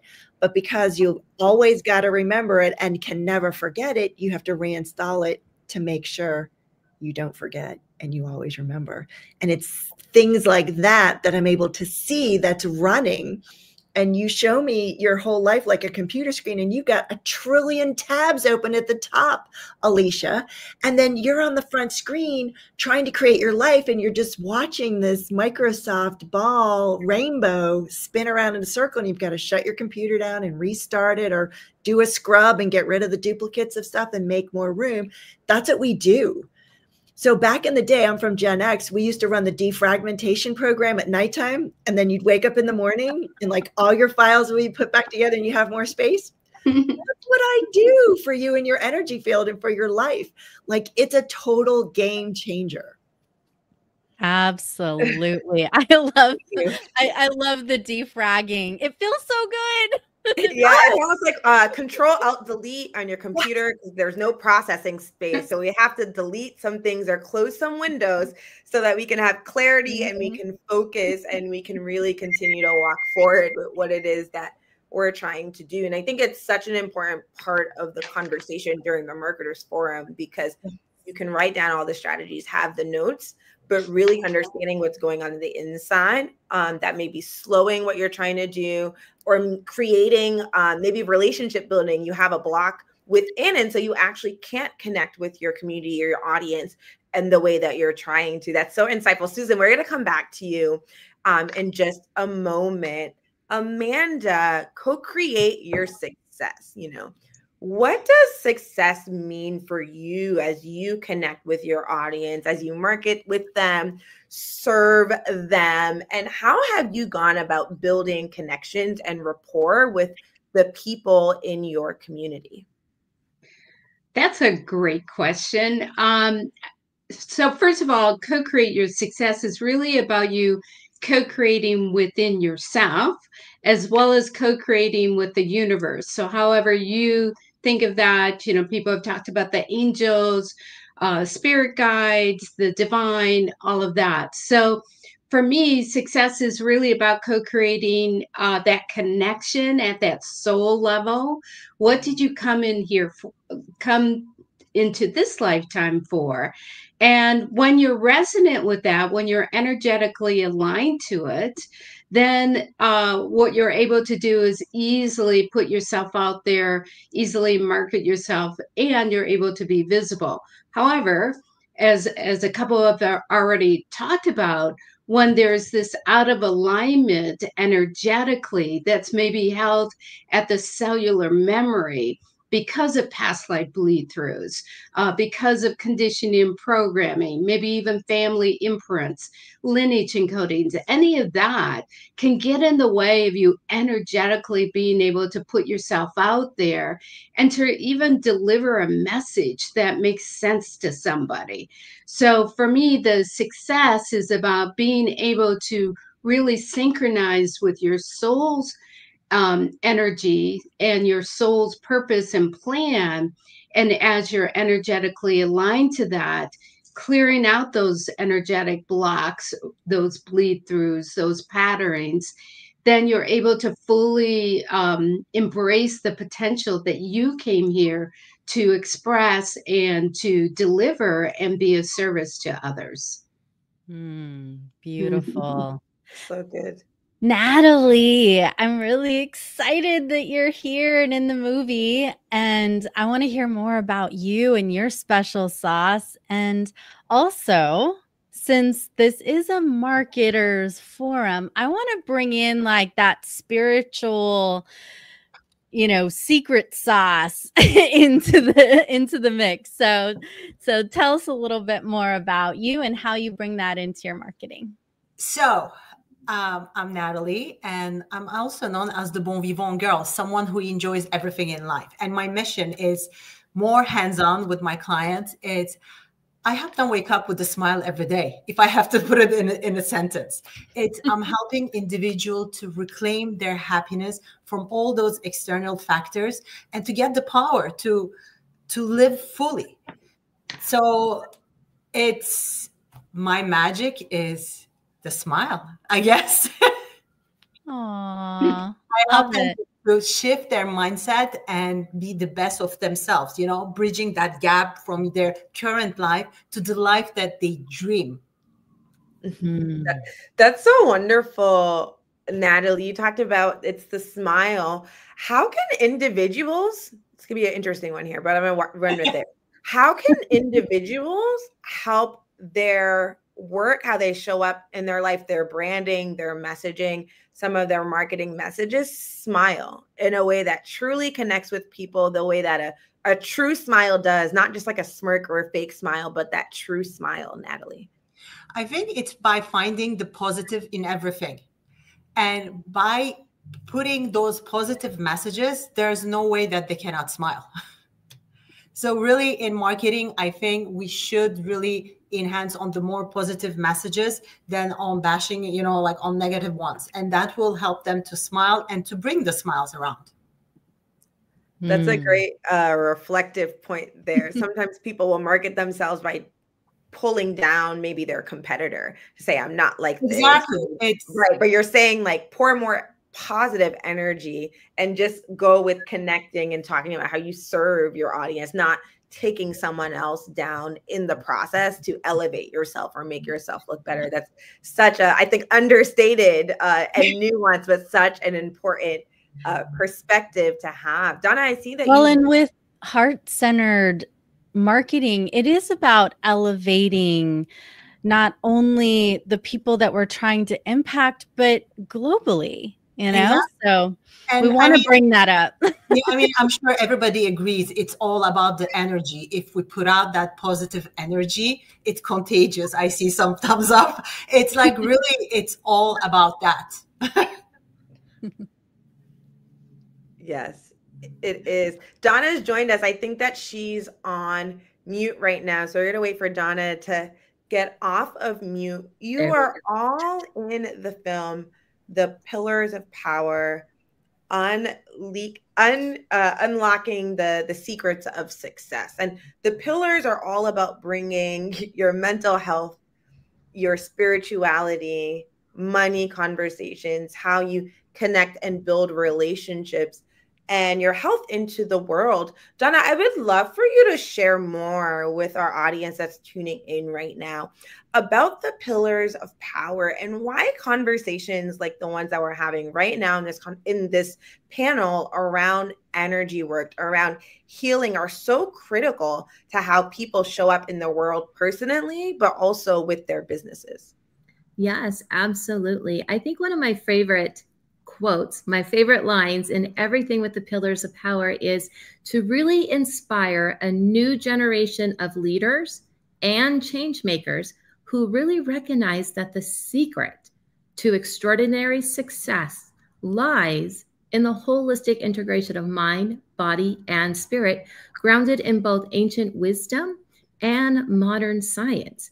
And so for me, this is really about how do we align who we are on the inside to what the world perceives who we are on the outside. And I think authenticity has a huge piece in that, because I've seen people, you are either the same person you're on stage as you are off the stage. And then I know there's people, there's a energy or a persona of who we believe them to be on stage, but they're not that same person in their personal relationships. And so I think authenticity is a huge key to that. So I'm going to ask Dr. Alicia and then Cynthia the same question. What is one thing we can do to stay in integrity and authenticity with who we are privately behind the scenes and who we are out in the public for our marketing and our branding? One thing we can do is to truly have the courage to tell the whole truth about who we are, to share our message courageously and as fed to us by spirit, because it always is, without apology and without dilution. So the pure love and essence of who we are, no matter how out there, no matter how afraid we are of how it will be received, that we are more allegiant to the voice within than to the smaller voices without that tell us the world's not ready, that tell us we're not ready. Because the truth is, it's not about feeling ready, it's about being called. I love that. Being called. All those little mic drops. Cynthia, I am going to ask you the same question as well. Oh, well, thank you. Yes, authenticity is a huge part of my work because your authentic self is actually located right in your very own hands. So your hands are the reflection of your soul, your personality, your free will. And the more that you can understand that, the more that you can really be that. So I definitely would recommend someone being curious about who they are and ask yourself, who are you in every day, in every moment? And wants to co-create through you. And that should be your guidance tool every breathing moment of your life.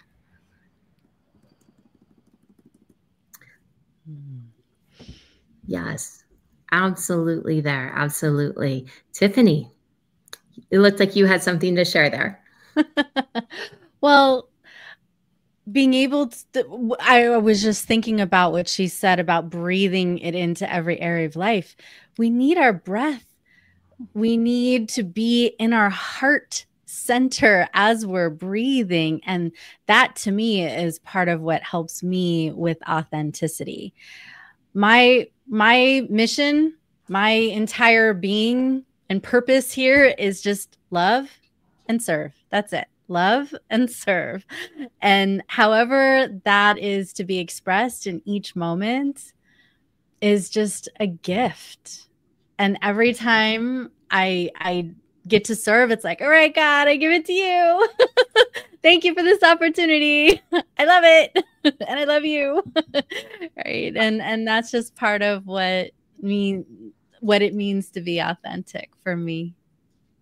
We love that response, Tiffany, because it asks people to think about, I don't want to say question, but to think about, like, how are they showing up in the world? How am I connecting? What am I saying? What am I doing? Amanda, would love to learn from you as you've expanded Co-Create Your Success.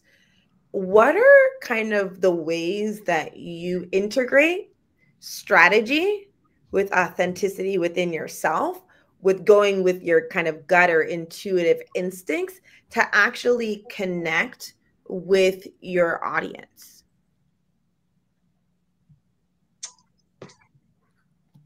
Can you repeat that? Yeah, like what are ways that you integrate strategy with also going within and kind of intuition to actually connect with your audience to help them know what Co-Create Your Success is all about and attract those that you really want to work with to your space, and then maybe those that you're not serving, it doesn't align because you're doing all those things that are in alignment with who you are. Right. Thank you. So I utilize the Diamond Co-Creative System, which is based on sacred geometry. So it bridges the science and spirituality together. And what I do is I go within, activate the system, activate what we call the Diamond Energy Codes to help me connect at that soul level and at that authenticity, because that soul level is that authenticity, right? And really ask if this certain strategy will benefit and serve those that whatever we put out. And looking at a particular strategy or program, is that resonant from a heart-centered, powerful way that can really make a difference in someone's life? And so I always start with that going within and activating the system, the codes. And from there, I let, it's called Co-Create Your Success. I let the spirit guide me, my soul, my guides, the divine guide me, because you can put all kinds of things out into the world. But, rather than spitball it, be very strategic. That's in soul alignment for ourselves first. And if it's that, then it's going to serve those that resonate with the message, resonate with the work. Thank you. Yeah, thank you. I have a question for Greg and Antonia. Like,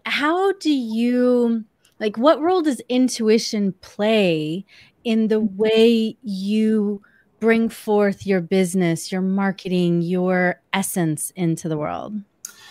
Intuition is so important because it's kind of the beginning point all the time of, what am I aligned with that I've been thinking about? And what are my desires? What's my vision? And then we use that intuitive spark to bring up, what do I ask next? What questions do I need to know? What are the actions that I need to take to create the success that my intuition is leading me towards? because we want to engage this whole intuitive spirit so that we can have what Donna was talking about with the authenticity, with your unique gifts, with your skills, with what you love to do, so that that success and the intuition that you're having become melded together. And what we know from working with entrepreneurs at length is that when we can talk to their bodies about what's just right for them, when they have that intuitive spark, and if that's the direction that their body is going to support in their whole spirit, their mind, body, and spirit, then we're going to have flow. Then we're going to have alignment, and exciting things happen at that point. And if I could just add, is that intuition is our beautiful starting point and sometimes the middle point, but that's why we talk to the body specifically, because the body has even more of that mysterious download that sometimes our intuition misses or our mind misses. And so we always double check with the body, make sure the body gives us a yes or no about what direction is right, what partner is right, you know, what strategy is right, so that we are going in that authentic direction and we're just not using totally our intuition, which sometimes can get the brain a little bit involved. And sometimes we get incredible answers from our body that we never would have intuited in a lifetime. Those are some really, really good key points there, Greg and Antonia, because without going inside to really get and have those answers, we don't necessarily have all of the information just from the, we'll call them data points from the outside world to really what those next steps are. But I want to take this a little bit deeper here with the word authenticity. And Susan, I'm going to call on you here, because there is a piece of authenticity that we have with our branding, because our world is oversaturated. Authenticity tends to be one of those buzzwords that we use. So how can a business truly embody and convey authenticity in their messaging to build trust with their audience?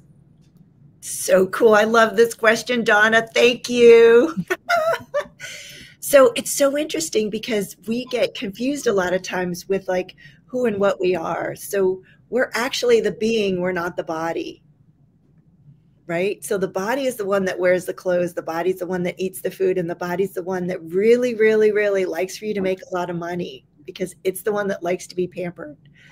So authenticity happens to be including your body into the decision-making of your branding and your purpose and your goal and where you're taking your business. So our body is more aware than we are because we have points of view about things and our bodies don't. So in working with clients, we empower them. And I know a lot of us do this, empower our clients to be able to choose and ask, and intuitively, yes, but also the infinite possibilities that are available to us, because you only know this much. Like they say, I don't know, we use like just a little bit percentage of our brain. And, you know, we only know what we know, but God has access to everything. And it's infinite possibilities that we have available to us. So it's not always about figuring it out, because that's what you were taught to do when you were kids. Figure it out, find the answer, make a good choice. It's about asking your body, because your body knows more and it has less points of view about it. So was that helpful, Donna, for you? Yes, absolutely. Absolutely there. Natalie, one of the topics and the themes that we have been talking about is really building connections versus marketing. So how do you go about with connecting to the soul, and how can a marketer tap into that emotional resonance inside? I think we have to first start to talk about what bothers other people, because like the marketers, if they just give a solution and it doesn't talk to people about their problems, it's not going to work. So tap into what is painful. And for me, what I see with my clients, it's always the self-love, self-confidence. So helping them to get there, it's already a big, big step. And then giving them the solutions, obviously. Yes, absolutely there. What would you think would be one of those solutions that might be common with bringing out that authenticity in this world, with marketing, with branding, and building that connection? Being true to yourself. And I always use this, I mean, figuratively and literally, the mirror exercise. Like, look in the mirror and see how beautiful you are inside and out. So that will really start empowering you and finding that self-love and self-confidence. And I really believe that that's the key for everything. Beautiful, beautiful there. So, Alicia, I know you've joined us back in for this conversation. Would love for you to help us deep dive a little bit into a topic, a buzzword, a really kind of way of being that some people kind of struggle and navigate with as they're trying to take up space, connect with clients, get something out there in the world that their spirit told them, nudge them, you know, you should write that book, you should go on that podcast, you should be on that show. And then that deservability factor kind of comes up and they're like, I want to do this and I want it, but I'm not sure what to do. Alicia, can you talk a little bit about deservability and how people can navigate how they feel about their own deservability as they figure out how to show up in the world? Absolutely, Alicia. And that is the first time I've gotten to say that with somebody with my exact spelling and everything. Me too. Nice. That's great. Deservability. Yes. We all have that. And we don't want to, we have to figure out a better phrase, but we don't want to throw out the baby with the bathwater. That humility, that beginner's mind, that open slate is gorgeous because we always want that. Okay, Lord, I got nothing. You got to fill this, right? We always want that openness. And ego, if it can't be the greatest of the great, will be the lowest of the low because it has to be special. So we want to be very careful and discern if I'm doing this, oh, I'm not ready. What do I have to add, etc. We want to realize we're probably an ego, right? Because the soul does not ask, you know, who am I to do this? The soul says, I'm not doing this. God, the universe, spirit is doing this. So let me create the space so that spirit can come through and fill the space with love and ordinariness, right? My spiritual teacher used to say, ordinariness is the prior condition to God, right? Because that's where we're all one. And that's the sameness. And that's that juicy, we're all in this together. We're not the individual waves in the ocean. We're all waves surrendering to the ocean of love and allowing ourselves to be in the flow. So it's really not,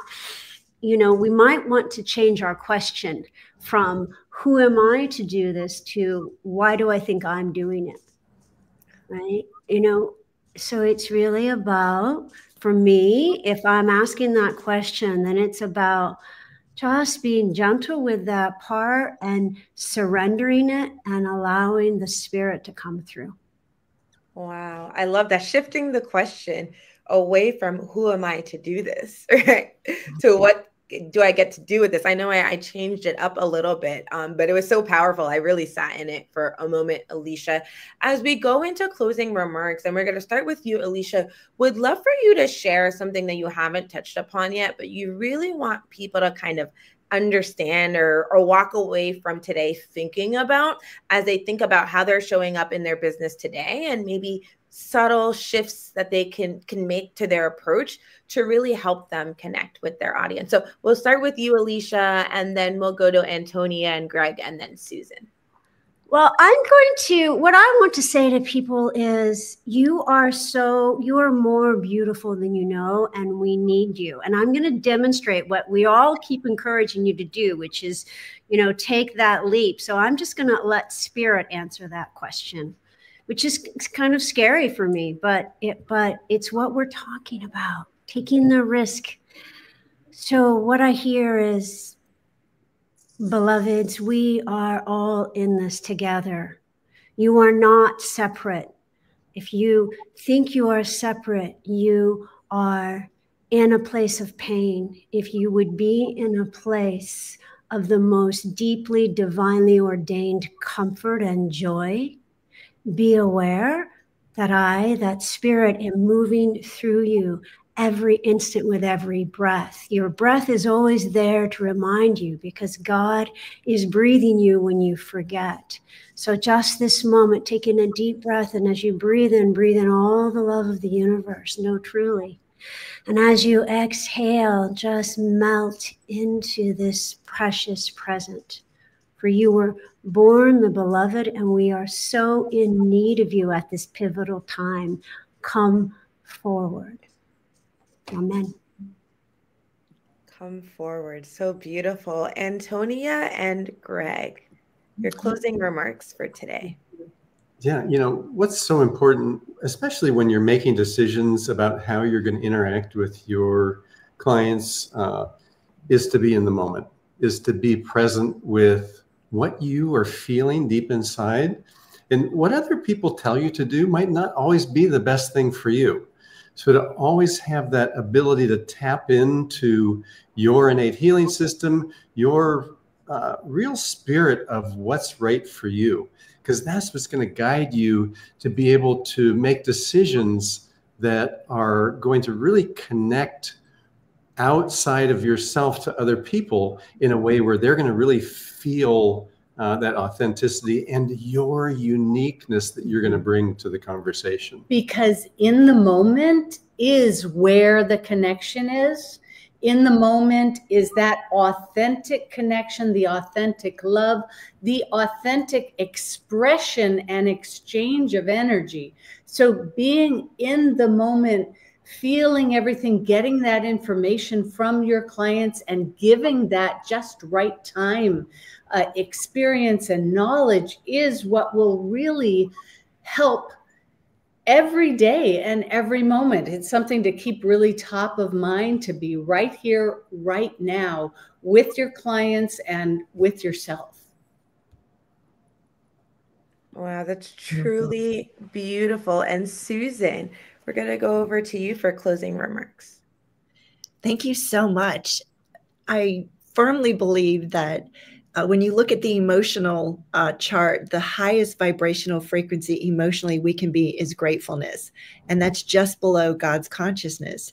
And when you're in a state of gratefulness, gratefulness for who you are and what you're bringing forth, as well as your client, your customer, and the people that you're working with and those that are working for you, you are actually being in service. And you're there to support. And when you come forth with those frequencies, with that feeling, with that heartfelt gratefulness for them and for where they are, you're able to touch, tap in, and turn on a different possibility of people falling in love with you.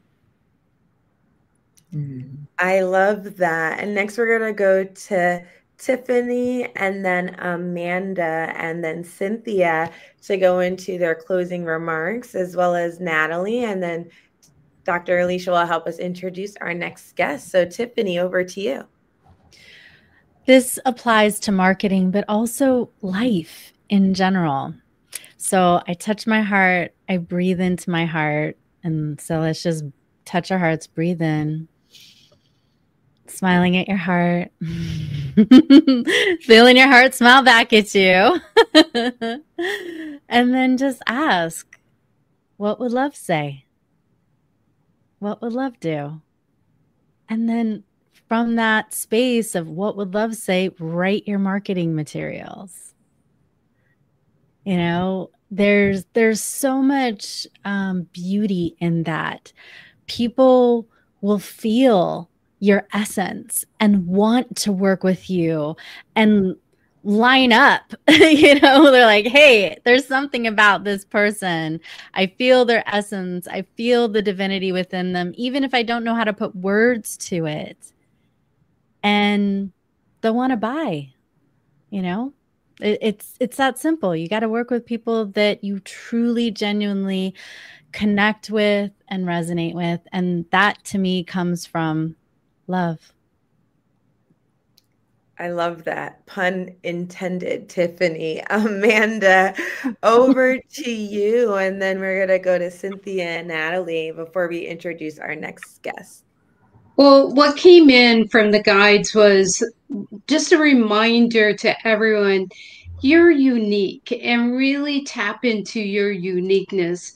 You know, there might be 100 people doing the same type of thing. Like there's tons of coaches, energy healers, marketers, all of that, but you're unique. So tap into your soul's essence and wisdom, align with that, trust that, and allow yourself to really be guided. Follow the energy that is being given to you, that is being channeled in, that is being downloaded. So many of you have great ideas, inspirations, and you came here for a reason. And our mantra right now is be the light, shine your light, and be out there and make the difference that you came here to do, whatever it is, whatever genre, whatever you're guided to do it. Just do it, as they say. Just do it, like Nike says. Yes, Cynthia, exactly. over to you. Yeah, I was just going to say, you know, when I first got started doing this work, I made the mistake of thinking that I was supposed to help everybody on the whole planet, which is unrealistic. So yes, you, just like everybody was saying, you are unique. You are a beautiful being of light. And you also are meant to work with specific people, and it's not necessarily the entire world. So ask yourself, who do you really like to work with? Who do you really want to work with? And then ask yourself, what is the step just behind where I am right now? And that can lead you to your marketing message. So that's my message for you. Amazing. And Natalie, your closing remarks before we shift. Thank you. Well, everybody said everything I thought, but be yourself. That's what happens when you're in a room with so many amazing people, you know. Be yourself. Trust yourself, because your ideas are great. It's true. There are like so many people out there doing maybe the same thing than you, but you are unique. And so if you start to believe on yourself, have that self-confidence, you will shine through your marketing. So don't think twice. Just go for it and enjoy the process, because that's the important part. If it's going to make you miserable, don't do it. Wow. So beautiful. I love this conscious conversation that we're having around marketing, but the flow and the alignment and working with the right people in the right ways and really tuning in within to then connect with the world on the outside. Natalie, it's Susan, Cynthia, Antonia, Greg, Tiffany, Amanda, it's been such a pleasure to have you on. We're going to transition. I'm going to ask Alicia to introduce our next guest. There are so many more insights that you all that have been tuning in will be able to get to hear from our panelists that have joined us today that are part of the Pillars of Power film. There's so many more, but we really want to make this conversation about consciousness, marketing, spirituality a part of everyday conversation. And it certainly has a lot to do with connections, how we market and how we connect with our community. So Alicia, I'd love for you to introduce our next special guest that has joined us today all the way from France. France. Yes, I am so excited.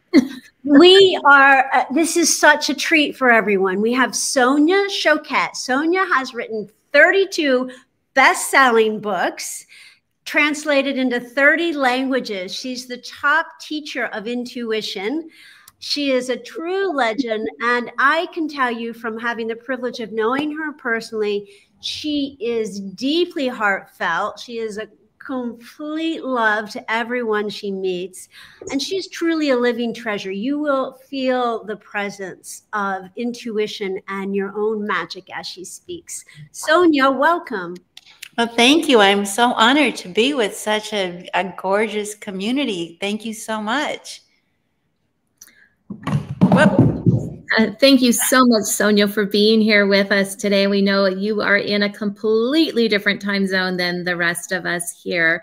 And you've been backstage patiently waiting. You've been listening to the discussions that have been happening. Share with us a little bit of your insight, and I'm just going to call it intuitive marketing. Well, I think the important thing is to understand that at the core of marketing, and really the core of the world going around, is relationships. And if you're going to have a successful relationship, you have to first tune into what's relating, who's relating to who.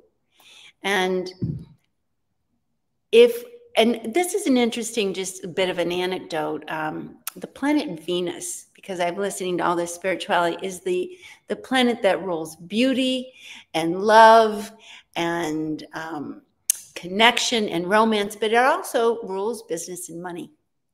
They are connected. In other words, they are the energies of what creates a harmonious and resonant relationship.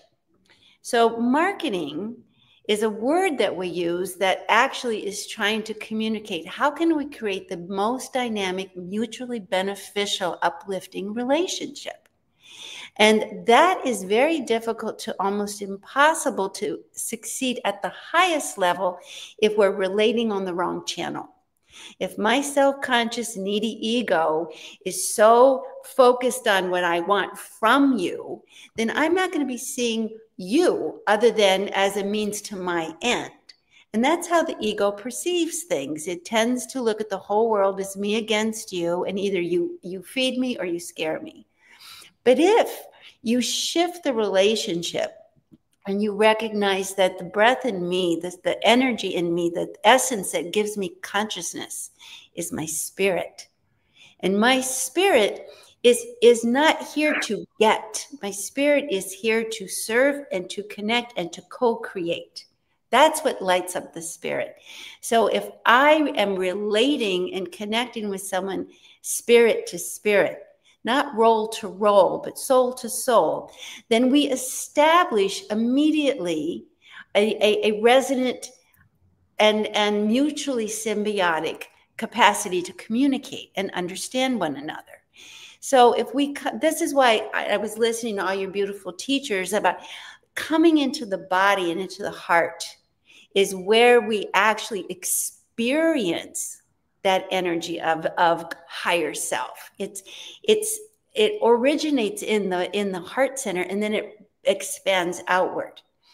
So marketing is bringing your most creative spirit to a situation and be very interested in seeing the authentic self in another, seeing that person in a third dimension reality and asking, well, who are you? How can I serve you? And can I?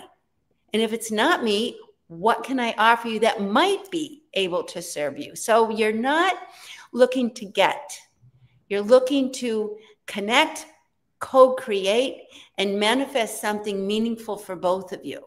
And so the way to do that is to change the channel of the I you're talking about and start with the I, that I am my spirit, and my spirit and your spirit energetically found each other. And let's trust that. Let's be interested and trust that, so we don't have to be afraid, and we don't have to be scared, and we don't have to pump ourselves up. Let's just trust that there's a part of us that can show up and be met at a place of genuine availability. Now, this is something that I help people with. If you show up in your heart energy, interested in another, we are energetically symbiotic. Another person will actually biologically feel that, and they can't help but respond. They cannot help but meet you there. And that's the beginning, to meet me at that place of soul to soul, spirit to spirit. And it immediately drops the self-consciousness of the ego that would interfere with all that marketing. And then let's get down to business, the business of what what we're trying to experience in the earth plane, whether it's we're trying to experience a restaurant or a new outfit or build a building. All of those experiences are creations. So what can we create, and how can I help you create the experience you want? And then it's fun. And then it becomes intriguing. And then you begin to, you use outer senses and inner senses. Pay attention, listen, watch. These outer senses are not a problem. They are the way to read the physical energy and then activate the inner senses. The inner sense of listening, clairaudience, the inner sense of feeling, clairsentience, the inner sense of knowing, claircognizance. What that is you're reading the energy. You're reading the physical frequencies and you're reading the energetic frequencies. And we are naturally designed to do this. And if you're not defended, self-conscious, and imploded in your ego, this will come pretty naturally to you. These are our natural abilities, and we're doing it all the time. We say it when we say, I can read the situation, or I read her mind. What we're talking about is I'm getting you. Even that phrase, I get you, is an intuitive phrase. It's like I am receiving the totality of you. And I want to support that. People who feel like you get me, they want to be your client. People who feel like they're seen accurately and you're genuinely interested will lean into you. And then the engagement is not about the tug and pull of I'm selling, you're buying, it becomes what are we going to create together? And it gets really fun really fast. Wow. Wow. Right? So much wisdom, so many gems shared, Sonia. I wrote it down. You said it's not about to get, it's about connecting and co-creating and manifesting mutually beneficial experiences for leaders that may be trying to understand what it means to connect more consciously with their community, with their customers, and are struggling to balance maybe profitability with staying aligned to their core values and to that core connection, having that trust and faith. What would you like to share with them as ways how they can kind of nurture and explore this pathway? Well, I've mentored leaders all over the world for many years in many different industries, big leaders, creative leaders, artistic, medical leaders. And what I know is that we need to remember that people are going to remember you and trust you based on the energy you put out. If you put out an energy that might have all the flowery words, but inside, because you're fearful, you're going to be pushing and you're going to be like a football coach and they might hear you, but they won't remember what you're saying because people do not remember what comes from the ego at you like this. Energetically, that's repulsive. So I call that eggs on Teflon. I mean, you hit it, you'll remember the impact, but you won't remember the message. Real leaders inspire others to pull up their best. And that word means to bring the spirit in. That's what inspire means. You breathe in, you breathe in and you communicate to others. I trust you, but I'm not trusting your ego. I am trusting the spirit in you, the best you, to want to serve with me our mission. And when you speak to that part of people, but not just speak it, you vibrate it, you energetically live it. People trust you. So if you're going to be a good leader, and I have been very good leaders, and I have worked with some really bad leaders. And what I'm saying is something that Maya Angelou once said, people tell you who they are by what they do. Believe them. And I want to add that people tell you who you are by how you vibrationally communicate, by your energy.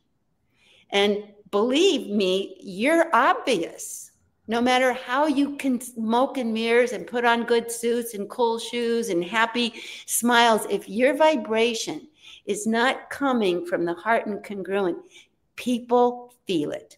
Now, they may not have the language, they might not have the consciousness, but they have the experience. And that's going to make them lean back and not give you their best, because they have to protect themselves from your dissonance. If you're congruent, and what you say and what you feel and what you mean and what you do align, and that your energy is inclusive to their well-being as a leader. Like, I am not going to just have you all serve my goals, but we are going to create what serves our goals.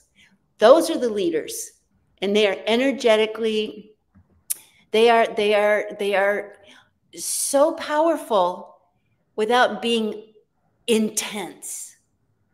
They can be at ease. They can be calm, but they are effective.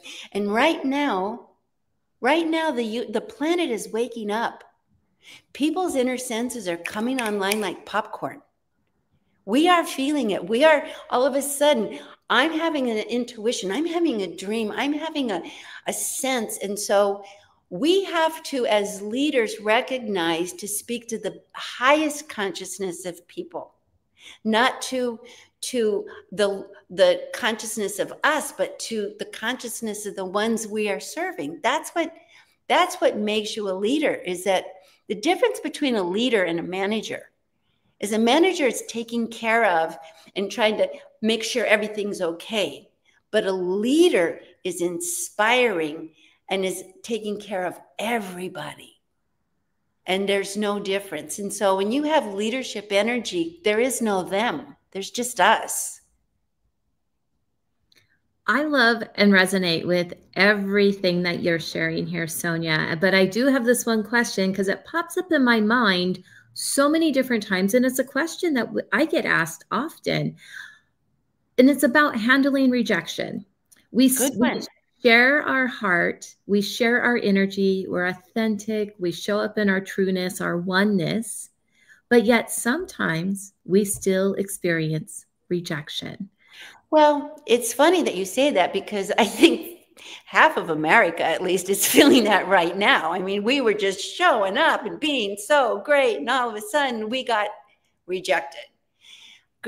Being a public intuitive guide for 45 years, I'm used to rejection. I have been rejected, repelled, called names, but you have to ask yourself, well, what part of me is reacting to this rejection? I got rejected yesterday. I asked my sister to do something for me, and she flat out said, absolutely not. And I was so offended.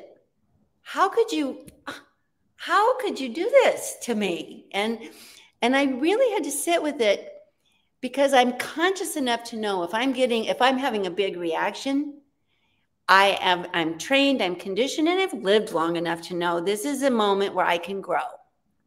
I can either be in third dimension, victim consciousness. I'm so brilliant, and spiritual people can fall into this trap. You know, how can you reject me? I'm just so full of love and beauty that, you know, you are really missing it. That you are really blowing it. But rejection is just understanding another person's consciousness doesn't get you.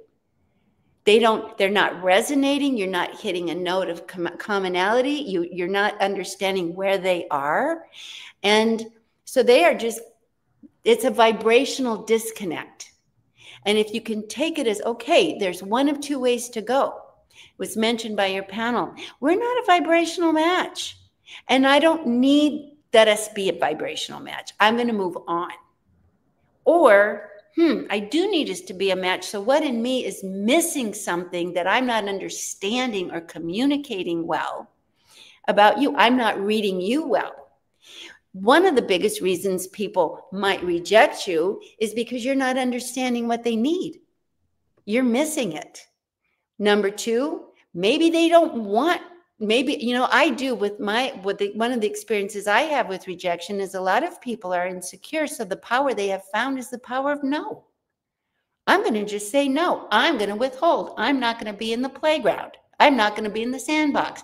So read that.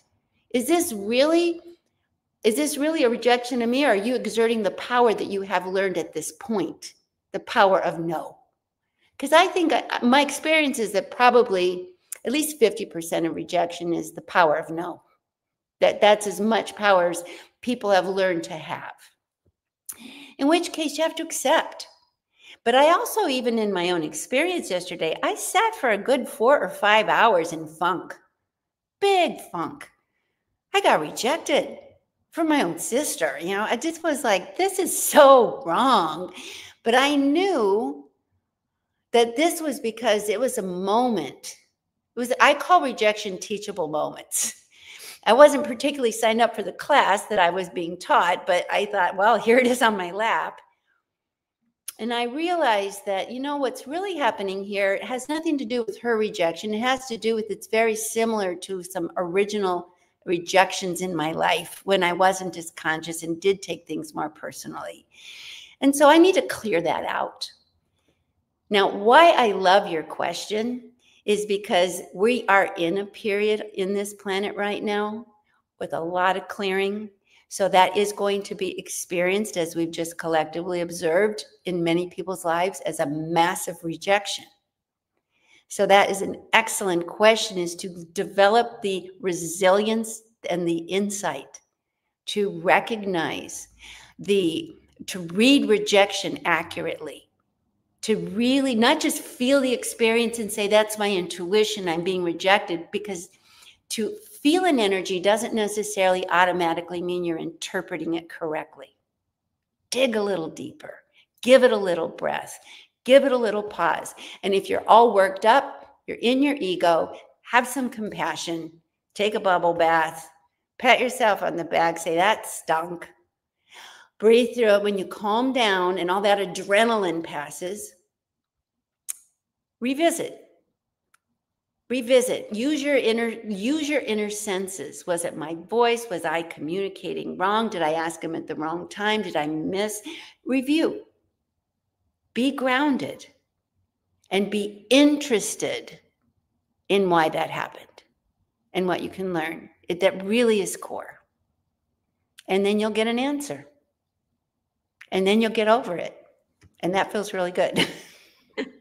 You see why I love this woman, why the world loves this woman. So, Sonia, I'm going to, as much as we would all love to ask you incredibly spiritual questions, going back to the theme of this seminar, which we need as spiritual teachers and leaders. Let's talk about sales. How do you, see, I even hesitate saying that word. I don't. I'll tell you how to see sales. Yeah. You know who taught me sales? Wayne Dyer. He was one of my dear friends. And when I first started publishing my books, I went on tour with him. And he was so good at sales. And I had a hard time saying, like, you know, here's a book I wrote and read my book. And he said, Sonia, if you were in a city in a blackout and everybody was barefoot walking through broken glass, and you were the shoemaker, do you think it would be loving to keep the light out and hope they find you? Or would it be more loving to turn your light on and say, look, here's something for you. I see you're struggling. I have a solution. Here it is. And that's service. So if you can interpret, see, sales, when it's about, I want something from you, will always feel funky. But when sales is, look, I got a solution for you. I am aware that you're struggling. Here, consider this. It might be perfect, and you don't have to walk around in the dark in broken glass suffering. And I think that for me just turned on a light. It's like, of course, isn't that what, if you're hungry for bread and the baker's down the block and nobody told you he's around the corner, well, that's not nice. But to have the bakers put the door open and the bread smell, oh my God, hooray. It's a solution. So let's reframe. Sales feels funky when it's coming from I want. And sales feels fun and fulfilling to that purpose of wanting to serve. And it comes from, let me help you. Now that I have your attention, let me help you. And I'll give you a choice, but at least see what I can do. And then it's not hard at all. That was brilliant. I love that. Moving. Oh, I'm sorry. I just wanted to tell you, Sonia just launched a book today. What's the title? Well, it's actually the book. I just have it only because I just did the launch an hour ago, which is why I showed up late, because I got my time out. But it's called Read Life Accurately. Recognize and respond to what's really happening. And it's taking intuition out of parentheses, and it's integrating intuition and making it friends with your outer senses. We have a whole constellation of senses, and we need to stop the fight. We need to stop the battle, and we need to stop the segregation. Some people are all inner senses, and I feel and I sense and you do, but we can't ground that. Someone on the outside says, well, how is that going to help me get rid of my backache? Or how's that going to help me find the product I'm looking for? So inner senses are important, but so are your outer senses. Listen, pay attention, watch, observe, work together in this new understanding that we have both inner and outer senses, and they need to be partners. So, and then the second part of the book, and my work, it's really the culmination of my work, is don't just feel and think your interpretation is accurate. Don't feel like, oh, I have a bad vibe, you're a bad guy. It's like, well, okay. Is it me? Is it you? Is it the moment? Let's discern a little more. Let's go a little deeper. Let's not be quite so quick to assume we know what's happening. Let's just pause and be curious and peel this apart. Let me give you a story, example. I had a doctor client come, and he said, I'm very intuitive, I'm very aware, I'm very sensitive. I'm the kind of doctor this world needs, but I can't tell my clients that. And he said, more than that, I can't tell my business manager that because she would think I've lost my mind. Okay, so this is a doctor who's got these skills. She wants to grow our business, but she's very serious. I don't know what to do. Do I fire her? She's been with me for 20 years and I want her to grow the business and be more spiritual. Well, I'm talking to him and my next client comes to the door 3 minutes early. Guess who's at the door? It's his business manager. He is positively gobsmacked. And I think it's hilarious and perfect. It's a perfect vibrational magnet. And I said, you're not reading her accurately. You're projecting all your stuff on her. And you're assuming she's not aware because maybe her language is not quite the same as yours. But let's pause and see if we're going in the same direction. And then let's just see how we can creatively go deeper with that. And so I think that reading life accurately is combining all your senses, being discerning, present, aware, and deeply interested in what is really happening, what is really true. And from a place of the spirit we share versus my ego, which is kind of sensitive and hard to please. So it's just, and so you have, one of the ways to get to that state of mind is just humor. If you come in with some joy in your heart, and like one of your people in the panel said, just smile, you open the curtains of your heart. You let that fear cloak drop. There is nothing to protect. Let's just create together. And if you smile and if you're interested in, here we are, you and I got this and you got this problem, you have bare feet and I have a shoe. Okay. How are we gonna work this out that we both are happy? Because I worked really hard for this shoe and your feet really hurt. So what's the common connection that we can solve? Because then we'll both go home really feeling we helped one another. So if you just have a little faith in humanity, that part that wants to connect, that is in every human being, will show up. That's so beautiful, Sonia. I feel like we all just got a master class on what the word integration and the embodiment of integration really means. Your inner senses, your outer senses, understanding discernment, and understanding that intuition as guidance, not as fact, right? But it's really the connection of all of those experiences.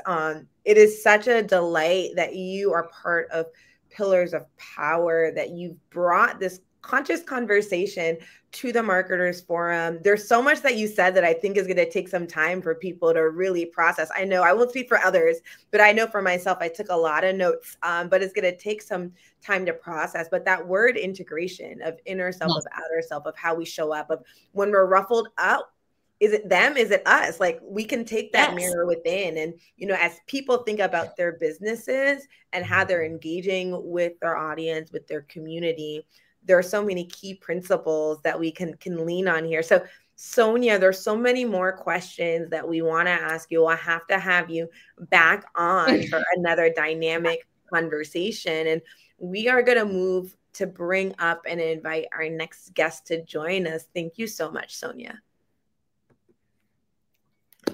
Wow. That was powerful, Alicia. And I am just still vibrating from everything. I'm going to have to go back and re-listen to this today and actually jot down all of my notes. Yeah, that was, thank you again, Sonia. I know you're still here with us. Thank you again. That was, what an integration.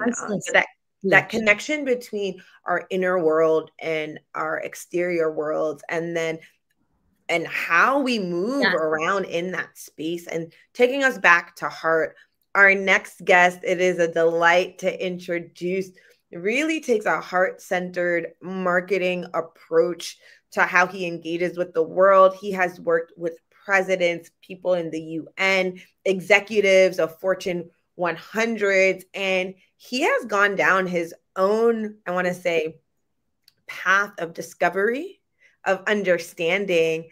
Jagadish, it is such a pleasure to have you joining us today during the Marketers Forum. I mean, there's so much I want to share about who you are, but I'd love for you to share with our audience more about the work that you do and what heart-centered marketing is all about, and some of the experiences that you've had with world leaders, with executives, as you've shared your approach with them, and that effect has rippled into the world. Welcome, Jagadish. Hi, thank you, Alicia. Hi, everyone. It's really good to be here, and I'm thanking everyone from the LA Tribune, to invite me here. And what I like to talk about a little bit before I go into my work and the work that I've done with, presidents of nations and the Fortune 100 people and stuff like that, is that there's different levels of understanding that we can have and apply. So this goes for marketing as well as, actually marketing is relationships also and everything.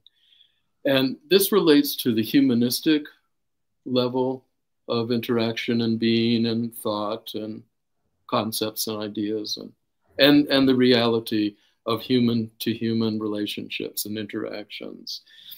And so in marketing and in life is we have to relate to each other as human beings because we're conditioned by that so much. Many people only exist on the humanistic level, which is great. It's fantastic because that's above the animal level of existence, the lower ego fight of survival and power and things like that, wanting attention and things like that. Then we can go to the transpersonal level, which is the level that many of the people here on this show is really coming from, that transpersonal level of, oh, wait a minute, we're a soul also. We have a soul.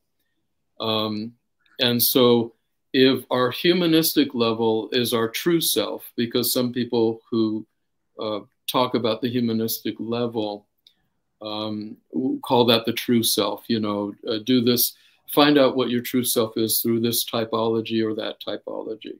We're talking about the humanistic traits and conditioning and things like that. And then we go to the transpersonal level, which is the soul level. Then that opens us up to communication with our senses, our subtle senses, let's call it, our subtle senses. So in business, many of the successful business people somehow have attuned their subtle senses, their gut feelings, or the communication from the subtle realms that are helping them be successful in this life. And they'll go ahead and work with that level. And that's, you know, beautiful and wonderful. And then there's the, so that would be a truer self. Our truer self is our soul and all the gifts that our soul has and can develop, you know, be trained in and develop, and the gifts that we call forth, so to speak. Then we have the transcendent. So the transcendent is our transcendent self. It's our truest self. So our truest self is actually who we are eternally. So if our human self is gone in this lifetime, right? Whether it's influenced by past lives or influenced by our ancestral impingements and psychic impingements and different things that go on. When this life is gone,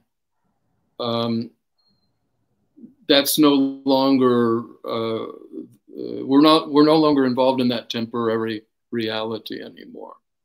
However, we still, even though we don't have a physical body, we have our soul, and that's gone on into the astral realms, or, you know, the heavenly realms. Our soul has gone there.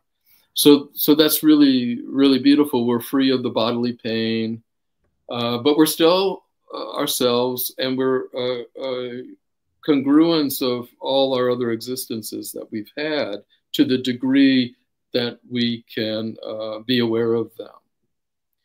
The transcendent self, our truest self, is our pure spirit. So our pure spirit is made of the same substance that God is, the divine. That's the same substance. So for people who realize their truest self and are realize, I said realize. Anyway, so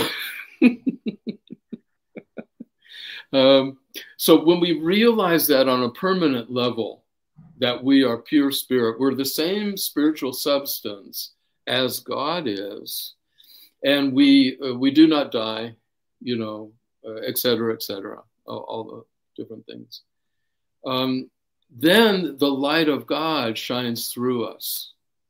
So my advice really would be is to go deep into meditation, go deep into mindfulness meditation and other types of meditation that will bring you cutting through the ego, cutting through the different layers of temporary reality, which is, anyway, temporary reality, and find your truest self. You'll experience it from time to time. In the work I do, that's the main focus of my work, is for me to do the sacred transmission so that the individuals, people, right, animals as well, but anyway, can experience their own divine nature. And you do that enough times over and over again, so you have the deep experience, which is, of course, very transformative. And until you come from your side with your spiritual practices and dedication, you come from what I have to offer, and other people who are at a similar place can offer, until you realize on a permanent level that divine light that is within and without, everywhere, permanently, like that. Then if you're drawn to entrepreneurship, or you have already been involved in it as you do your transcendental practices, your practices to go beyond the mind, you know, to go beyond discursive emotions and rise above all of that until you realize that divine light. And I say divine love. Okay, I say divine love bliss. It's written there. Okay, so divine love bliss is that spiritual substance, who we are. It's beyond a doubt who we are. Oh, there's doggies. And we can realize that, but it takes, like anything, it takes focus. It takes the company of people who have realized that true nature permanently. And it takes one's dedication and all of those things.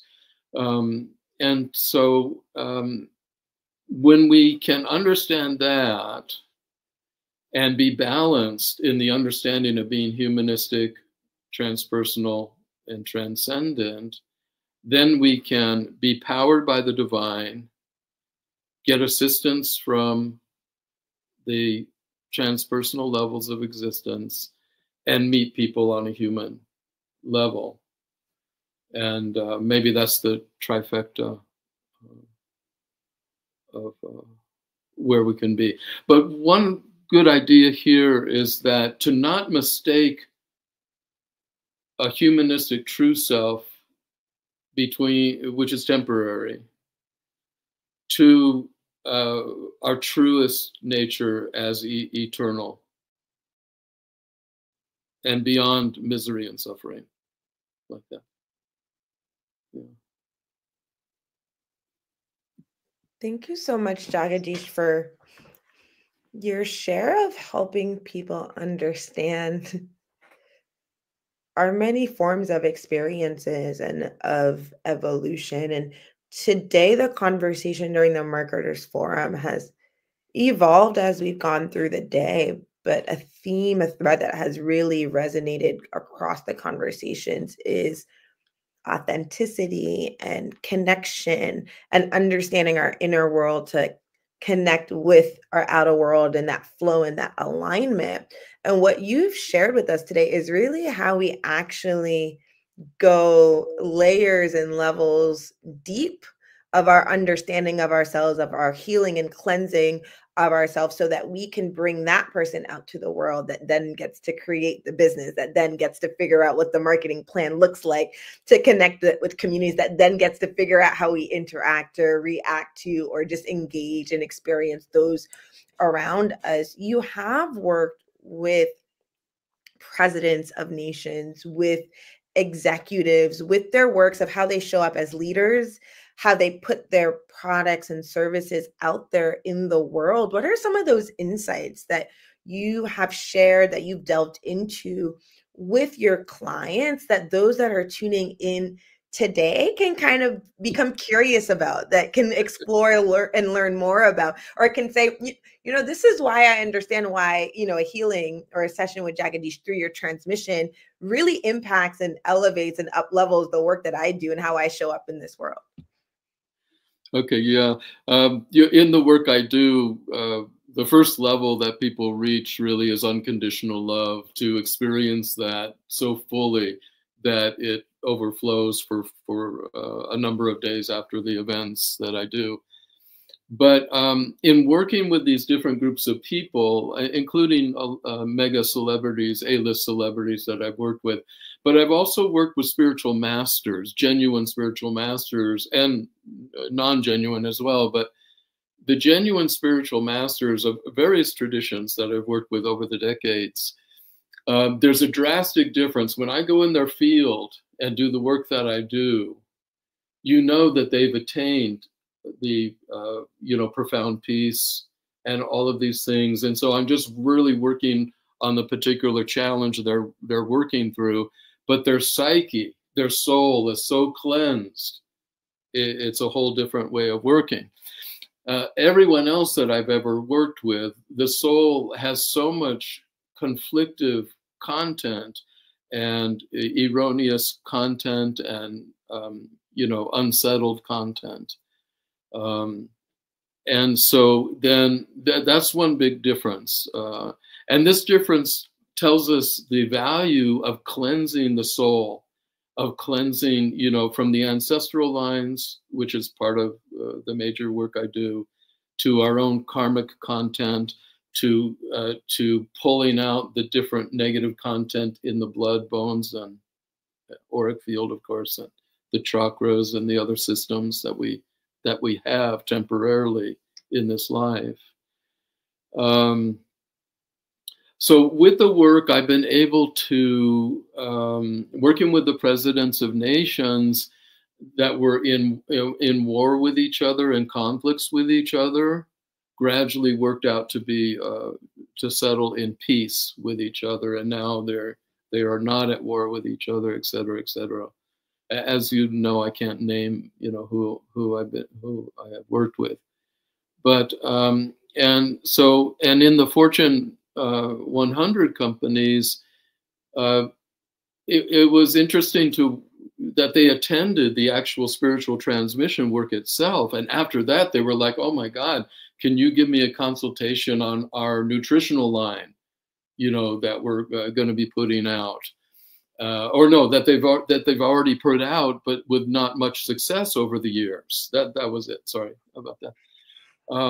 And so these different things is that by cleansing, the deep cleansing of all of this until our conscious reality can see our own light shining through the divine light, you know, from the Sacred Heart, if we want to call it a place that it resides, and then experience that light, eventually realizing that is actually who we are. And then we're really heart-centered. We're heart-centered as divine beings with seeing through, it's like divinity seeing through our eyes life.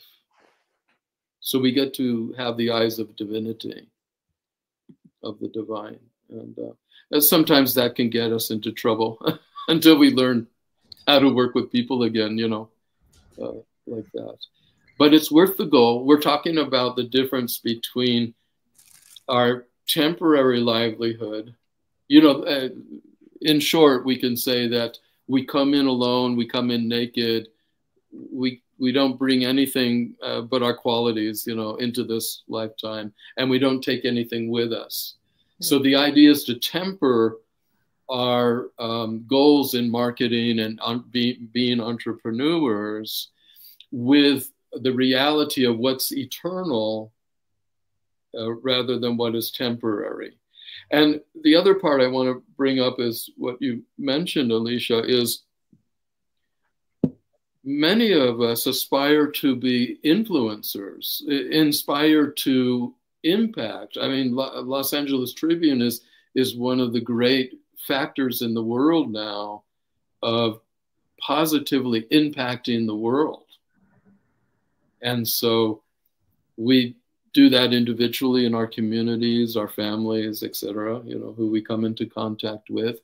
And we can do it nationally, we can do it globally. And the purer we are as an instrument of the divine energy, the divine power, then the better then the world will become. And that's been proven.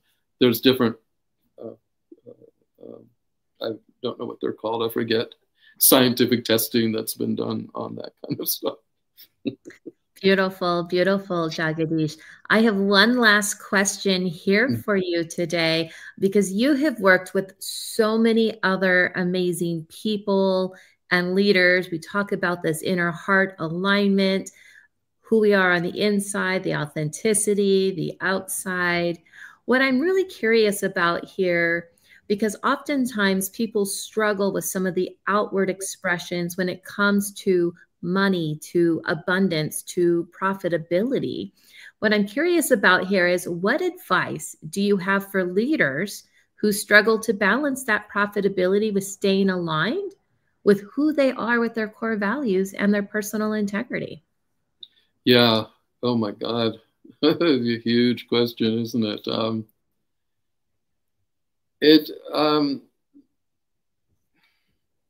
It really comes to alignment with the highest virtues integrity and authenticity that you can bring to the table.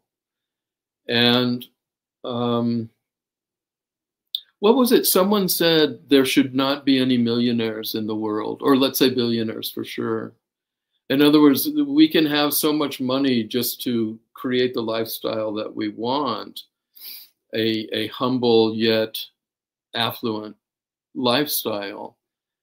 So what I'm just talking about is being sensible about our lives and understanding the context of our lives and who we are at our truest self nature, our truer nature, and then our true nature as human beings, is to balance those things and realize that improving the life of others in a genuine way, in goodness, then is the right path to do.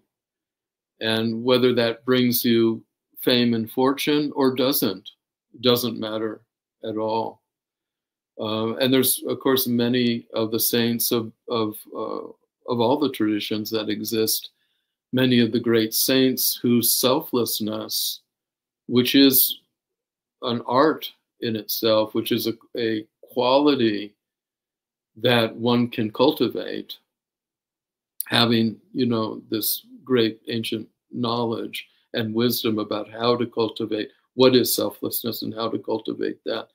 To be selfless enough that one gives their life to save someone else, or the selflessness of generosity that one may just make enough to live on and yet be a huge impact in people's lives, so that at the time we transition, the boost of gratitude and thankfulness for any given individual will actually boost them into higher levels of heaven.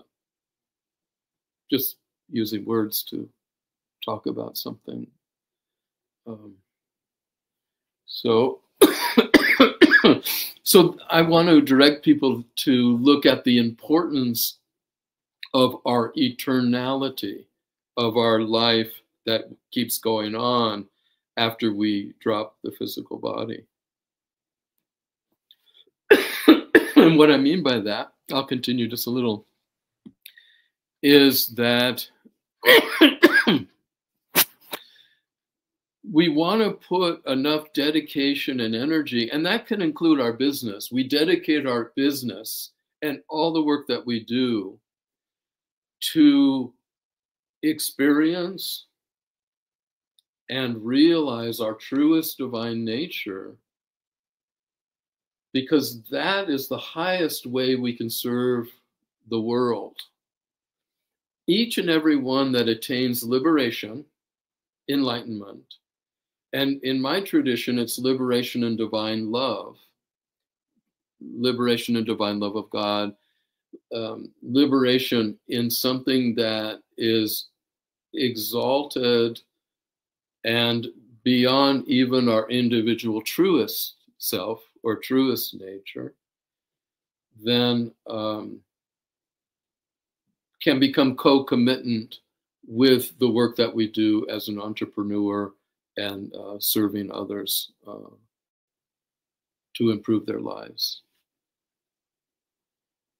I don't know if that answers the question. I hope it did. I mean, it answered questions. I think it sparked new questions. Jagadish, what a gift to be able to hear from you today. Liberation can create co-commitment with what people are trying to do with their business as entrepreneurs.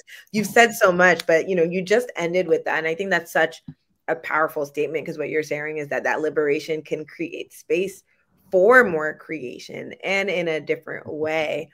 Jagadish, it's been so great to have you on with us today as part of this marketing summit, because some of the principles that you shared, some of the realizations that you touched upon just on the surface, I think is going to spark a lot of questions and reflections, and then ultimately actions, And so we appreciate you for joining us today as part of the Marketers Forum. You're also going to be in the Pillars of Power film.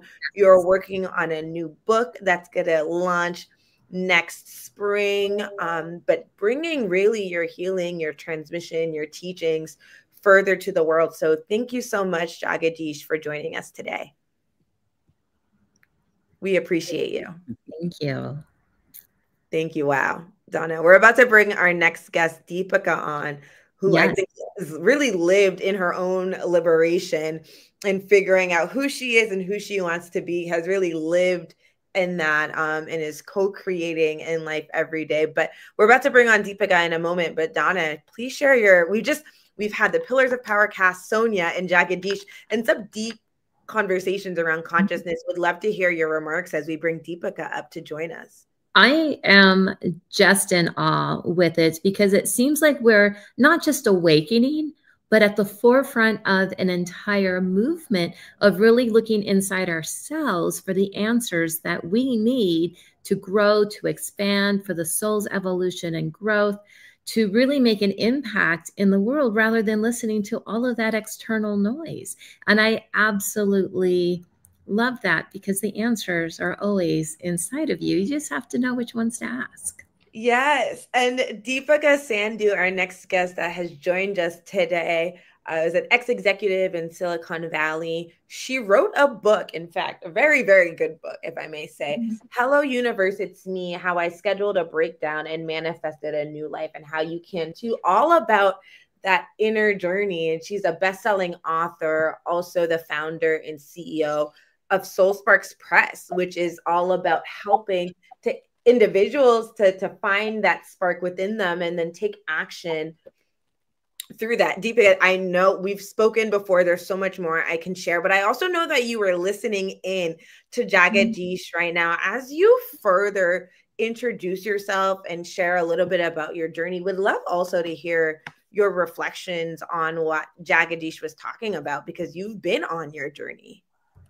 Yeah, absolutely. And I think at the core, what he's getting at is we want to live this life in a way that is true and authentic and connected, not just with people around us, but truly, deeply, totally, and completely within us.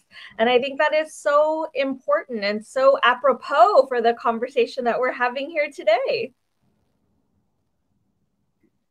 Yes, it truly is, Deepika. So, Jagadish was talking about realization and kind of going within and healing and clearing, and how that impacts kind of how we show up in this world. Deepika, you went through your own journey. You talk about it in your book, Hello, Universe, It's Me, but you're also a coach, and now you live out that co-creation, and pun fully intended here. That's the second time I said that today, but you inspire those sparks within people to do it as well, because they can too. Can you talk about what your journey was like and how that created space for you to walk through this world, and how that relates to how you actually market, serve, and connect with individuals that come across your path? Absolutely, 100%. So here is my background. I was this person who did everything right. I was always checking all the boxes to live an amazing life. I did whatever my teachers, my parents, social media, Hollywood, Bollywood would say it takes to live a really good life. And I was just like, okay, if this is what it takes, I'm going to go there and do it. And I did. I went to great schools. I got a great education. I graduated. I got a great job. I got promoted at that job. I did everything in my life to do what I thought was going to create a great life. I dated like it was a professional sport. I found Mr. Right. He turns out to be Mr. Wrong, but I find Mr. Right. I get married. I have the kid. I have the house. I have the cars, the purses, the whatevers that I think you're supposed to accumulate to live a really great life. But I woke up at 40 feeling miserable, sad, depleted, exhausted, unloved. And it was in that moment that it just became so clear to me that I wasn't going to wake up at 50 feeling the same way that I felt at 40. That was not an option for me. So I went on this journey that I describe in Hello Universe, It's Me, to schedule the breakdown, because I am a typical type A personality. I had no time to just, fly off to Italy or India or wherever Julia Roberts goes and Eat, Pray, Love to go find herself. I had to figure out how to do it right inside my everyday life. And I had to schedule that because I didn't have time to just do it on a random Tuesday. As I go through that journey, I mean, it's been incredible because I was able to take concepts like the ones we just heard from Jagadish, right? They sound so beautiful and big and wondrous. And I wanted to be able to do them. They were in all the books I read by Deepak Chopra and the Dalai Lama and everybody else. But I didn't know how to make it apply to my regular everyday life. Now I do, because I went on that journey to figure out what are the bits and pieces that I needed to do to change my world. And I did. And I think it goes really well to what we're talking about today on the Marketers Forum, which is you can hear things and they can be beautiful and powerful, and you'll hear them in movies and you'll read them in books and you'll like that Instagram post because you feel so fired up. But the thing is, how do you make it connect and resonate with you? And it's true with any information that we take in, right? We've got to figure out how it relates to what it is I need to do in my life. And that was my journey, and the journey that got me here today, part of the Los Angeles Tribune community, releasing books and now launching my own publishing company, just to do exactly this, to make those connections so people can see when they are faced with one of those soul sparking moments in their own life, that they don't just dismiss it and forget about it, but they actually are equipped to take the steps and take the actions to make that soul sparking moment meaningful and to realize the change that they may want to see in their lives. Wow, that's so beautiful. Go ahead, Donna. It is. And Deepika, I love the fact that you were a high-powered leader, a high-powered executive, Silicon Valley, where I'm from, but yet we look at and honor, I love the name of your company, Soul Sparks Press, by the way, I always have, but really going into the consciousness of everything. But what I'd like to ask you about is about the frequency of success. Because if it had a frequency, what steps could a marketer take to shift that mindset and that frequency to really attract their ideal clients or customers? I love this. The frequency of success to me is the one that feels good to you. For so many years, I was absorbing the frequency of success that other people had defined as successful, right? I took whatever the outside world was telling me was successful and absorbing it in. But I got to tell you, there were many times in there that definition of success did not resonate.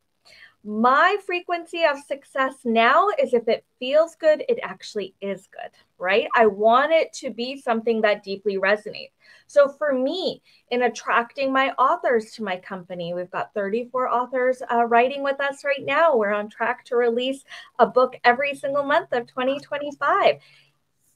How did I do this? Did I do this through some magical formula that, now I can put into some kind of, program and sell to everybody and everybody can go take? No, what I did was put out a frequency of who I was. I wanted to create a company and a business that was completely aligned to me. And to do that, it had to actually feel really, really good. Many of us get really beautiful ideas for businesses we want to build, but we are very exhausted by the process of building them. And at the end of the day, we may be happy with the results, but the path that it took to get there is genuinely extremely exhausting and didn't feel as good. But I can tell you right now, there's always an option. There's the option to move in the frequency of success that does feel good to you. It may look different than what other people define as successful, but if it feels right to you, it is the kind of success that you want. So for me, creating the frequency of success involved attracting in authors that were lit up and inspired by the thought of their words quite literally changing the world. And for them to see what I was doing and know that they could create this for themselves. So the more that I moved into being me, the truest, most authentic version of me, the more I attracted in clients. We got our first 25, 27 clients without any Instagram post, any LinkedIn post, any advertising, nothing. It completely was word of mouth, because once people heard I was doing this, they wanted to be part of it. My frequency was quite literally attracting them, but what was attracting them was that I was operating in so much truth, and I was creating a dynamic and beautiful and wondrous way to create books and bring them to the world. And other people wanted to be able to tap into that as well. So I think the number one way to go grab your fabulous, heart-centered, aligned clients is to be you. You're never going to get that by following somebody's secret method or doing, the 10 steps that will get you this way, because what works for one person may not work for you. You've got to decide, does this feel right to me? Is this the way that I want to project out into the world? And I got to tell you, it's not just with your clients that you're hiring, it's in your whole life, right? We need that authenticity in our relationships. We need that authenticity in the way that we connect with others, in the way that we do the work that we do. It absolutely is the secret component for every interaction that we're having in our lives. Yes, Deepika. Debbie joined in. She said, absolutely. That's the secret sauce. That's the formula. Deepika, I love that you took the conversation there, because I think it's important to underscore, there's people that are tuning in from all around the world. There are people that are sharing so many strategies and insights, and you're really reminding people that learn and absorb as much as you can about the tactics and strategy, but be yourself, walk in yourself. And we've heard that word authenticity earlier today. It can be a buzzword, but I love that you said it's your frequency that you're bringing out. It's what feels good to you, because when it feels good to you, it might be more aligned to who you really are.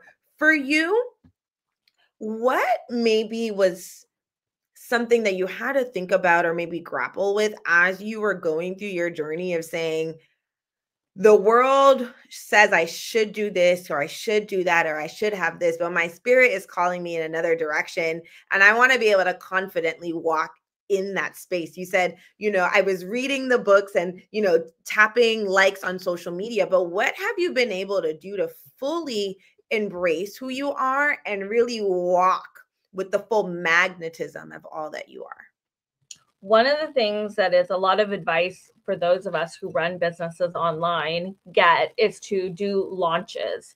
To launch, and there's like a launch formula, and this is how you launch, and you do this, and you have 25 posts about this and that, blah, blah, blah, blah, blah, blah, blah, right?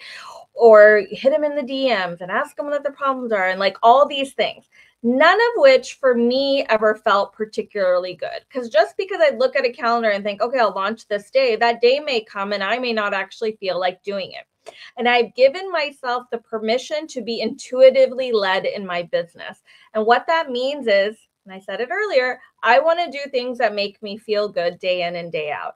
So for me, I honor that in everything that I do. So yes, I would like to perhaps bring this certain program or technique or whatever it may be to the world. And I think generally speaking, this might be a good day to do that.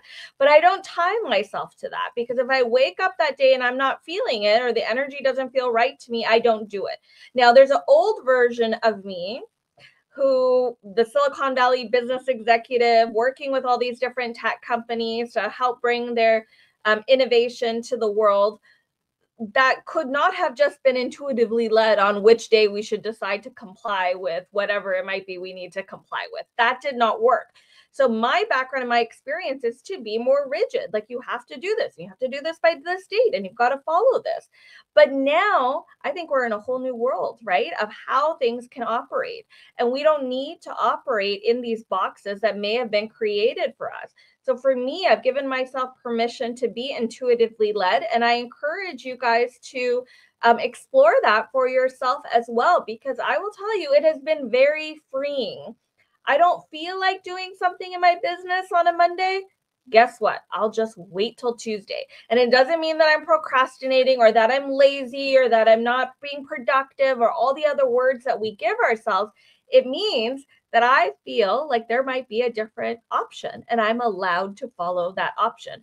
So it is about erasing a lot of these patterns and programs that we have been brought up with, taught, consumed, believed, that may not be true anymore, right? We can actually carve out a whole different path and choose to operate our businesses in a different way. I certainly have, and I am enjoying the success of that for sure.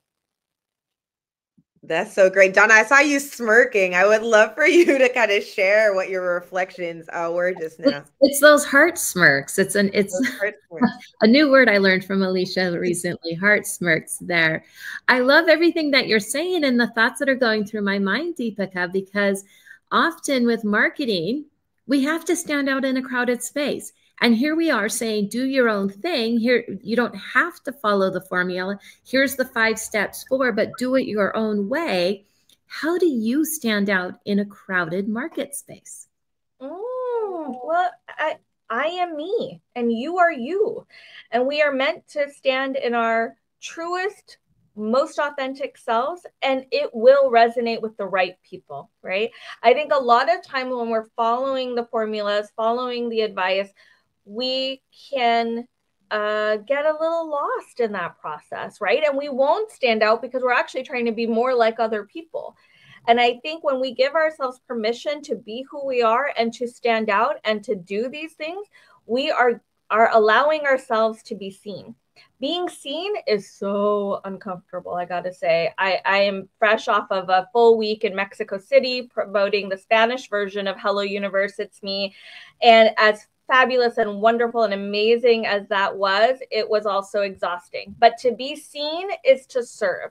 So if you want to be out there, if you want to be finding your most aligned clients, you've got to give yourself permission to be seen, doing that in a way, preferably, that feels really, really good to you. Because when we do that, we can actually move so much more into who we are. And when we're more of who we are, we're actually attracting more of the people we actually want to work with. Beautiful. So good. Yeah, that's beautiful. I mean, Deepika, you shared your story, right? You didn't share someone else's story. You shared your story in your book. It was translated into Spanish. You launched it in Spanish. It has been on the top selling charts for almost or over a month at this point of you sharing your story, right? Then it's all about giving permission. As we move into closing remarks, what is something that you experienced as you were connecting with people while you were on your book tour in Mexico City that gave you like a heart smirk, something that just warmed you up inside about your book being in Spanish, being on radio, being on TV, talking about your book? What is one of those experiences that you got to feel because you have been walking in your true authenticity as a way to connect and serve and not just to market towards people? Yeah, I did 15 interviews in Mexico City. I had 2 events there. And I would say every time I interacted with someone, they had tears in their eyes, whether they were the journalist, the interviewer, or the control room behind the scenes of a radio program. Everybody's eyes got big. Everybody had their own soul sparking moment. And I did not expect that. I did not know that would happen. But here's the thing, my story about my life continues to resonate with people. And I continue to share it with people just for this exact reason, to create those heart smirks, as you said, to create those soul sparks within them so they can see in my story their path and their own way. And I think whatever it is you might be selling or offering to the world, whatever those clients may be that you want to pull in, you know that you want to do it from a place where they are resonating so deeply with what you are saying. And that only happens by you understanding your story, your purpose, your vision, what you're here to do, what you're here to share with the world. And sometimes we have to learn some of the other techniques that don't work for us in order to bump into the things that do actually work for us. And I just want everybody out there to give themselves full permission to be able to do that. The magic of that I am experiencing right now, being inside of a dream come true these last few weeks, is incredible. And I want everyone out there to experience that. But it only happened right now in my life because I am truly in a space where I am connecting in this way with other people and it's resonating. And that's all from being you. Totally, completely, courageously, and confidently all of you. Wow. Love it. So beautiful. Courageously and confidently you. Be yourself and flourish. Deepika, your Latin America tour is going to continue. You're going to be in Colombia next year. You're also in the Pillars of Power movie, talking about that section of science and spirituality and leadership. You live it, you breathe it. We've gotten a glimpse of that in you today.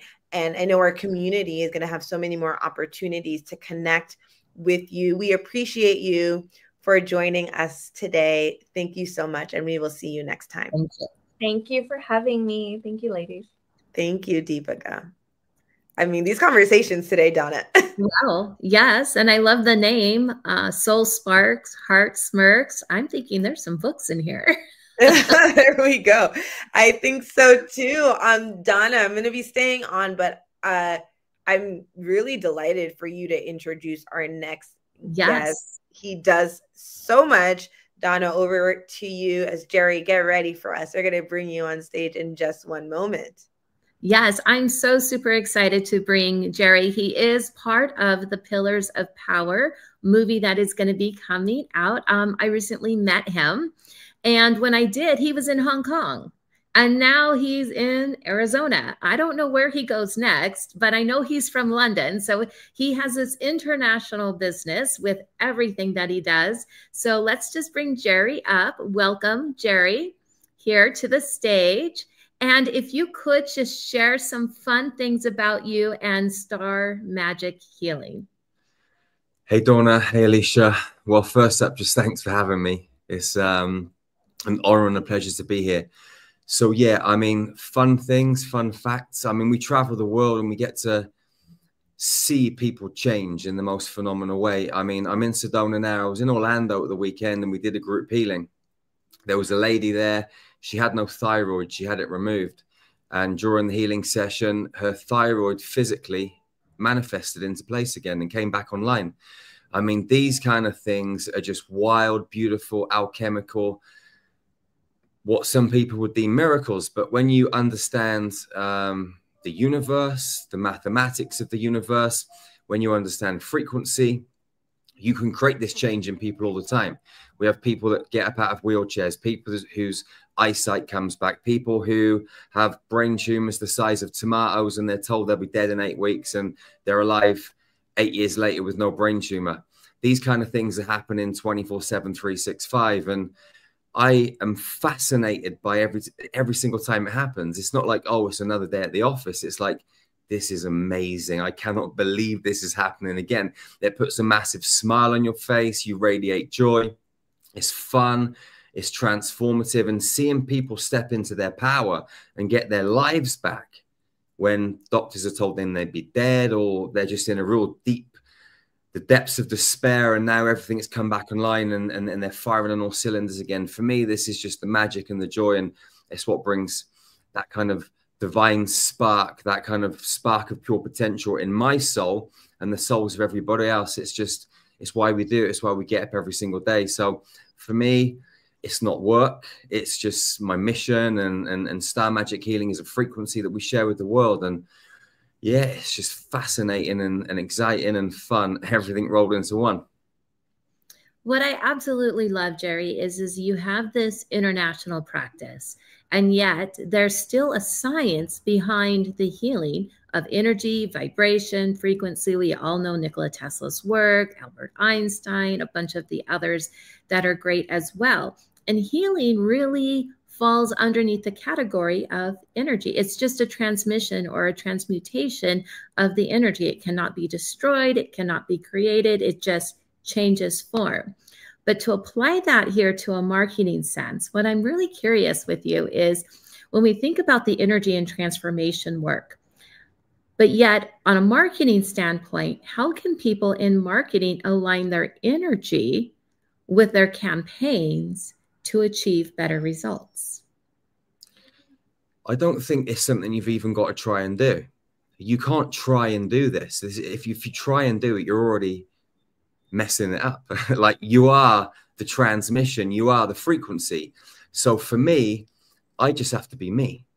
And if I'm me and I am radiating that magic, that joy, that purity that I came to planet Earth to radiate, like every single one of us has skills, every single one of us has radically unique gifts that are different from everybody else's. And we all came here to shine in our own unique way. And you just have to show up and be authentic. And if you show up and be authentic, everything else will fall into place.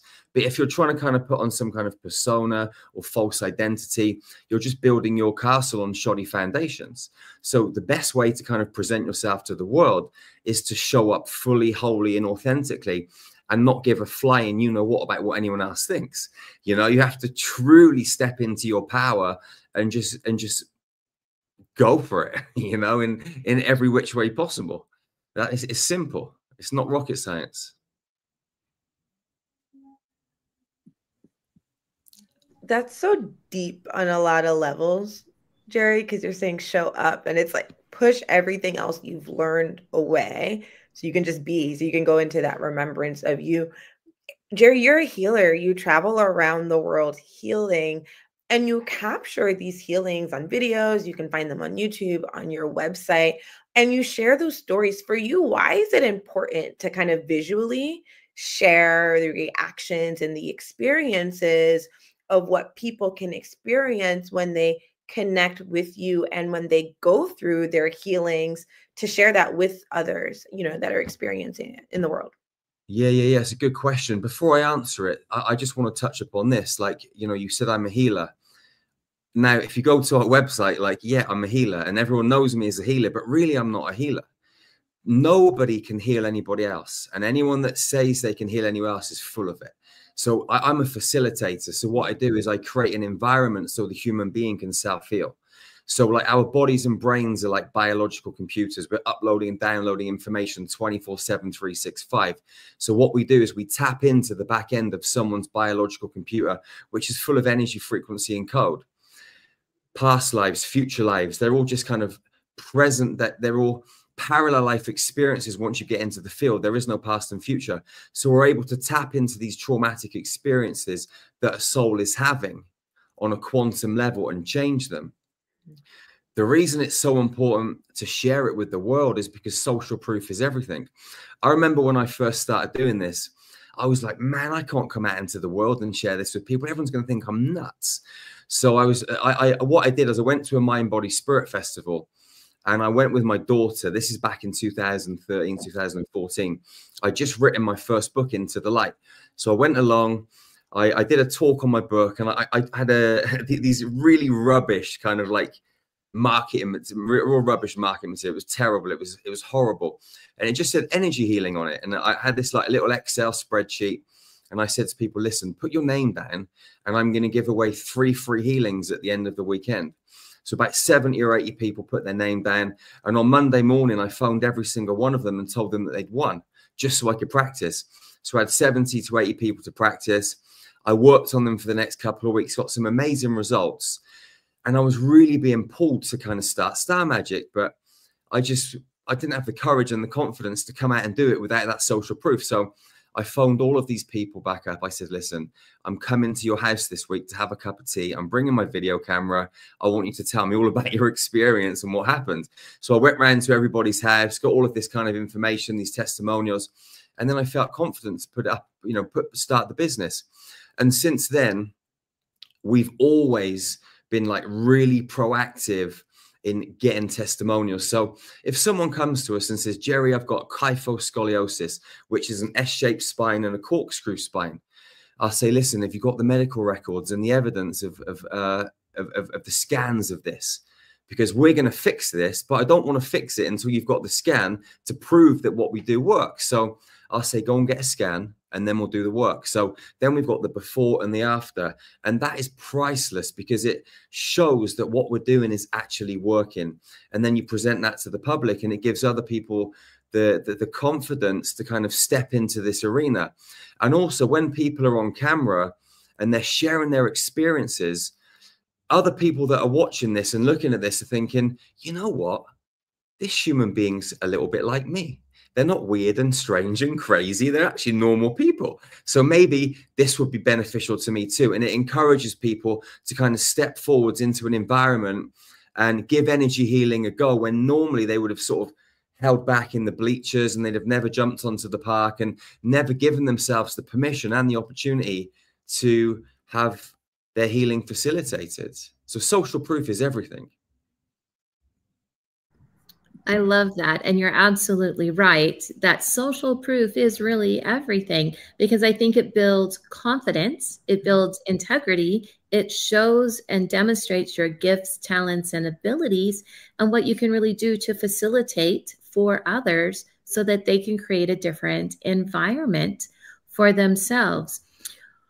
What I'm wondering here is, outside of just going back and getting that social proof for yourself, knowing that your method works, what was one of the biggest challenges you had in sharing that messages to grow your practice to an international level? Or was there even a challenge?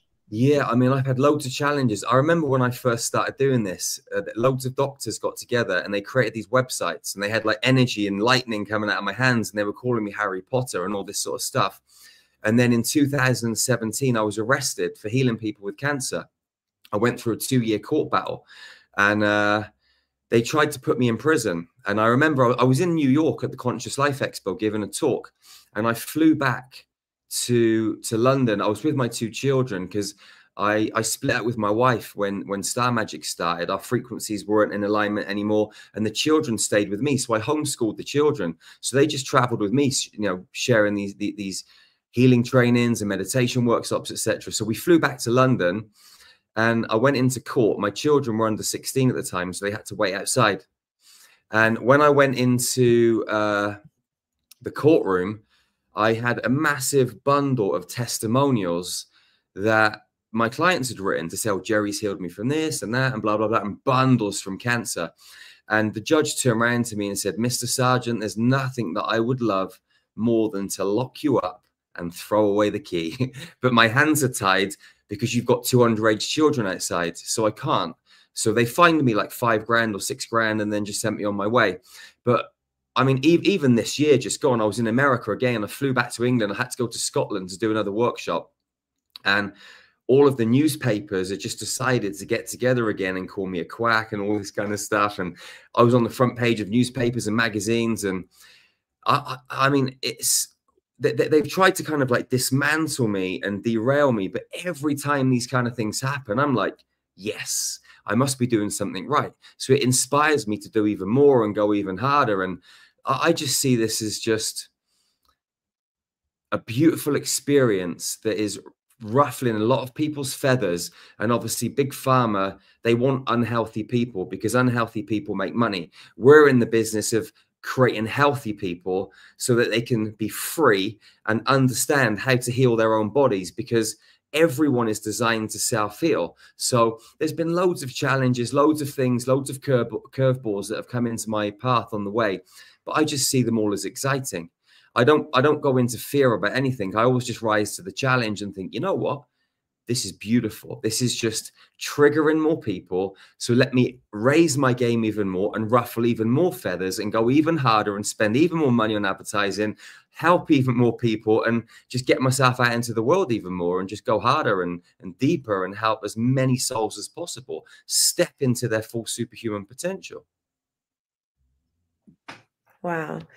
Jerry, you started a bit ago talking about how you're facilitating, right? Creating space for people to do what they inherently can do within them. Deepika earlier was using that word permission. You're giving people that permission, that space to kind of facilitate healings within them.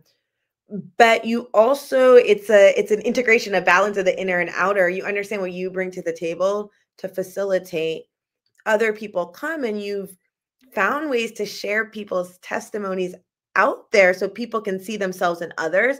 But then you also use the word advertising. So when you kind of think about what you're going to put into your advertising, right? What kind of content, what part of your story, and what parts of other people's stories, your clients that work with you, what parts of their stories you're going to put into that advertising.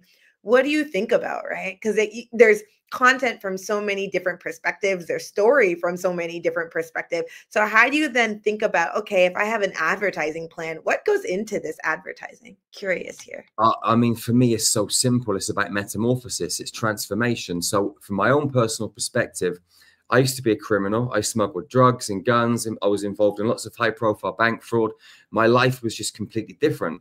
Then I was involved in a car crash, and lots of other things happened, and it shifted my life, and I did a whole 180. So people can't turn around to me and say, oh, Jerry, I can't do this. Oh, Jerry, this is too difficult. I'm going to say, listen, I didn't used to believe in God, the universe, consciousness, spiritual intelligence. I used to think if it was for crazy people. If you'd have tried to speak to me about this 20 years ago, I'd have been like, where's the person with the straitjacket coming to lock you up?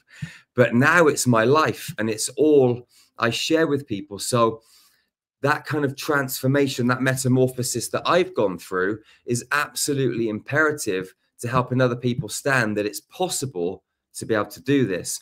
And then when it comes to my clients, then I want to share their metamorphosis and their transformation. So if someone has got diverticulitis and now it's gone, if someone has a brain tumor, now it's gone, if someone has heart disease and now it's gone, then I want to share their transformation from where they were to where they are now, because that is all that matters, you know, to show people that you can change, to show people that you can grow, evolve, transform, and it encourages everybody else to do the same. And so it's that metamorphosis. It's that caterpillar going into the butterfly, sitting in the darkness, in the mush, locked inside that little cocoon for a while, not knowing when it's going to come out, but trusting the process that it will come out the other side at some point. It doesn't know when it's going to happen, but it just knows that it will happen. And then it just trusts in the journey. And so what I want to do is to encourage people to step into that journey, knowing that something will happen and they will shift and change. How long it's going to take, nobody really knows. It could be 10 minutes, it could be 10 hours, it could be 10 days, but they are going to shift and their whole world is going to change. So have the courage and the confidence to step forwards onto that journey, knowing that you've seen other people do it, you've seen me do it, and there's proof in the pudding. You know, again, it's coming back to that social proof. Absolutely right there about the social proof again. And in the time that we are in, you're talking about transforming, you're talking about evolving. I want to take a look at today and then moving into the future for future trends, because the marketing landscape is rapidly always evolving. What role do you see intuition and spiritual principles playing in shaping the future of marketing and business? Okay, so this is a really good question. If I'm going to facilitate the healing of another human being, I'm never going to directly work on their physical body, because their physical body is the tip of the iceberg. The physical body is a communication device. It's like every single part of the human anatomy means something. So if someone's got something wrong with their liver, I know they've got anger and guilt problems. If there's something wrong with their neck, I know that they're rigid and they're stubborn. If there's something wrong with their right eye, I know that there's problems on the ancestral great-grandfather line. So the whole body means something. But for me to be able to facilitate the healing of that physical body, I have to go into the quantum field and connect with the code, the frequency, the underlying soul experiences where the trauma lies to create that change. Now, if I want to advertise my healing business, if I want to put myself out into the marketplace, I'm not going to do that until I've done it in the quantum first. So I'm going to go into the quantum field and I'm going to set up all of my electromagnetic grids. I'm going to connect people around the planet to what we call the star magic grid. Like we've got all these grids that we set up. So every month, the whole of the star magic team meets online. We go into a meditation and we run the frequency through the grids. And then we go out into the world and we physically spend money on marketing, but not until we've ran the frequency through the grids first. So we'll set up these grids, we'll run the frequency quantumly, and then we go out into the world and we market. Now, this is how powerful this is. So we did an experiment. You know, like you have like certain key phrases and keywords that you can use to market a particular product, a particular service, a website, whatever it is. We picked some keywords that nobody is Googling, that nobody is searching for. So what we did is we put those keywords into the quantum field, and we envisaged and set it all up energetically so that people started searching them. And then within 2 weeks, we went onto Google and people had started searching them because we'd already orchestrated it in the quantum. I remember before I started Star Magic, we were living in New Zealand when I was kind of discovering all this stuff. And we had a mixed martial arts gym, a health and fitness center. I used to sit in the reception every Saturday and Sunday. I'd open my heart and I'd send frequency into the houses of everyone in the local town. That Monday, the next day, we'd have 20 or 30 new people join the gym. So, you know, everything can be done quantumly, energetically, and it works extremely powerfully. When you combine that with paid advertising and actually going out and doing the work, you know, on a physical level, we're actually doing the ads and designing the artwork and doing all of that stuff. It's 100-fold, 1,000-fold, 1,000,000-fold. Like it's priceless. You can't beat it. So doing the quantum work and stacking it on top of the physical work is where it's at.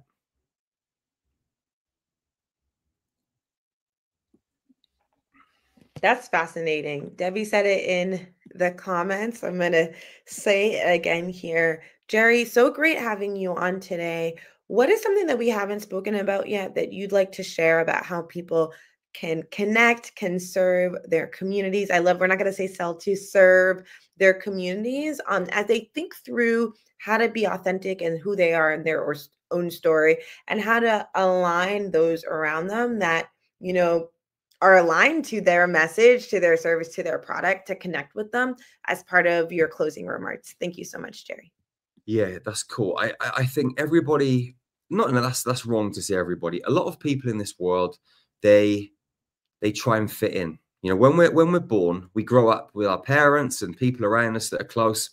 And what we try and do as children is be like the people around us, because if we think they're going to love us more. And what it does, it sets up a dysfunctional behavioral pattern. So children grow up in the world trying to be like their parents or school teachers or the famous movie stars on TV or whatever it is. And what it does, it sets up a huge disparity gap between who they are authentically and who they're trying to be in the world. They're trying to fit into this mold. So what I would say to everybody is be brave and take the one journey that most people don't take. Most people are focused on this external world. Take the journey of the heart. Go into your heart, because this is where the magic happens. Your heart is like a stargate, and you can go into your heart and travel out into the whole universe and beyond. So dive into your heart, go deep into meditation, do your breath work, and really discover who you are internally. How do you vibrate internally? What is your mission here on planet Earth? You're never going to discover that by going out into the world and trying to discover it. You've got to go into your heart. You've got to go into your cells. You've got to go into those inner workings and really, really know thyself. And then when you know who you are, you stop believing. And I think for me, I try and encourage everybody to stop believing in themselves, because what happens is when you believe in yourself, you believe on these kind of concepts and these thought programs. Because if you look at any thought and you trace it back to its origin, it comes to another thought. And that thought goes to another thought. But ultimately, if you trace all thoughts back to their origin, they come back to time, distance, or measurement. And time, distance, and measurement in the field do not exist. Therefore, all belief systems are illusory. But when we go deep into our heart, we know ourselves. And when we know ourselves, it trumps believing every single time. And when we know ourselves, we radiate this incredible frequency. Our heart opens up, and our heart is also a life compass. So it starts to lead us and navigate us in the direction of our dreams. And all we've got to do then is kind of kick back and trust the process. And our heart will take us here, it will take us there. It's not always a comfortable process, because sometimes it takes us into uncomfortable territory so we can learn lessons, so we can grow, so we can upskill, because we're going to need those skills further on down the timeline. So the best thing that we can do as humans is take that brave deep dive into our heart and keep journeying until we uncover that alchemy, that magic, that truth, that wisdom, and then let that propel us and catapult us forwards. Wow. That heart-centered revelation and recognition. Thank you so much, Jerry, for joining us today and sharing more of your story. What Jagadish covered, Sonia, Deepika, and Jerry, your share. There is that thread of going within, of understanding, of connecting. We appreciate you. We're gonna get ready to bring our next guest up in a moment. But Donna, you've been on this afternoon. We're also going to hear from you as a guest as well, not a co-host today, but would love for you to kind of just reflect on some of these conscious-based, energetic, and heart-centered conversations that we've been having today about self, but also about what that means as someone that is marketing in the world, what that means as someone that is serving, not selling in the world. Would love to hear from you, Donna. Yes, what I absolutely love is, yes, that common thread with all of the different people that we've heard throughout this afternoon. And the one thing they have in common is that they're all in the pillars of power. What is the hidden secret behind achieving greatness? So if you listened to their talks, you'll pick up on some of those little nuggets that they are sharing, because it's all about that inner work. And I really do think about the time that we're moving into this next arena. We are really, if you're really heart-centered, if you really have gone in, if you've done the work, things are just magically happening, magically aligning, and coming into fruition just with your thoughts, because there's that energy behind it, that quantum behind it. The age is now, if you study astrology or any of those things, the age of Aquarius. A lot of people have talked about that moving forward. And I think our marketing is going that way too. Our branding is going that way, that level of authenticity. When they talk about authenticity being a higher vibration and frequency than love, and all of those pieces. So everything is just in this alignment process to do good out in the world. It's so wonderful, Donna. I do think you can feel it. You can feel that it's shifting, because that common thread, you know, we're here at the Marketers Forum. There are so many strategies, marketing plans that you can do. There's so much technology and AI that can help you frame your marketing plan, so to speak. But the conversations that we've been having throughout this whole day is that, yes, it's important to have the plan. It's a yes and. But it's also to understand who we are, what is our authentic voice, what are our clients, our customers trying to understand. Are we hearing them? Are we talking with them or at them? These are all kind of key principles that you can feel are becoming more and more a part of everyday conversation, because as the world is evolving, business is evolving, how we connect with each other evolves as well. It truly does. It really, truly does. And I love this one comment here that is in our, and it says, generating soul and heart from the last speakers. And so that was really a good common thread between all of them, because they just poured out. Yes, they really did. For those of you that are tuning in, we'd love for you to join us in the comments, share your insights from what you've gleaned from today, what questions you're going to walk away with, and where you're tuning in from. We are here to connect with you, to pour into you, and we'd love to hear from you. We are about to go on a quick commercial break, and after that, you're going to hear from our hosts that started off the day that are coming back to join us. So we will be right back after this quick commercial break.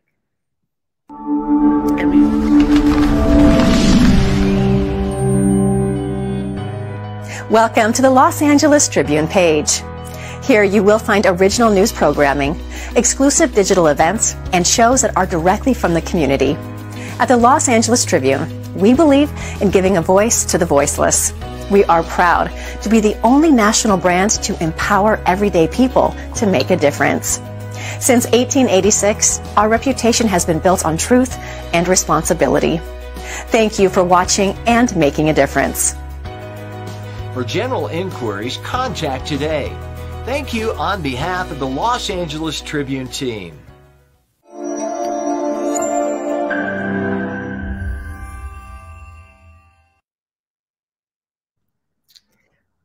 For those of you that are tuning in, we are at the Marketers Forum, where you're hearing from entrepreneurs, authors, podcasters, business owners, executive, spiritual healing facilitators. I love that word that Jerry shared earlier, and who are having conversations around marketing, connection, community building. We have some of our co-hosts that helped open this morning that have joined us back here today to share their insights and reflections on the day. So we're going to bring Parisa.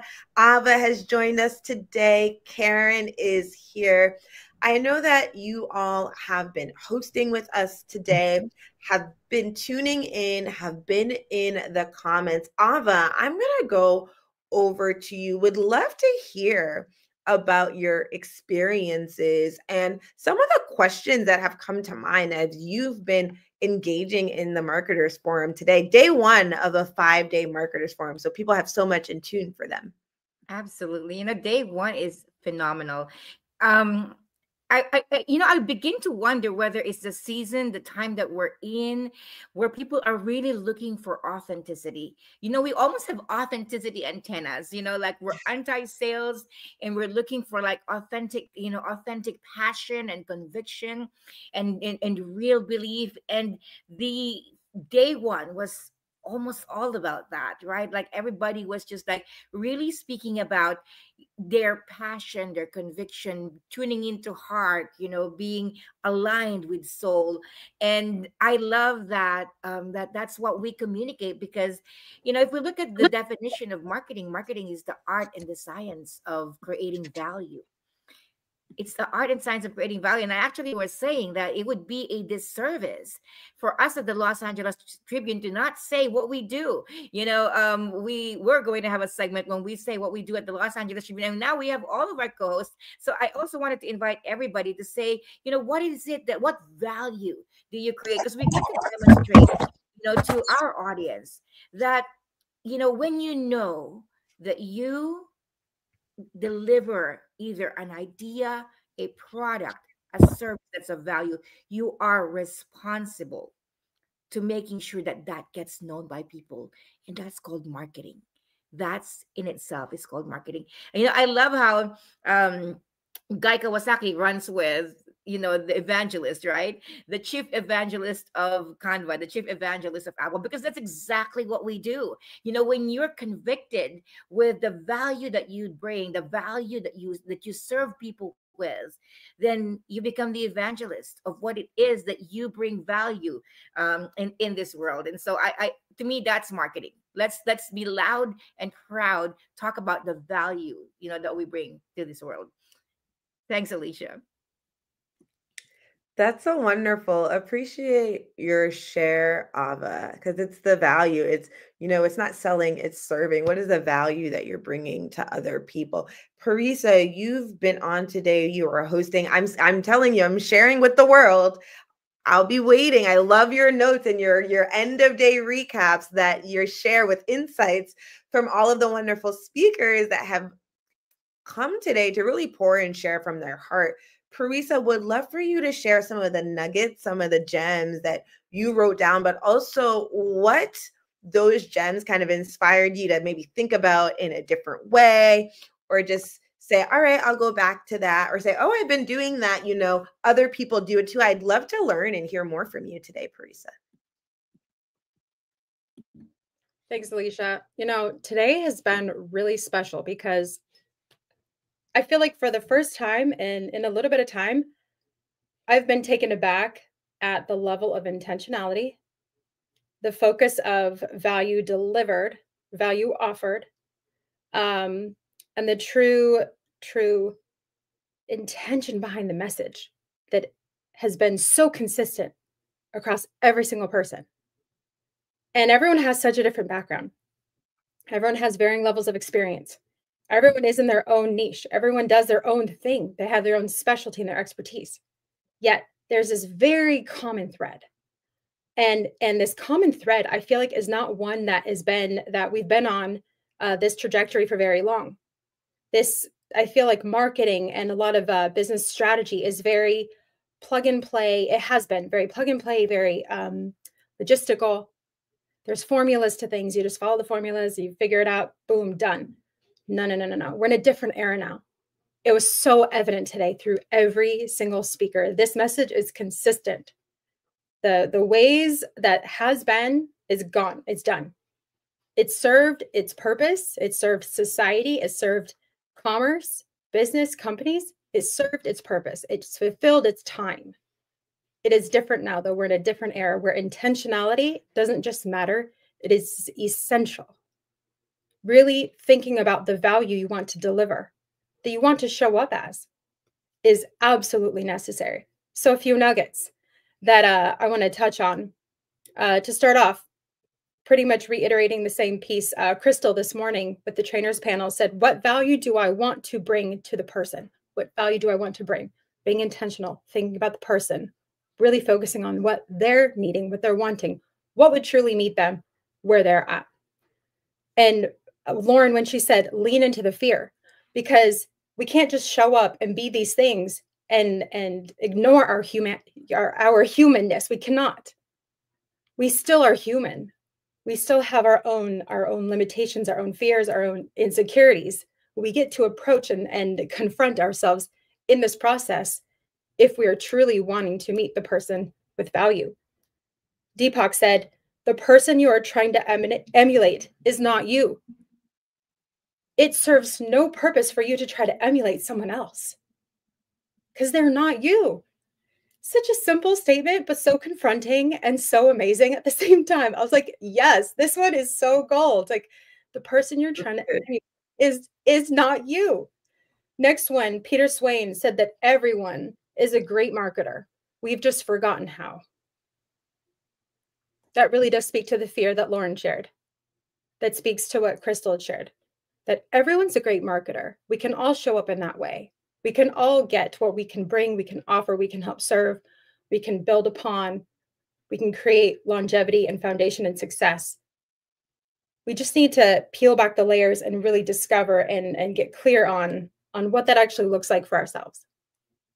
Another one from Peter is that most of your time should be spent on thinking about your client. Strategy before tactics, which is what I touched on initially in the beginning about how the paradigm of the old is done. It is complete. It's not out, it's just complete. And Aaron, with specificity being everything. Know what you're good at. Get clear on it. Let yourself dive into it. Be able to articulate it, top to bottom, high to low. Get clear. Be so specific. And most people suffer from specificity. They don't have that. And to get to that really crystal clear place, to really understand that specificity of what you bring, what you offer, who you are, that does take leaning into fear. That does take confronting. That does take you not emulating someone else or someone else's message or someone else's marketing. I love how each one of these speakers really just connected so seamlessly together. When you take notes on each speaker, it's like they're all creating the fullness of this story. Each person's bringing a different part of the story to the table. And it is so cool each day being able to do these recaps and to conclude at the very end with the last several speakers, it all being about heart. The heart has such intelligence. It has such wisdom. It has such impact. If we allow ourselves to really bring that piece forward, let that be what leads, that will guide the entire thing on the most clear and direct path possible. And that's the best marketing itself, is it not? So that's my recap for today. Beautiful. Well, Parisa, you know how we say we always look for the ways we do value. And the one thing that you really, really, really deliver great value at is keeping your notes. And I know you've said before that you're willing to share your notes, right? Mm-hmm. So I'm gonna put this on the ticker right now. Register at themarketersforum.com to receive a copy of Parisa's notes. You guys will all get my notes. You have my word. If you want to hear more, we're seeing it on the chat already. Like we'd love to have Parisa's notes. So register at themarketersforum.com if you haven't yet, and you will receive Parisa's notes, because that's the only way we'll get it to you, short of putting it on social media. So go ahead and register. So Jeff is saying, I'm please. back to you because you're the one who calls everybody. Jeff is saying, Debbie is saying, please, notes, please. Jeffrey Ross is saying, I'd love a copy. I think, Parisa, you do such a good job of distilling the essence of someone's message, right? Capturing the quotes that really hit home and land and kind of summarize what their message was all about. Karen, you were on hosting the trainers earlier, Alina earlier. I loved your questions. Would love to hear more about what your experience has been on day one of the Marketers Forum here today, Karen. Yeah, we had a lot of fun. I mean, from Dr. Lisa Tan reminding us that we were like the marketing bunch, the trainer bunch, with our 9 little squares. And the bidets that were shooting off the water, to music. It was we just had so much fun. I really liked it when Julianne talked about changing our relationship with fear. Oh my goodness. We had several different people that talked about overcoming fears with marketing, with speaking in public, with starting a podcast. And when Julianne talked about changing our relationship with fear and how she had fears and yet she looked at fear differently. And if she didn't have, if it wasn't scary enough, then it wasn't a big enough dream. And I really appreciated that. And I really liked it when Lauren talked about marketing as showing up for business. Are we getting ourselves out there? Are we telling the world that we are ready to show up for business? And when we don't, I think it was or maybe it was Crystal that said what you said, Ava, that we're doing a disservice. And I brought in how marketing really is love. It's love for our client. It's love for ourselves. And I thought those were really, really great points. And then we had Stacy Chillemi, and she talked about the power of storytelling and being in the media herself and working for Dateline and being a producer, and then also having her own podcast and being a 20 times best-selling author. I mean, she has the inside scoop on what people are looking for and how they're looking for that authenticity. We talked in many sessions about authenticity and about really connecting. And I thought that she brought up some really great points. And then one of the things that I really liked about Peter Swain was when he said, we're always marketing, and marketing really is forming relationships. And he said, instinctively, we cheer for our kids when they're learning to walk, but do we teach them to walk? No, really, we don't. They just try. And every time they make a bit of effort in the right direction, if they just get up, we're like, yay, everybody's cheering. And he said, well, why don't we do that for ourselves, when we're doing things? And I thought, amen, instead of being like, oh, we did it wrong. Well, I got back up again. And that's the key, is that resilience. I really liked it when Aaron talked about, talk to everybody, show up for every party and build every relationship, and how he just makes friends everywhere he goes. And that's why he has so many friends that wrote the foreword, in his book, Unshackled. And Aaron is a great friend, and everybody loves that. And then Eleni talked about, so many things about as an actress and as a singer-songwriter, and then about bringing that charismatic presence to the stage. And so many of us, when we're trying to speak, we feel fear. She had to overcome fears.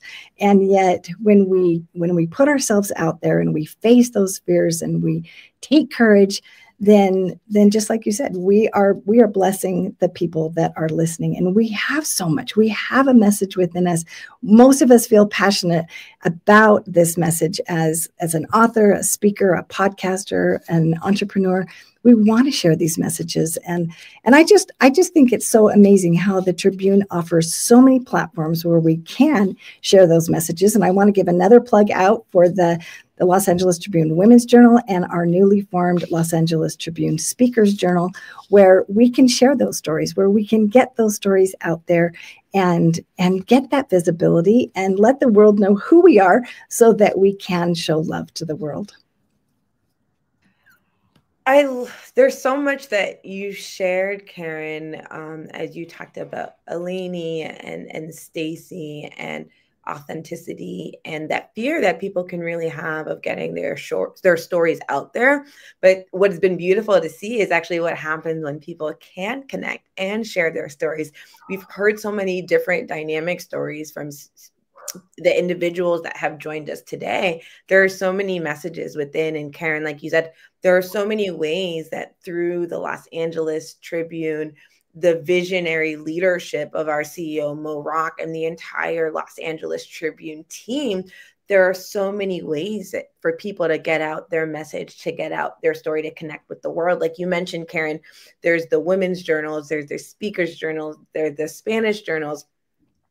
There is the editorial news. We have our Los Angeles Tribune critically acclaimed bestseller experience where authors are recognized for sharing their stories with the world that are culturally relevant, that have an impact on their readers. We connect with people at events that are touching people at the heart. I know you all were just, Karen and Parisa, you were just at the International Impact Book Awards.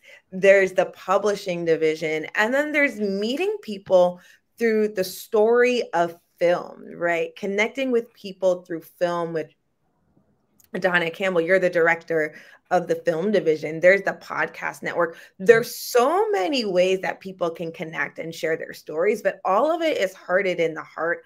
All of it is rooted in really our mission and our vision, which is to elevate consciousness around the world, which is to have really conversations with depth around marketing, but how marketing is tied to spirituality. Debbie said, marketing is love. There are so many mediums where people can connect, but there's also so many opportunities to really kind of unpack what we've learned as people, as a society, and to really go into the different levels and layers of how we can actually contribute more positively to this world. So I love what we're doing here at the Los Angeles Tribune. Rex has joined us and he's going to come on in a moment to share. But before Rex does, I'd love to shift to hear from you, Donna, around these conversations that we're having around consciousness as it relates to marketing. Donna, you are also the author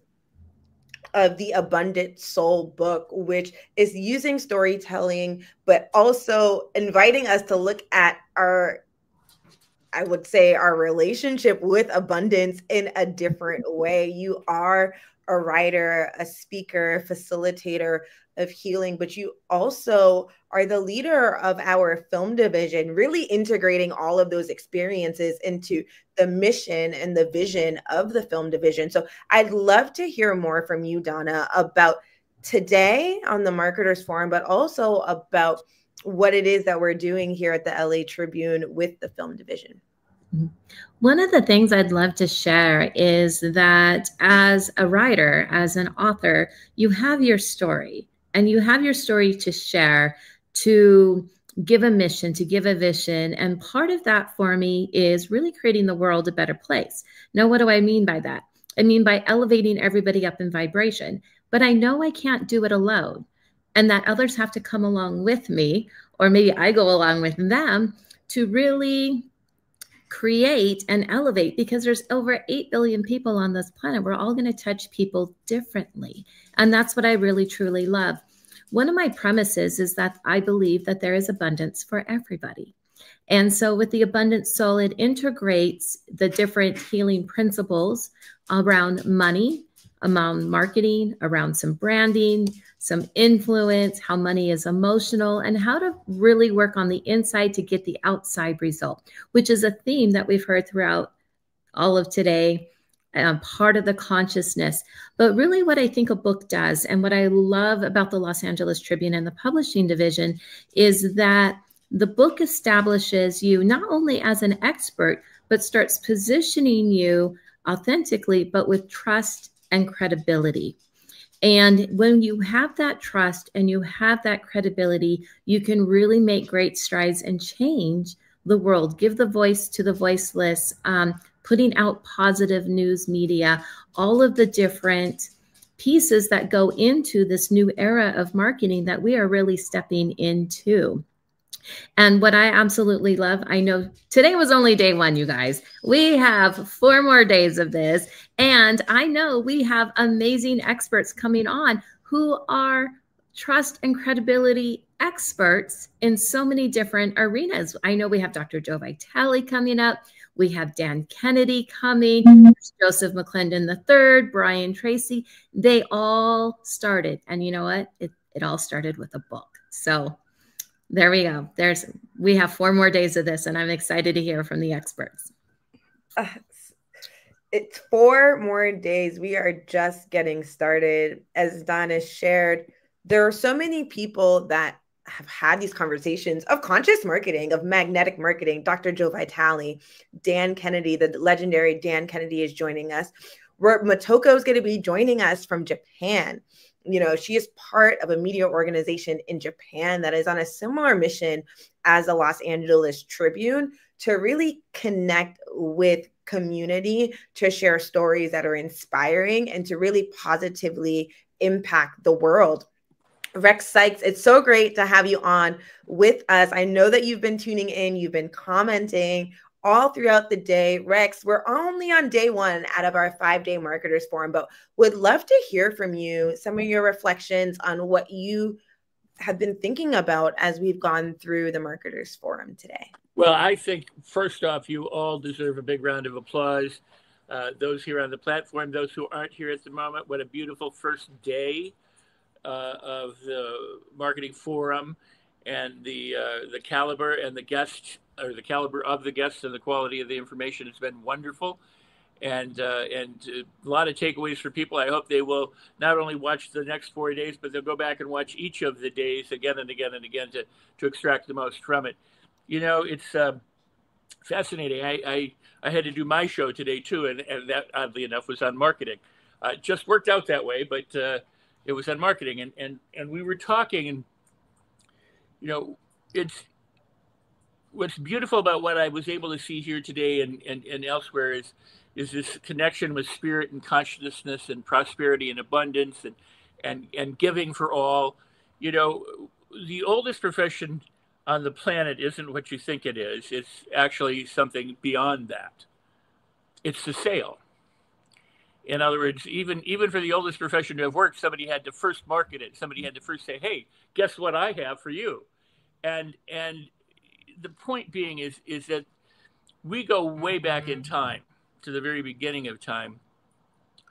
And marketing was simply saying, you know, there's this person down the street, and they have this pot, or they have this wheel, or they have this spear, or they have something that you need. And by word of mouth, people started to go to that place down the street to get the spear, or the pot, or the wheel, or whatever it was. When it comes to marketing and sales, those of you who are watching, you know, the best thing you can do right now is to share, to spread, to put it forward. When you go out to a restaurant and you have a wonderful meal, you go back and you tell everybody, you go, oh my God, you know, I had this incredible meal. You have to go.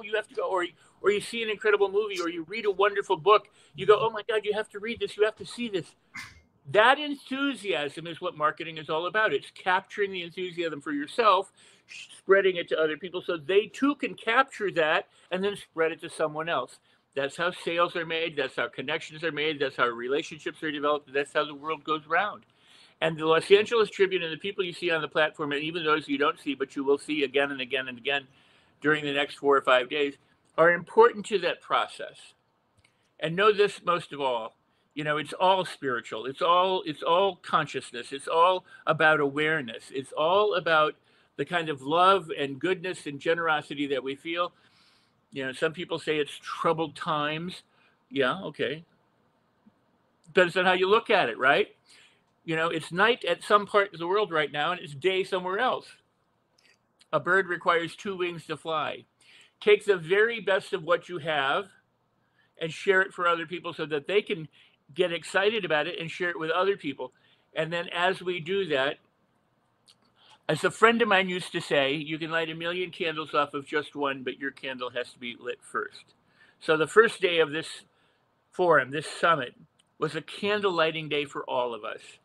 And what a candle lighting day it was. So now take that lit candle and help somebody else light a candle. And in doing so, you'll be doing someone a good turn. And I'm so glad to be part of this.